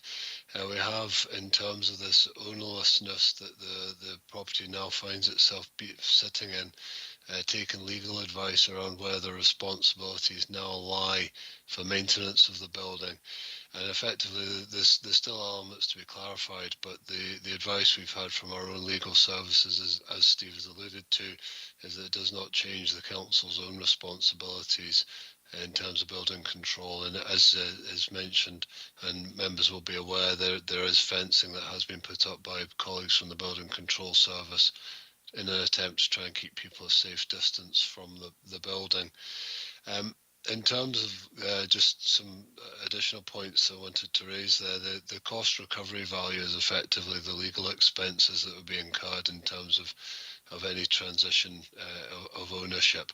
There is a process that is summarised within the appendix to the report that sets out how this process of the ownerlessness is progressed and moved forward. What we have been doing, and this is since the reports have been published, is had an update from the KLTR just in regards to the OPTS, which is a route they are now choosing to progress. They have taken the decision to go down this route.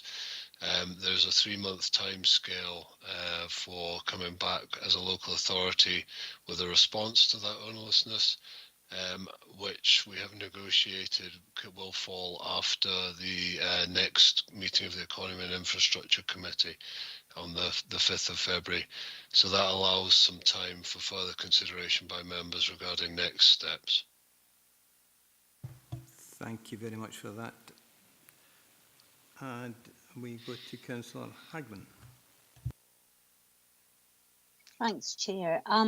So I've got a couple of questions, just more around the principles and how this work is going on. First of all, I was looking for the vacant and derelict land strategy, and our old website, because the council's running 2 websites. The old website has a list of all the strategies that we've currently adopted, but that strategy is not on there, which is baffling. But it is what it is.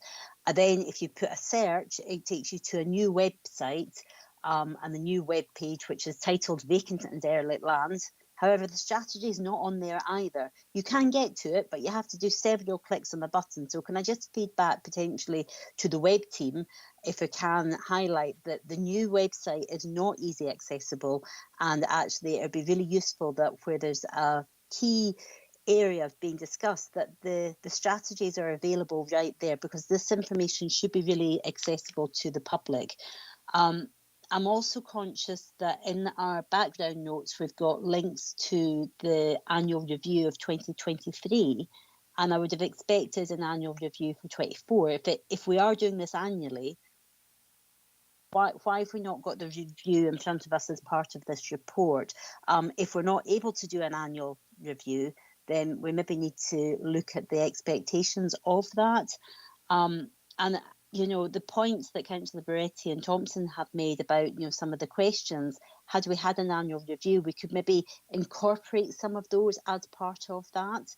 And actually, one of the points that I wanted to ask on about this is, where are we in terms of our lobbying, in terms of new powers and compulsory sale orders? Because that's been an ongoing piece of work that legal have been involved with as well. And is there any update as to where we are with that? And yeah, we are being asked to review it today as well. Sorry, I should sort of, the clue is in the title, but we've not got any sort of specific details as such. And if some of those could be fed back, that would be really helpful. Thank you. Steve, would you care to respond to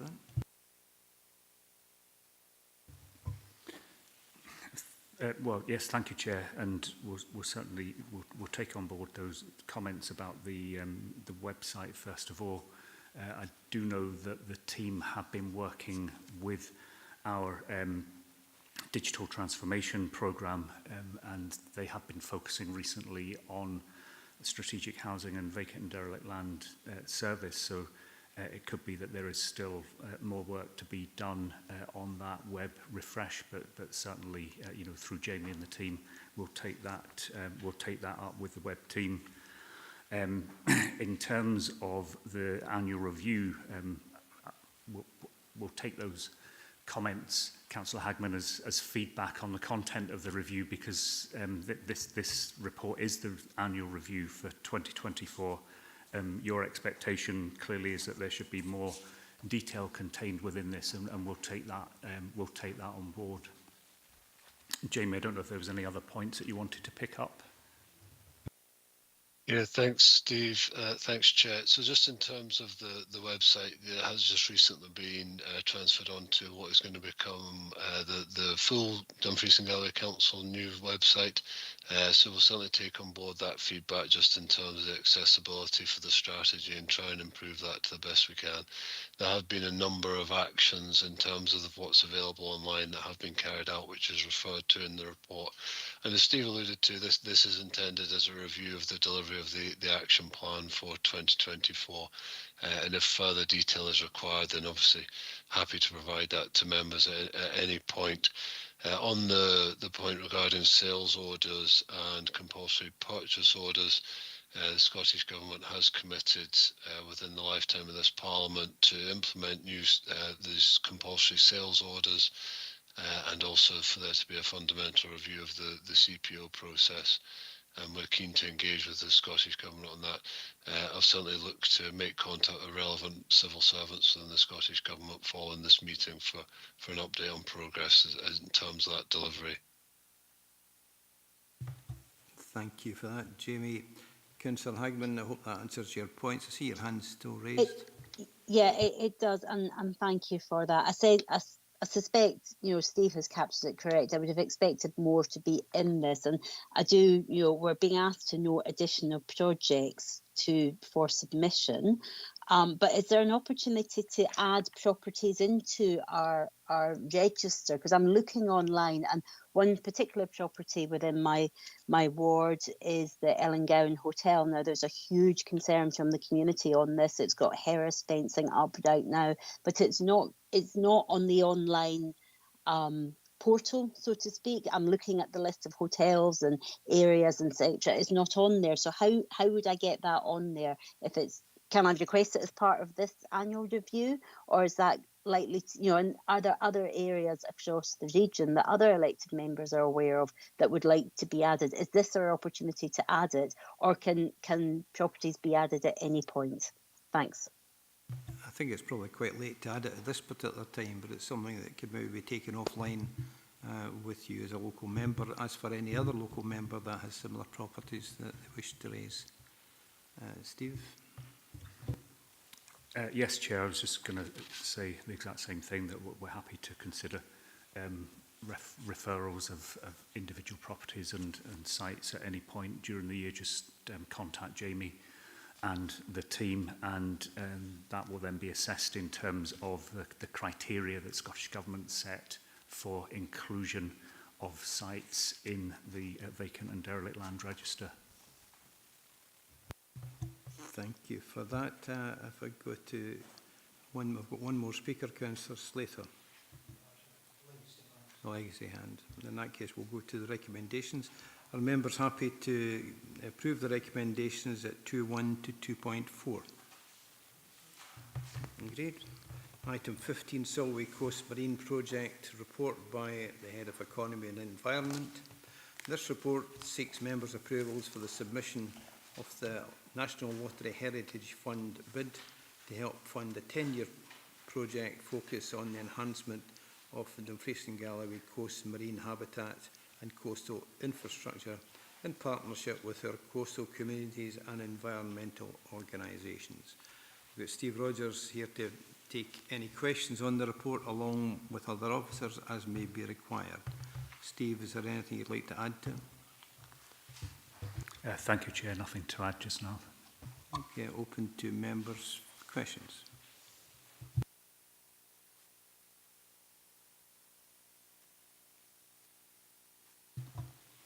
No, I don't appear to have any questions. I had the opportunity to go to the salt area in Wigton fairly recently and see the work they're doing there. It was quite very impressive, and it's good to see such interest being taken in our community. If we'd go to the recommendations, are members happy to agree the recommendations at 2.1 and 2.2? Item 16, pilot Dumfries Galloway Citizens Panel on Climate Change 21-2023, report by the Head of Economy and Environment. This report provides an update on the conclusion of one aspect of the Council's 12-point Climate Emergency Action Plan, the Citizens Panel. Steve Rogers is available to take any questions on the report along with the other officers as required. Steve, is there anything you'd like to add to this report? Thank you, Chair. Nothing to add just now. I'll open it up to members' questions.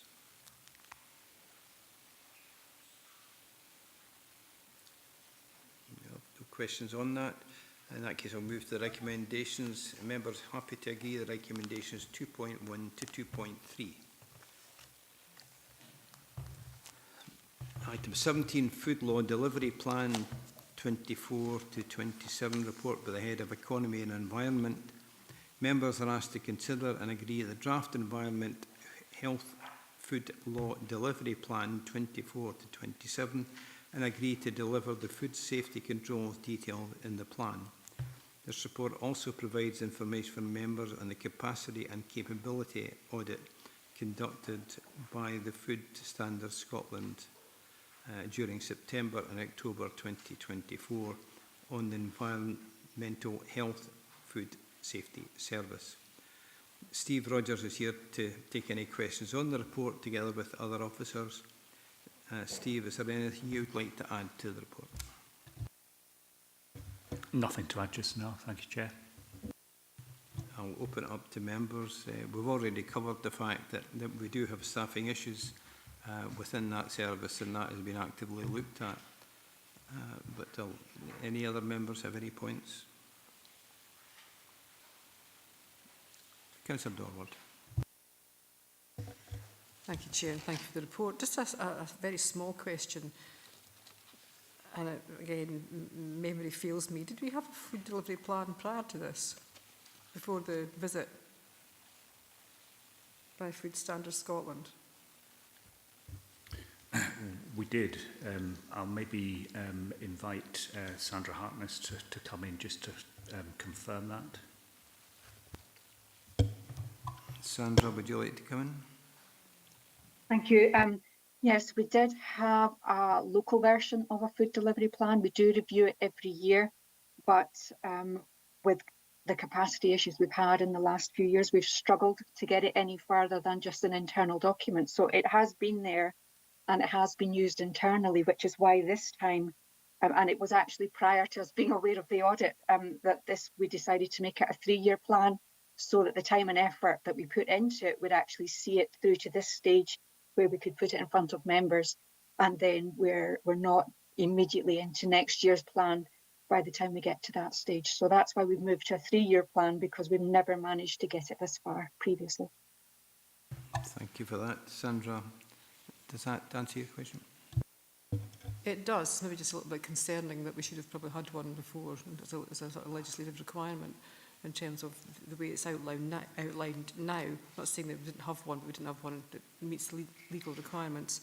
I know you mentioned capacity, Chair, and I said Sandra, but again, it's a concern that do we have the capacity to meet the requirements of the food law delivery plan, basically. Sorry to ask the question again, but it is a concern given that we've got the plan. Yeah, I think that the remit given on Sandra's team has been growing by the week. And that's caused that's no doubt behind the capacity issues. Sandra, is there any comment you'd like to make on that? Yeah, clearly, as has been pointed out, it's the capacity as well as the increasing demands on the service. But members should be assured that we are looking at this and focusing the resources that we do have, prioritising them to the highest priority areas, which is why we're finding problems, so that the work, by focusing on the high risk premises, we're finding problems that generates more work and then adds to the capacity issues. But we are trying to focus our resources in the most appropriate places to get the best use out of the staff that we have and to protect the public as much as we possibly can. Thank you for that, Sandra. Councillor Slater. Yes, thank you, Chair. In the papers this week, there's a number of premises being looked at and have failed the food test as such from environmental health. The question is, if that happens, do these premises have to put up a notice that they're either closed or have to do better, so that let the public know, and it puts more pressure on them to do better, to get things done better, to get more customers? Thank you. I'm not sure of the legislation behind that. Sandra, could you maybe expand briefly on that one? Thanks, Chair. Yes, if we find significant problems with premises, obviously our very first approach would be to give them advice and to get them compliant.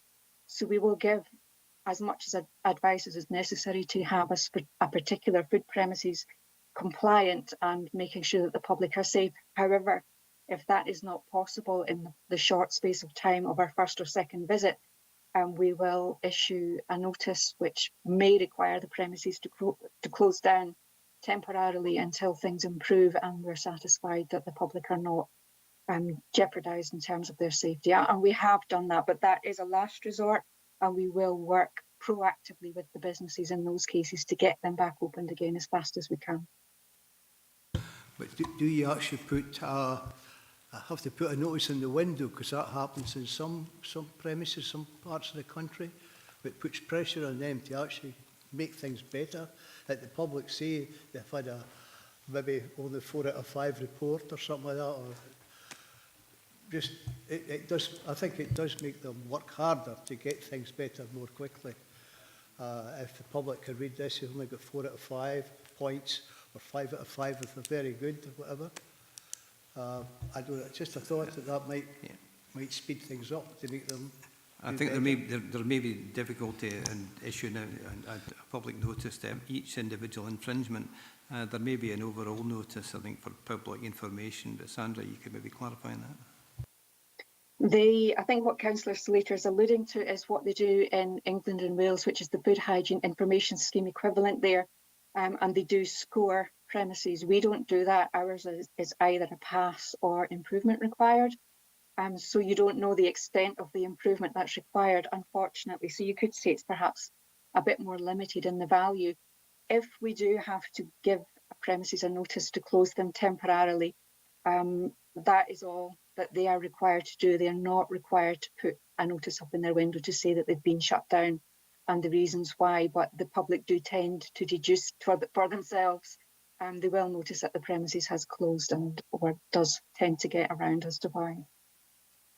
Is it possible, Chair, that this could be added to Scotland as well? Is that got to be legislation to do that? Because it seems to certainly work in England and Wales. Thank you. Yeah, it's certainly not within the legislation as it stands in Scotland. I think we've got to abide by the legislation. Whether or not the Scottish Government ever decide to extend it to be similar to England and Wales, that may happen. But we have got to abide by the legislation as it is just now. I have Councillor Thompson. Thanks, Chair. It's just, I suppose it harks back to item 4, page 575 and 576, maybe set the scene a bit, but given the importance of the food sector to this region, both in terms of being a staple producer, or whether it's shellfish or growing sectors that this region sort of offers in terms of the economy, or the food businesses associated with all the sort of events, weddings, all the rest of it that's sort of mentioned there.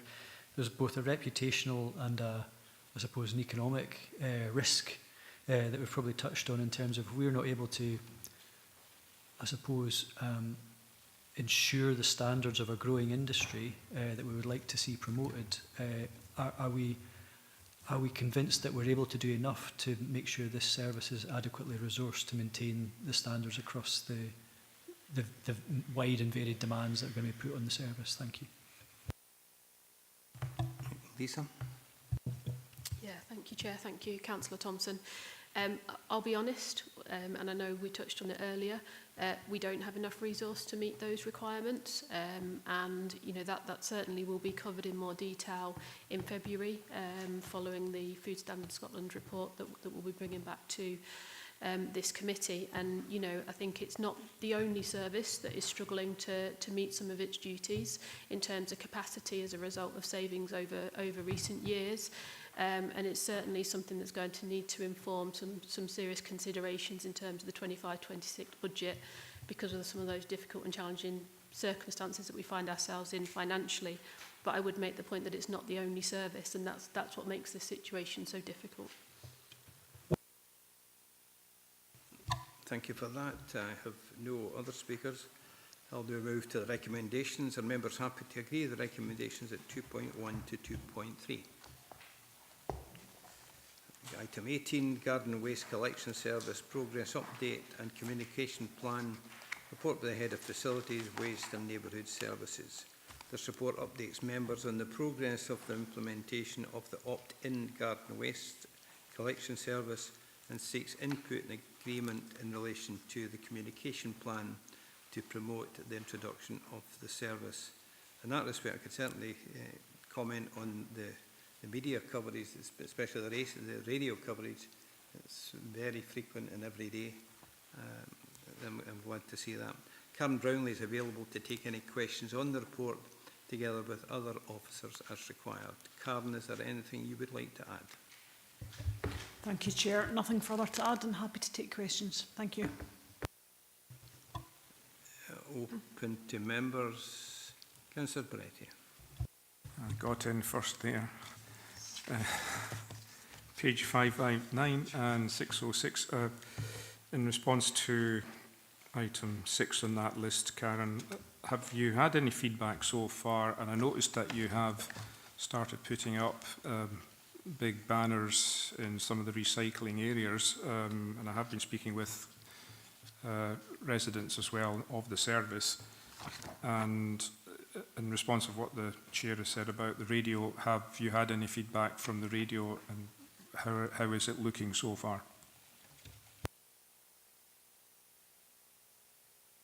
Karen, would you like to respond to that? Thank you, Chair. If it's okay, members, I'll pass over to Donna Allardyce as Project Manager of the Garden Waste Collection Service to answer. Thank you.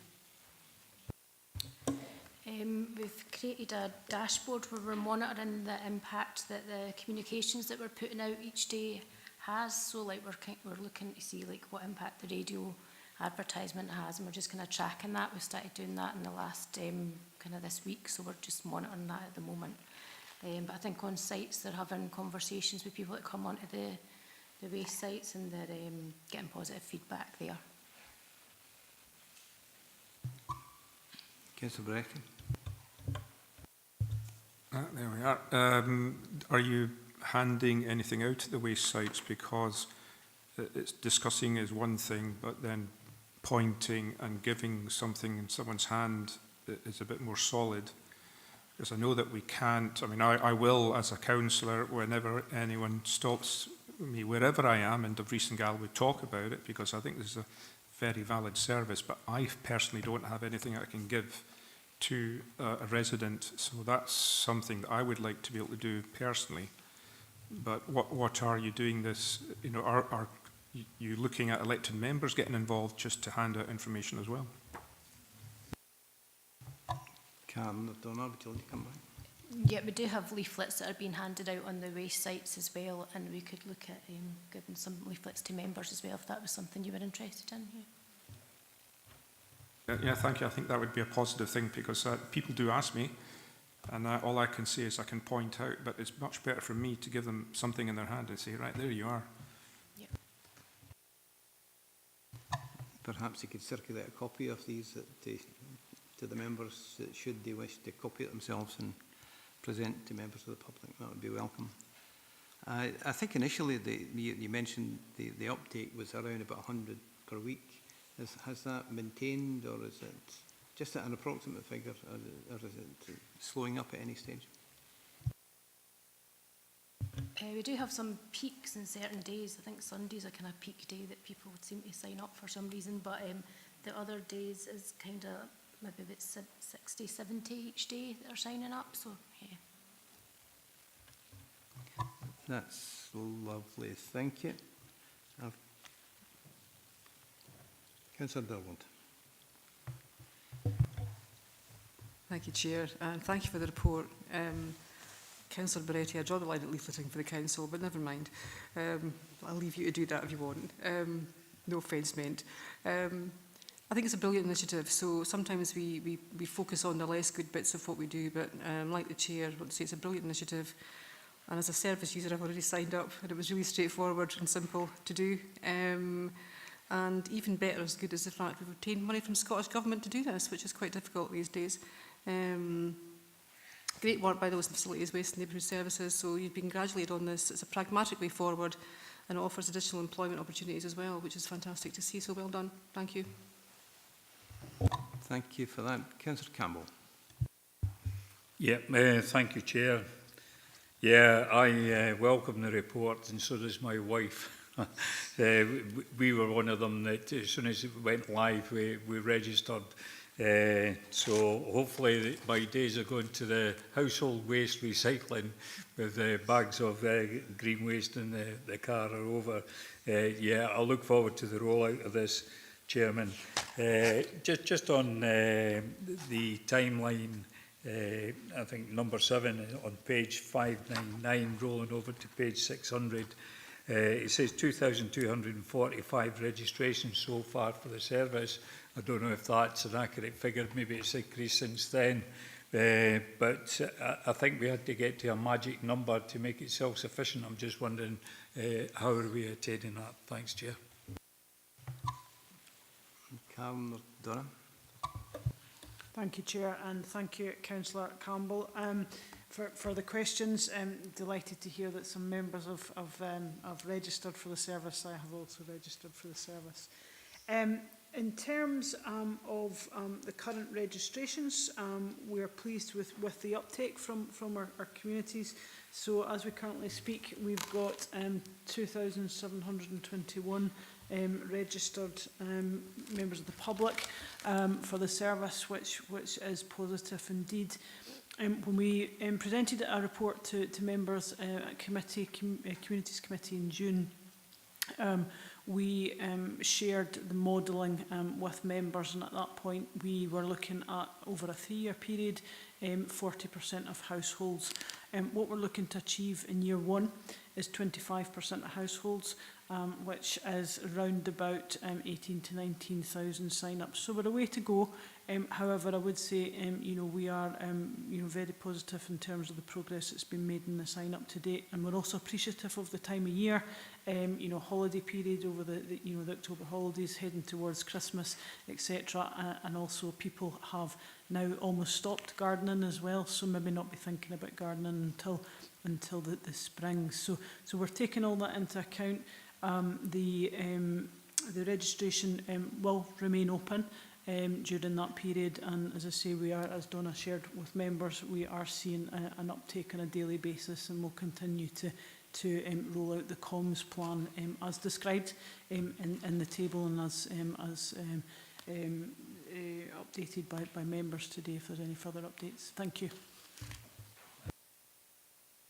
Thank you for that. I have no more registered speakers. Go to the recommendations. Are members happy to agree the recommendations at 2.1 and 2.2? Item 19, Chapel Cross Strategic Development Framework, Local Development Plan 2, Chapel Cross Planning Guidance Update, report by the Head of Economy and Environment.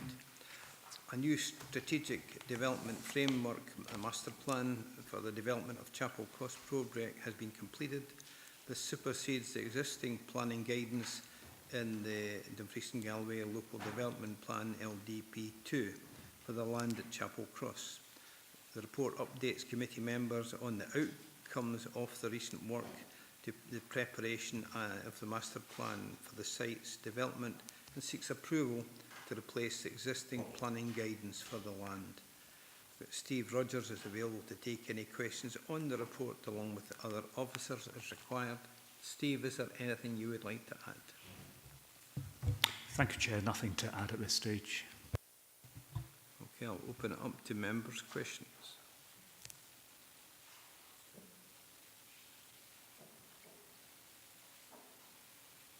No, we have Councillor Carruthers. Thanks, Chair. As you can see, I'm just in the kitchen. So I'm looking at Appendix 2 in particular. So rather than go through all that, there's a number of concerns and points raised there. So two questions. Is how Scotland Enterprise land at the bottom? How does this affect this? Because obviously there's a plan application on that at this moment in time just come in. How does this master plan affect this? And the very last bullet point on page 674, which is further discussions. I live in Creeka, so just to put that in the context, I should really say that I live in Creeka. I'm just wondering how will that potentially be implemented? So I've missed any discussions up to now as a local resident, obviously being aware of them as an elected member. Most of the people who speak to are not really aware of what's going on in the Shatlow Crow site, living in Creeka.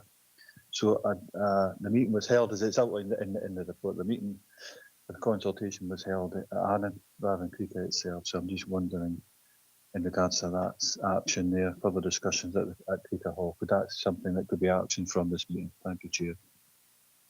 Thank you for that. Steve, could you respond? In relation to the current planning application, I'm not too sure how we could go discuss that in detail, as it's a live application, that's all. Steve? I can't comment clearly, Chair, on the live planning application, but I can make a general observation, which is that one of the purposes of asking members to agree to replace the existing Chapel Cross planning guidance document with this new and recently commissioned piece of work is exactly so that it can be used to assist and support the assessment of planning applications and be given some weight in that process. With regard to the query about the engagement with local residents, I maybe invite, I don't know if Helen Emberson is on the call, or Stuart can maybe comment on some of the detail of the public engagement that was carried out across the summer. Helen, could you comment on that? Thank you, Chair. Yes, sorry, Stuart, I don't know if you wanted to come in first. No. So it wasn't really a statutory consultation. It was really more before we launched the master plan. We just wanted to discuss perhaps with residents immediately in Creeka Village, just so they had a little bit more awareness perhaps of what we were hoping for to go onto the land. So we did hold that session. We got some really good feedback, some food for thought, and I think it would be absolutely the right thing to do to go back and have further discussions as those plans start to shape up. So there is a chunk of work to be done, certainly with the NDA when they appoint their strategic development partner, and we'll have to have a lot more detailed discussions and to shape what they're thinking, what might come onto the site, and again that engagement with Creek residents and beyond, just to make sure that we're doing the right thing. Thank you, Chair. Thank you for that. Councillor Kildare, does that answer your points? It does really hard to hear they come back out to Creeka Village itself and talk to the residents. Ideally call a community meeting. That'd be absolutely excellent, Chair.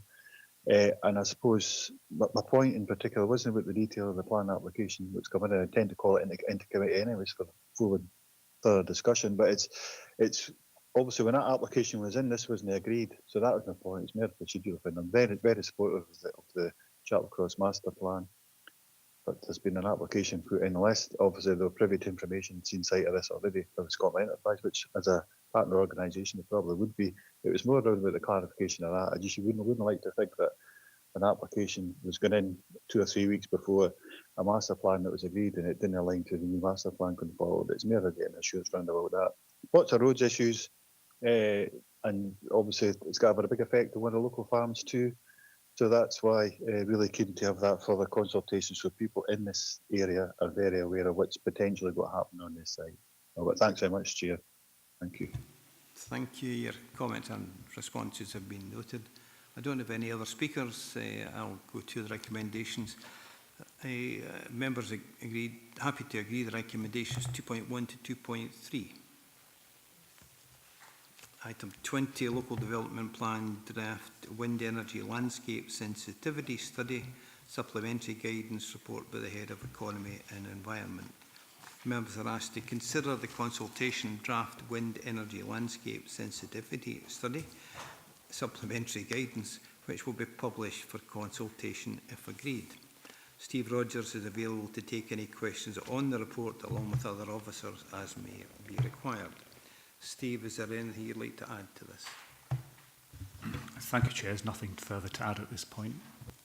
Okay, in that case, I'll open it up to members.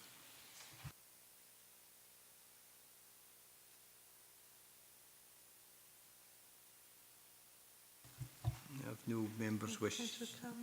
Councillor Campbell, just squeezed in. Yeah, sorry, Chair.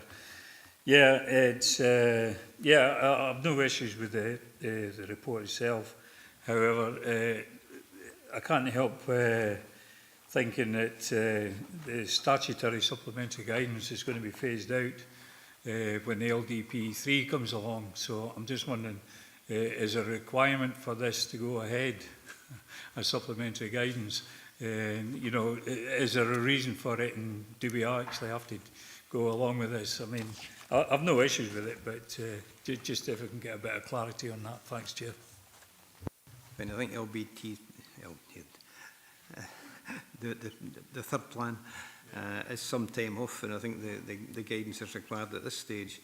But Steve, you maybe like to comment on that? Chair, thank you, and I'll bring in others also to support the response. But my understanding is that Councillor Campbell is quite correct. Statutory supplementary guidance is being phased out, but we have a period between now and the end of March of next year to continue to adopt and use statutory supplementary guidance. The reason that we've brought this forward is essentially that the wind energy industry has kind of overtaken the provisions that we have in the current version of this, and in particular in terms of scale of turbines, which were never really envisaged when the initial piece of work was done and when the original landscape sensitivity assessment was done. So it is necessary.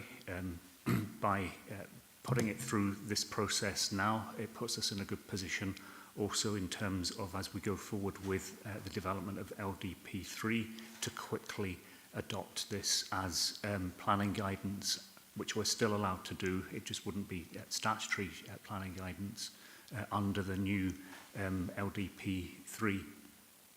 So it would strengthen the assessment of major wind farm applications, Chair.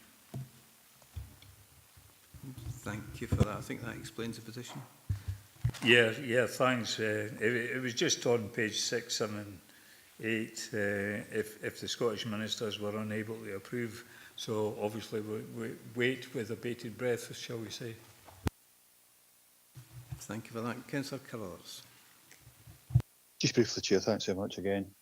Just on that particular land that Steve was using, my understanding this was replacing the Priest and Galloway Wind Farm landscape capacity study, and it was the word sensitive. I know this is a sensitivity, this one here, but is that the case? Does this replace the old wind farm landscape capacity study, is my understanding? Thank you.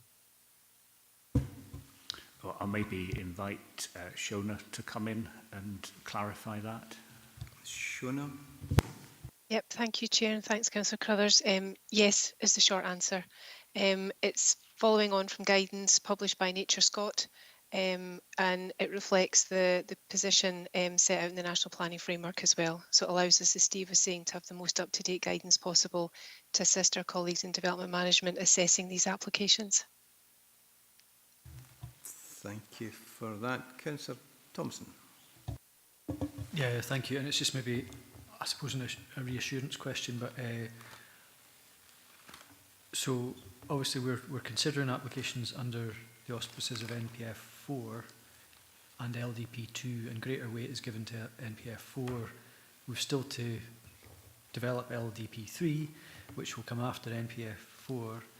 But while we have LDP 2, this is fun actually, just saying letters out. Does this, will this bring our own LDP 2 as close as possible into alignment with NPF 4 so that we don't end up in what's becoming unfortunately common in planning committee, where we're having to sort of weigh up the weight given to NPF 4 in determining applications where we're actually looking at LDP 2. So I'm assuming this is a step towards closer to alignment until we actually get rid of statutory supplementary guidance. So would that be a reasonable reassurance to seek?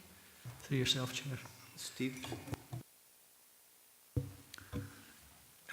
Chair, again, I'll bring Shona in, but my understanding is that as the revised version or the updated version of this supplementary guidance takes cognizance of NPF4, then therefore it would be we would be in a position where more weight would be able to be attached to it. I think it also puts us into a stronger position when it comes to LDP3, whilst NPF4 is now the development plan, as no doubt those of you on the Planning Applications Committee have been reminded time and again. Whilst that is now the development plan, there is scope when we bring forward LDP3 to develop local policies which can expand upon and enhance the policies that are in NPF4. And I think that's part of our approach in terms of developing this more up-to-date version. It puts us into a much better position to start to inform the actual content of LDP3 as well. Shona, I don't know if there's anything that you would like to add to that to provide further assurance. Not really, just as you've said, Steve, it provides more clarity on updated position from our key agencies, Nature Scott being one of them. And we're very aware that National Planning Framework across a number of policy areas is actually quite silent on landscape impact. So we feel that bringing this document forward and hopefully being able to adopt it as statutory supplementary guidance will give it the weight to help with the determination of those applications. The document itself sets out sensitivity, as the title suggests. So it's not the determining factor in considering these applications. It's just one of number of criteria that are used. And as you say, it will enable us to develop that local policy in LDP3. And just to make members aware that we are still on course to bring the evidence report to full council in December. So there'll be more information and clarity with regard to the various policy areas in that document. Thanks. Thank you for the explanation, Shona. I've no further questions on that. If I'd like to go to the recommendations, members happy to agree the recommendations at 2.1 to 2.3. Item 21, Tree Preservation Orders Report by the Head of Economy and Environment. This report updates members in respect of the proposed course of action to allow the reinstatement of public requests for tree preservation orders. Steve Rogers is available to take any questions on the report along with the other officers as required. Steve, is there anything you would like to add to the report? There's nothing to add at this stage. Thank you, Chair. Open to members. Councillor Slater. Yes, thank you, Chair. I fully support this tree preservation order. So I do. Thank you. Thank you. Any other members? No other members. In that case, if we go to the recommendations, members happy to agree the recommendation? Okay. Item 22, the Civic Government Scotland Act 1982, licensing of short-term lets, Amendment Order 2024. Report by the Head of Economy and Environment.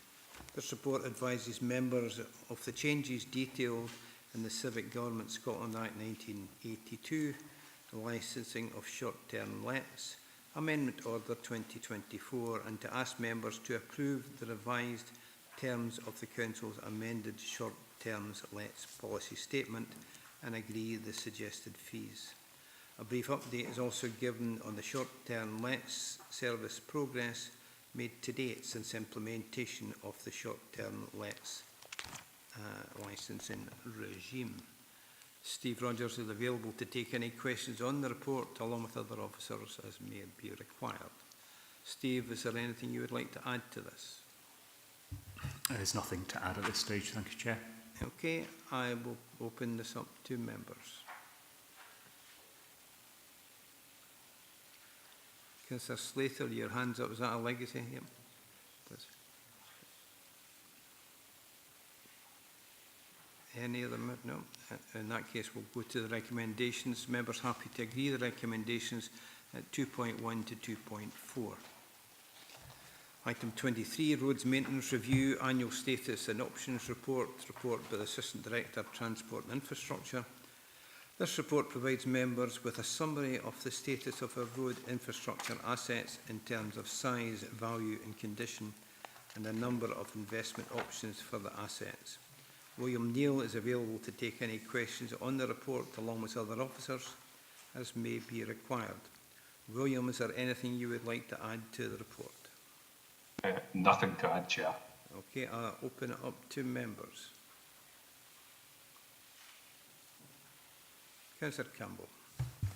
Yeah, thanks, Chair. No, I welcome the report, but I mean, members are asked to agree either Table 6 or Table 7, although we're being recommended for Table 7. And the only difference that I can see is bridges and structures have been taken out, and the excess has been included in carriageways and footways in Table 7. I suppose the obvious concern is in the bridges and structures, although we take that funding away, that this is non-recurring funding, that we do have sufficient enough funding, you know, to look after the bridges and structures. Thanks, Chair. William, would you like to comment on that? Yes, thank you. Thank you, Chair. Yes, this year the structured budget, well, the base budget is 700k. This year we're spending 1.425k, so there's quite a big spend this year. It was estimated by officers that some of that spend is likely to roll into 25-26. So what they didn't want to do is dip into that extra recurring funding and then having the money sit there, effectively do nothing. So we're really trying to sweat this 5.15 every year. But what we will do next year, next December, we'll come back with this report and members will have the option, or we will speak to officers. And if we then recommend that some money then gets diverted back into structures, we would then put that proposal in front of members. Chair, if I may. Yeah, no, thanks for that. I think it was probably just a concern that, I mean, there's 1.4, which is referenced in the paper, including that 250, or is that a reduction by 250 from 1.4? And obviously, is that still sufficient to look after bridges and structures? Thanks. William would like to come back on that. Yes, thank you, Chair. Yeah, the base budget for structures is 700k. To say we've doubled it this year. So normally we would have 700k to look after our bridges. It does include the extra 250k that was agreed in December from the recurring budget. But the structures team feel that with that increased investment of the 250k plus extra money that was allocated during the reprofiling, that they will, that's a risk that if we award an extra 250k for 24-25 and there's some slippage, we would tie up this enhanced funding, and they say that the service wants to ensure that we spend that 5.15 million every single year and that it doesn't slip into future years. Thank you for that, William. Councillor Slater. Yes, thank you, Chair. Just a question from William. Under bridges and structures, will this include the suspension bridge in Dumfries, because a lot of the joints on the decking are quite badly rusted now. I just wonder if there'll be money spent on that. I don't say it's going to fall down, but it certainly could do with some maintenance. Thank you. Thank you. I think you've raised this one quite a number of times. William, would you like to comment in on that? What I would say is, the honest truth is I don't know. It's the structures team that set the budget. I would imagine, or I would expect that given it's a high profile bridge and has been spoken about at Communities Committee a number of times, that the structures team have got planning. I was actually going to say it might be worth bringing Duncan in, because he's got specific knowledge of that particular structure. Thank you for that, William. Duncan? Thank you, Chair. Yes, to answer Councillor Slater's question, yeah, the suspension bridge is in this year's current capital programme, as is the Kirkpatrick Macmillan Bridge. So that's a sign that we're actively working in the preparation for repainting, replacing any defective parts, etc. Over the next year or so. Thank you for that. Chair. Councillor Thompson. Yeah, it was just a quick one, just on the footbridges and bridge structures. So in the sort of colourful brochure at the back, so page 1084 to the end, this is actually just so there's a bit of a difference between what the bridge team and what the footways team would be responsible for, as far as I understand it. So that the structure itself is bridges and structures or whatever, and then the actual footway on the structure, for example, is roads, I think. Either way, one of the issues in a sort of there's a bridge over the motorway at Ecclefechan, which the structure I think is okay, but there's a surface problem that's been reported for over a year. Does that mean that will or won't be able to get done if we're reducing that budget this year, or is that a roads issue? So forgive my ignorance, Chair, but I know we're going to be agreeing a table 7 potentially as far in line with this report, but I would like to seek some progress in that, because there's works outstanding to that structure for a long time, so I wouldn't like to think that we're taking a decision today that would make that take longer. Thank you. Okay, William or Duncan, which one of you would like to take that? Stuart Cavan, if possible, would be best to answer that one, Chair. Thanks, William. Thank you, Chair. Councillor Thompson, the structures across the motorway, the main structure belongs to the M6 DBFO and Transport Scotland. That's their maintenance responsibility. The responsibility for the surface and the footways, the footbridges, and also on the road bridges, that falls to Dumfries and Galloway Council to look at.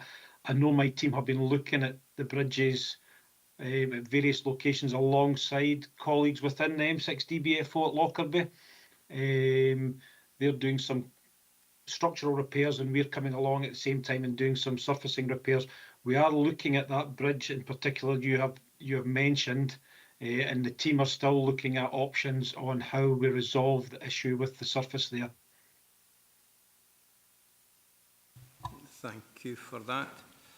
I have no other questions on this report.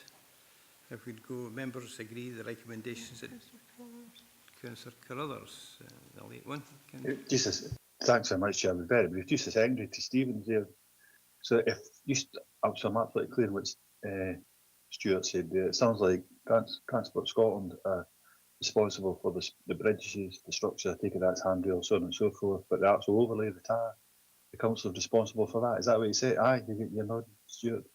Yeah, that's the case. As part of the agreement from when the motorway was constructed, all structures across the motorway revert to what is the Transport Scotland's operating company, the M6 DBFO and Sir Alfred McAlpine's, or Sir Robert McAlpine's, sorry, and the surfacing across them where it is public road, like the A709, the B6357, etc.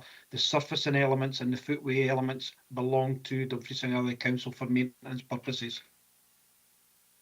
Okay, thanks so much. Thanks, Chair. I just thought they were responsible for the whole thing, including the overlay pavements and roads, but obviously not. Thank you. Thank you for that clarification, Stuart. In that case, we go to the recommendations. The members happy to agree the recommendations at 2.1 to 2.4. Yeah, Chair, but are we agreeing table 6 or table 7? Yeah, good. I think Councillor Thompson said that we seem to be going towards table 7, and I would support that. Is there agreement with table 7? Yep. Very good. Thank you for that. And we go to item 24, outside bodies, economy and infrastructure report by Assistant Director, Governance and Human Resources. This report asks members to consider appointments to outside bodies by the Economy and Infrastructure Committee in accordance with the Council's scheme for representation on outside bodies, and asks members to consider nominations.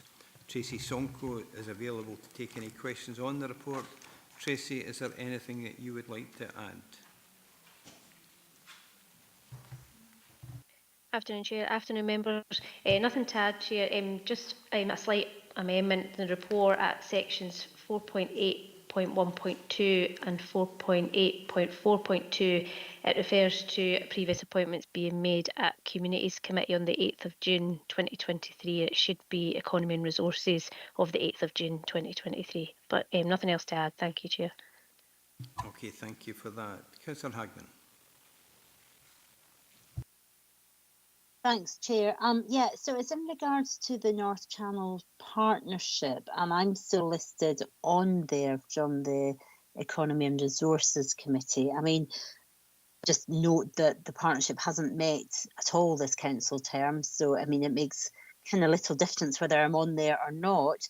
However, I would just maybe seek clarity. Obviously, I presume it's up to the committee how we want to appoint to the outside bodies. But previously there was a request that if it was Ward 1 members, that would be helpful because it was pertinent to a sort of geography of it and also for cross-party representation. But I just note that there's not any Ward 1 members on the committee at all. And is there a standard approach to this, or are you just looking for volunteers? I'm just conscious I don't form part of the administration, and if it's you know, I don't know really what purpose it would be me sitting on that, given that I'm not part of the administration and I'm not a Ward 1 member, but I'm happy to be guided by the committee on this one as to whether there's a standard approach to that particular outside body. Thanks. Thank you for that. I don't think it's terribly relevant whether you're on the administration or not. It's probably more relevant, right enough, with a ward relationship and cross-party relationship. If you wish to volunteer for all of them, I'm more than happy to second that. If you are already a member on the North Channel Partnership, we could maybe, Tracy, could you clarify the position as far as that one's concerned? Yeah, thanks, Chair. So previous members that sat on this committee, this outside body, was Councillor Giusti, Councillor Scobie, Councillor Drybra and yourself, Councillor Hagman. So weren't all from that specific ward. So I would just look for nominations. I can certainly seek clarification from the link officer on why they've not met this year, and get back to anybody who's appointed after today's meeting. Chair, I can possibly assist certainly with that final question, because the partnership hasn't met for a number of years. There's been a fair amount of turmoil and change, it must be said, particularly with our partner organisation at Middle East Antrim. However, we are in the process of reviewing the action plan that was previously agreed and re-establishing those links and contacts. So there is every prospect that that partnership will be resumed during 2025. Right, thank you for that. It may be better if we go through the appointments one by one rather than in block. I think the first one is appoint one member and one substitute to the community-led local development funding local action group, as it's shown as appendix 2. Is that specifically ward related? Or could you?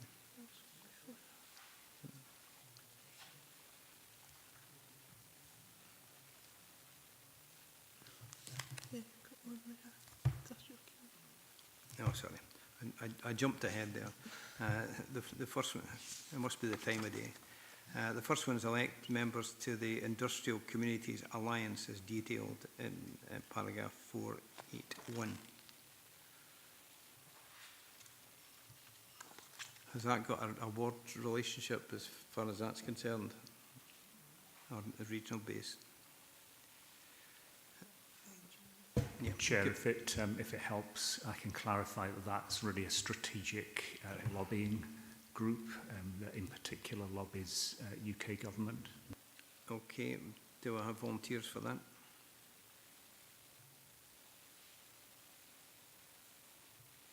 Councillor McGregor. Chair, I'll volunteer for that unless somebody else is desperately keen, but if Ian's got his hands up as well. Yeah, Ian, Councillor Carruthers, would you like to come in? Thanks. Yeah, it's more about the fact, I just wondered if some of these, so obviously we're appointed to these committees historically, and I just wondered if the members who were already appointed to them are part of this committee. Maybe I'm missing the point here, but we could just left them on if that's the case, or do we have to replace them if someone's already appointed? I know it's historically in our committee, but or communities, but I just wonder if they're already in this, if they're in this member of this committee, they're already on it, just leave them there. Thanks. Suggestion. You sound as if you're a bit underwater there. Tracy, can I ask who were the existing members on or member on the group on that alliance? Yeah, thanks, Chair. So we were looking for 3 members to sit on that body, but we've already got Councillor Malcolm Johnson and Councillor Ian Carruthers who are on this committee that sat on the previous. So it was just the one member we're looking for to fill the third vacancy, which I believe Councillor McGregor's volunteered to fill. That's fine, as Councillor McGregor has volunteered. We go to the second one, appoint 1 member, 1 substitute to the community-led local development fund local action group. Who is the current members, or who were the current members? The previous members were Councillor Dryborough and the substitute was Councillor Hislop, and neither of them now sit on this new committee. Okay, it's up to members. I'm looking for volunteers for that one.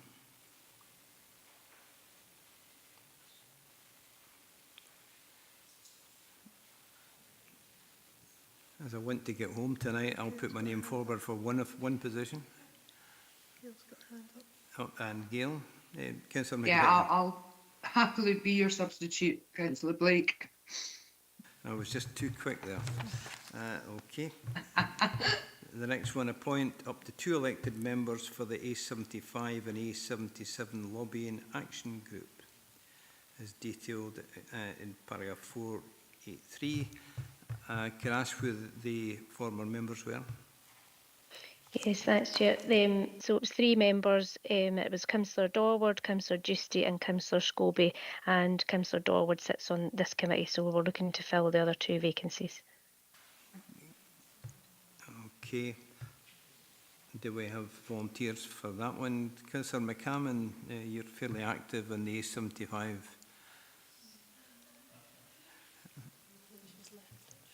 Yeah. She's left A75, I'm advised. We're still looking. Yes. Another. She's put it in the chat.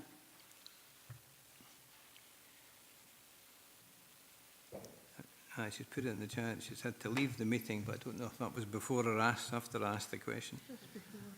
Just before, apparently. Okay, Councillor McGregor. Yeah, I mean, I think it would be useful if this was potentially members from the West as well, or at least one. But again, if required, I'll go on this because it's strategically a really important issue for us. I think at this stage that I'll speak to Councillor McCammon about this, but I'll put her name forward at this stage. Yeah.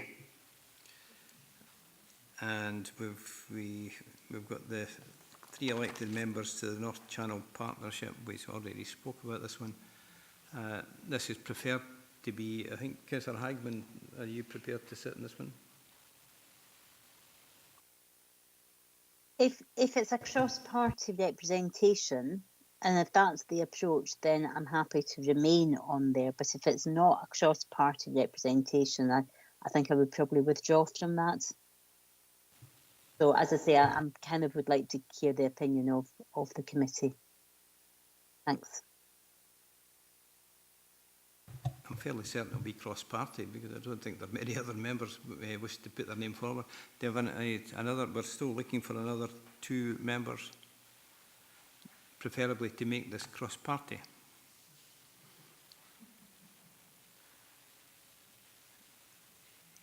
Again, I will put my name forward for this. So we're looking for 1 member. Sorry, Chair, 2 members if possible. Councillor Hagman was already on, yeah, so we're looking for 3 if possible, or up to 3. It's obviously up to members if they wish to fill all 3 spaces or not. Yeah, so it's 3 in addition to Councillor Hagman. Okay. So, Councillor Carruthers. I'll go on that if required, Chair. See the 75, 77? If there's still a vacancy in that, would have took that one because about 60 email that goes through my board plans. Well, I'm more than happy to remove Councillor McCammon's name from that, and you could go take her place. So we're still looking for 1 membership, 1 member. What the last appointment to make? Yeah, sorry. Thanks, Chair. I'm Adam Ensign on the North Channel Partnership. Thank you. Okay, but Councillor Wilson is taking the last. Yep. Stevenson, sorry, Councillor Stevenson.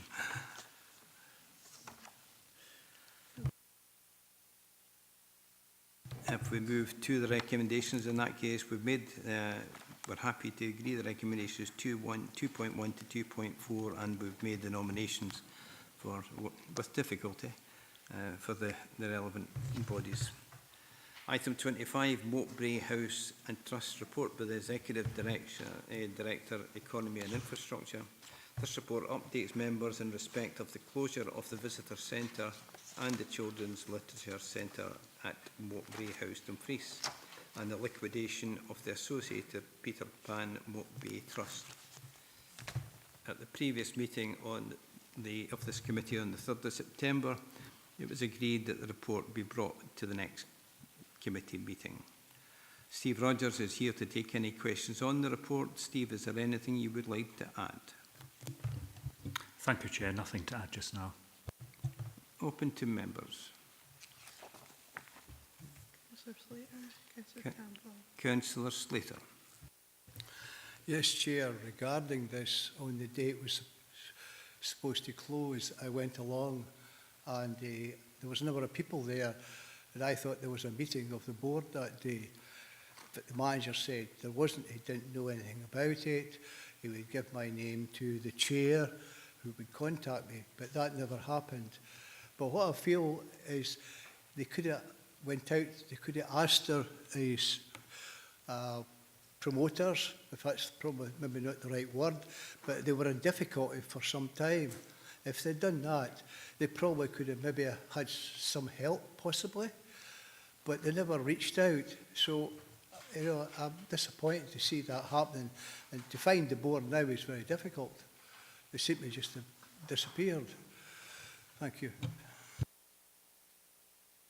I appreciate your sentiments in that. You did raise that to the exact same point at the last committee meeting.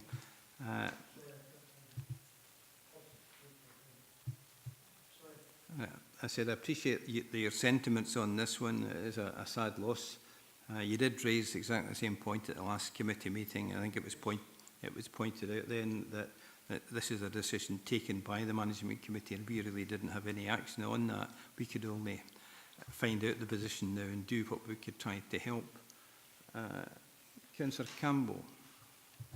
Yeah, thanks, Chair. Yeah, I can remember it well. I chaired the committee at that time, and yeah, there was a lot of concern from everybody in the committee about Mowbray, even though it wasn't on the agenda at the time. But we did say that we would bring a report either back to this committee or full council.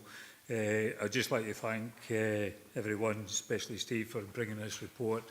I know it's a short report, but I think the begging question really is in Table 1, the funding, where we've got live clawback I don't know if Steve can maybe give us an update, but I think that's what's the biggest concern for most people, you know, that sit on this committee. Are we going to see some of that funding back? But if Steve hasn't got a response to yet, I'm happy to pick that up offline. Thanks. Okay, Steve, before I put that on, it's in a similar vein.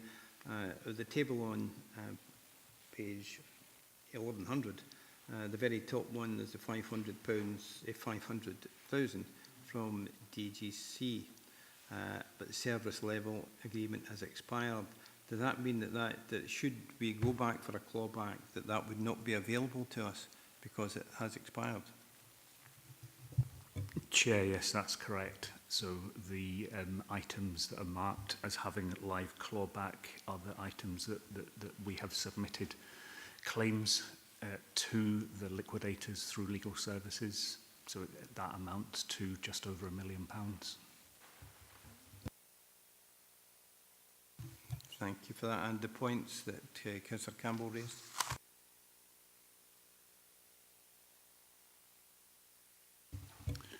We won't know, Chair, until the outcome of the current disposal process is known. So that is still very much a live issue.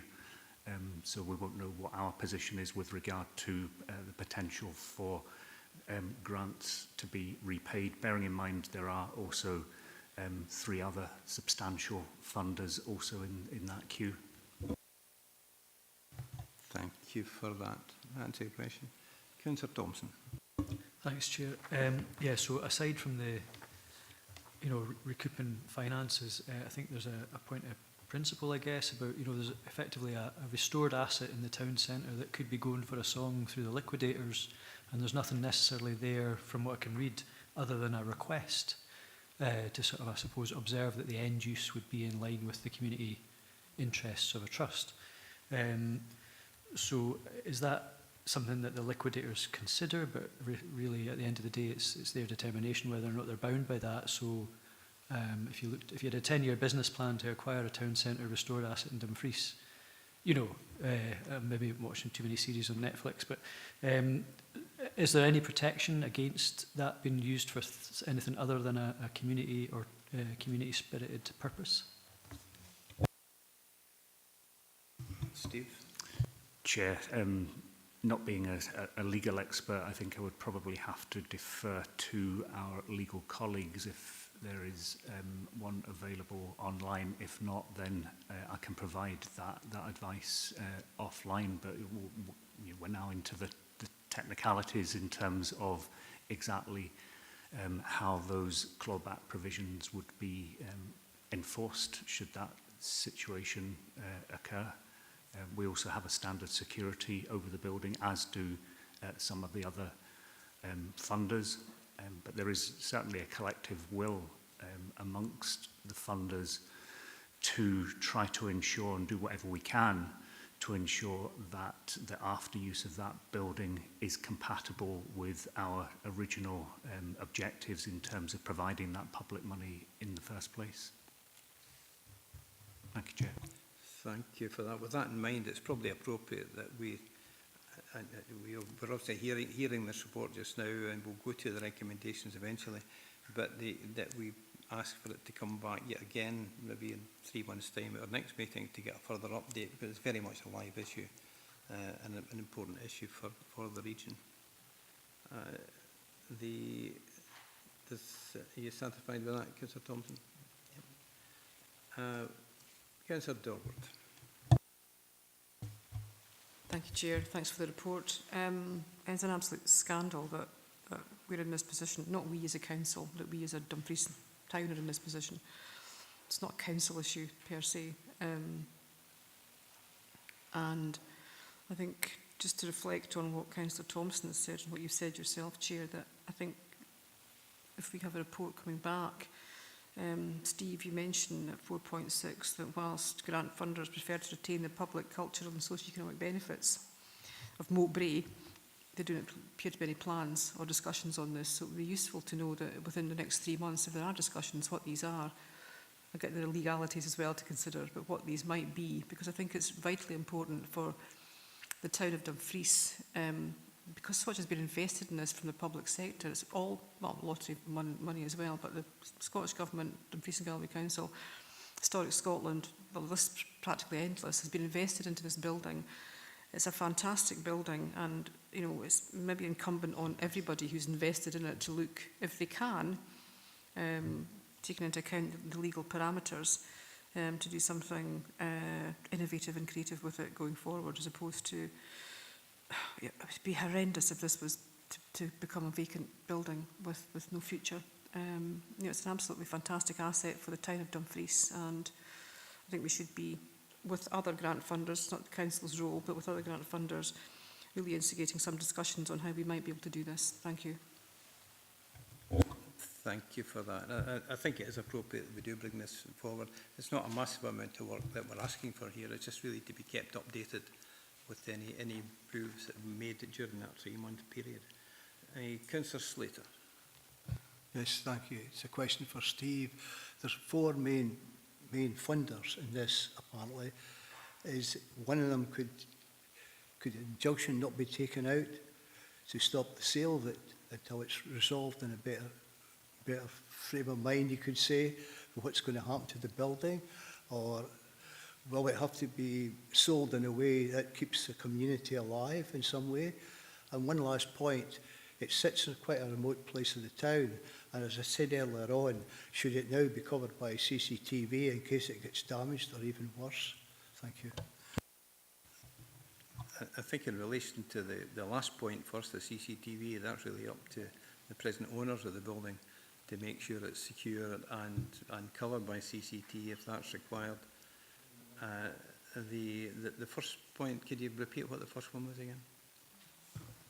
Well, sometimes in business, when people owe funding as such, you can put I think it's the right word, but an injunction against the sale of the building.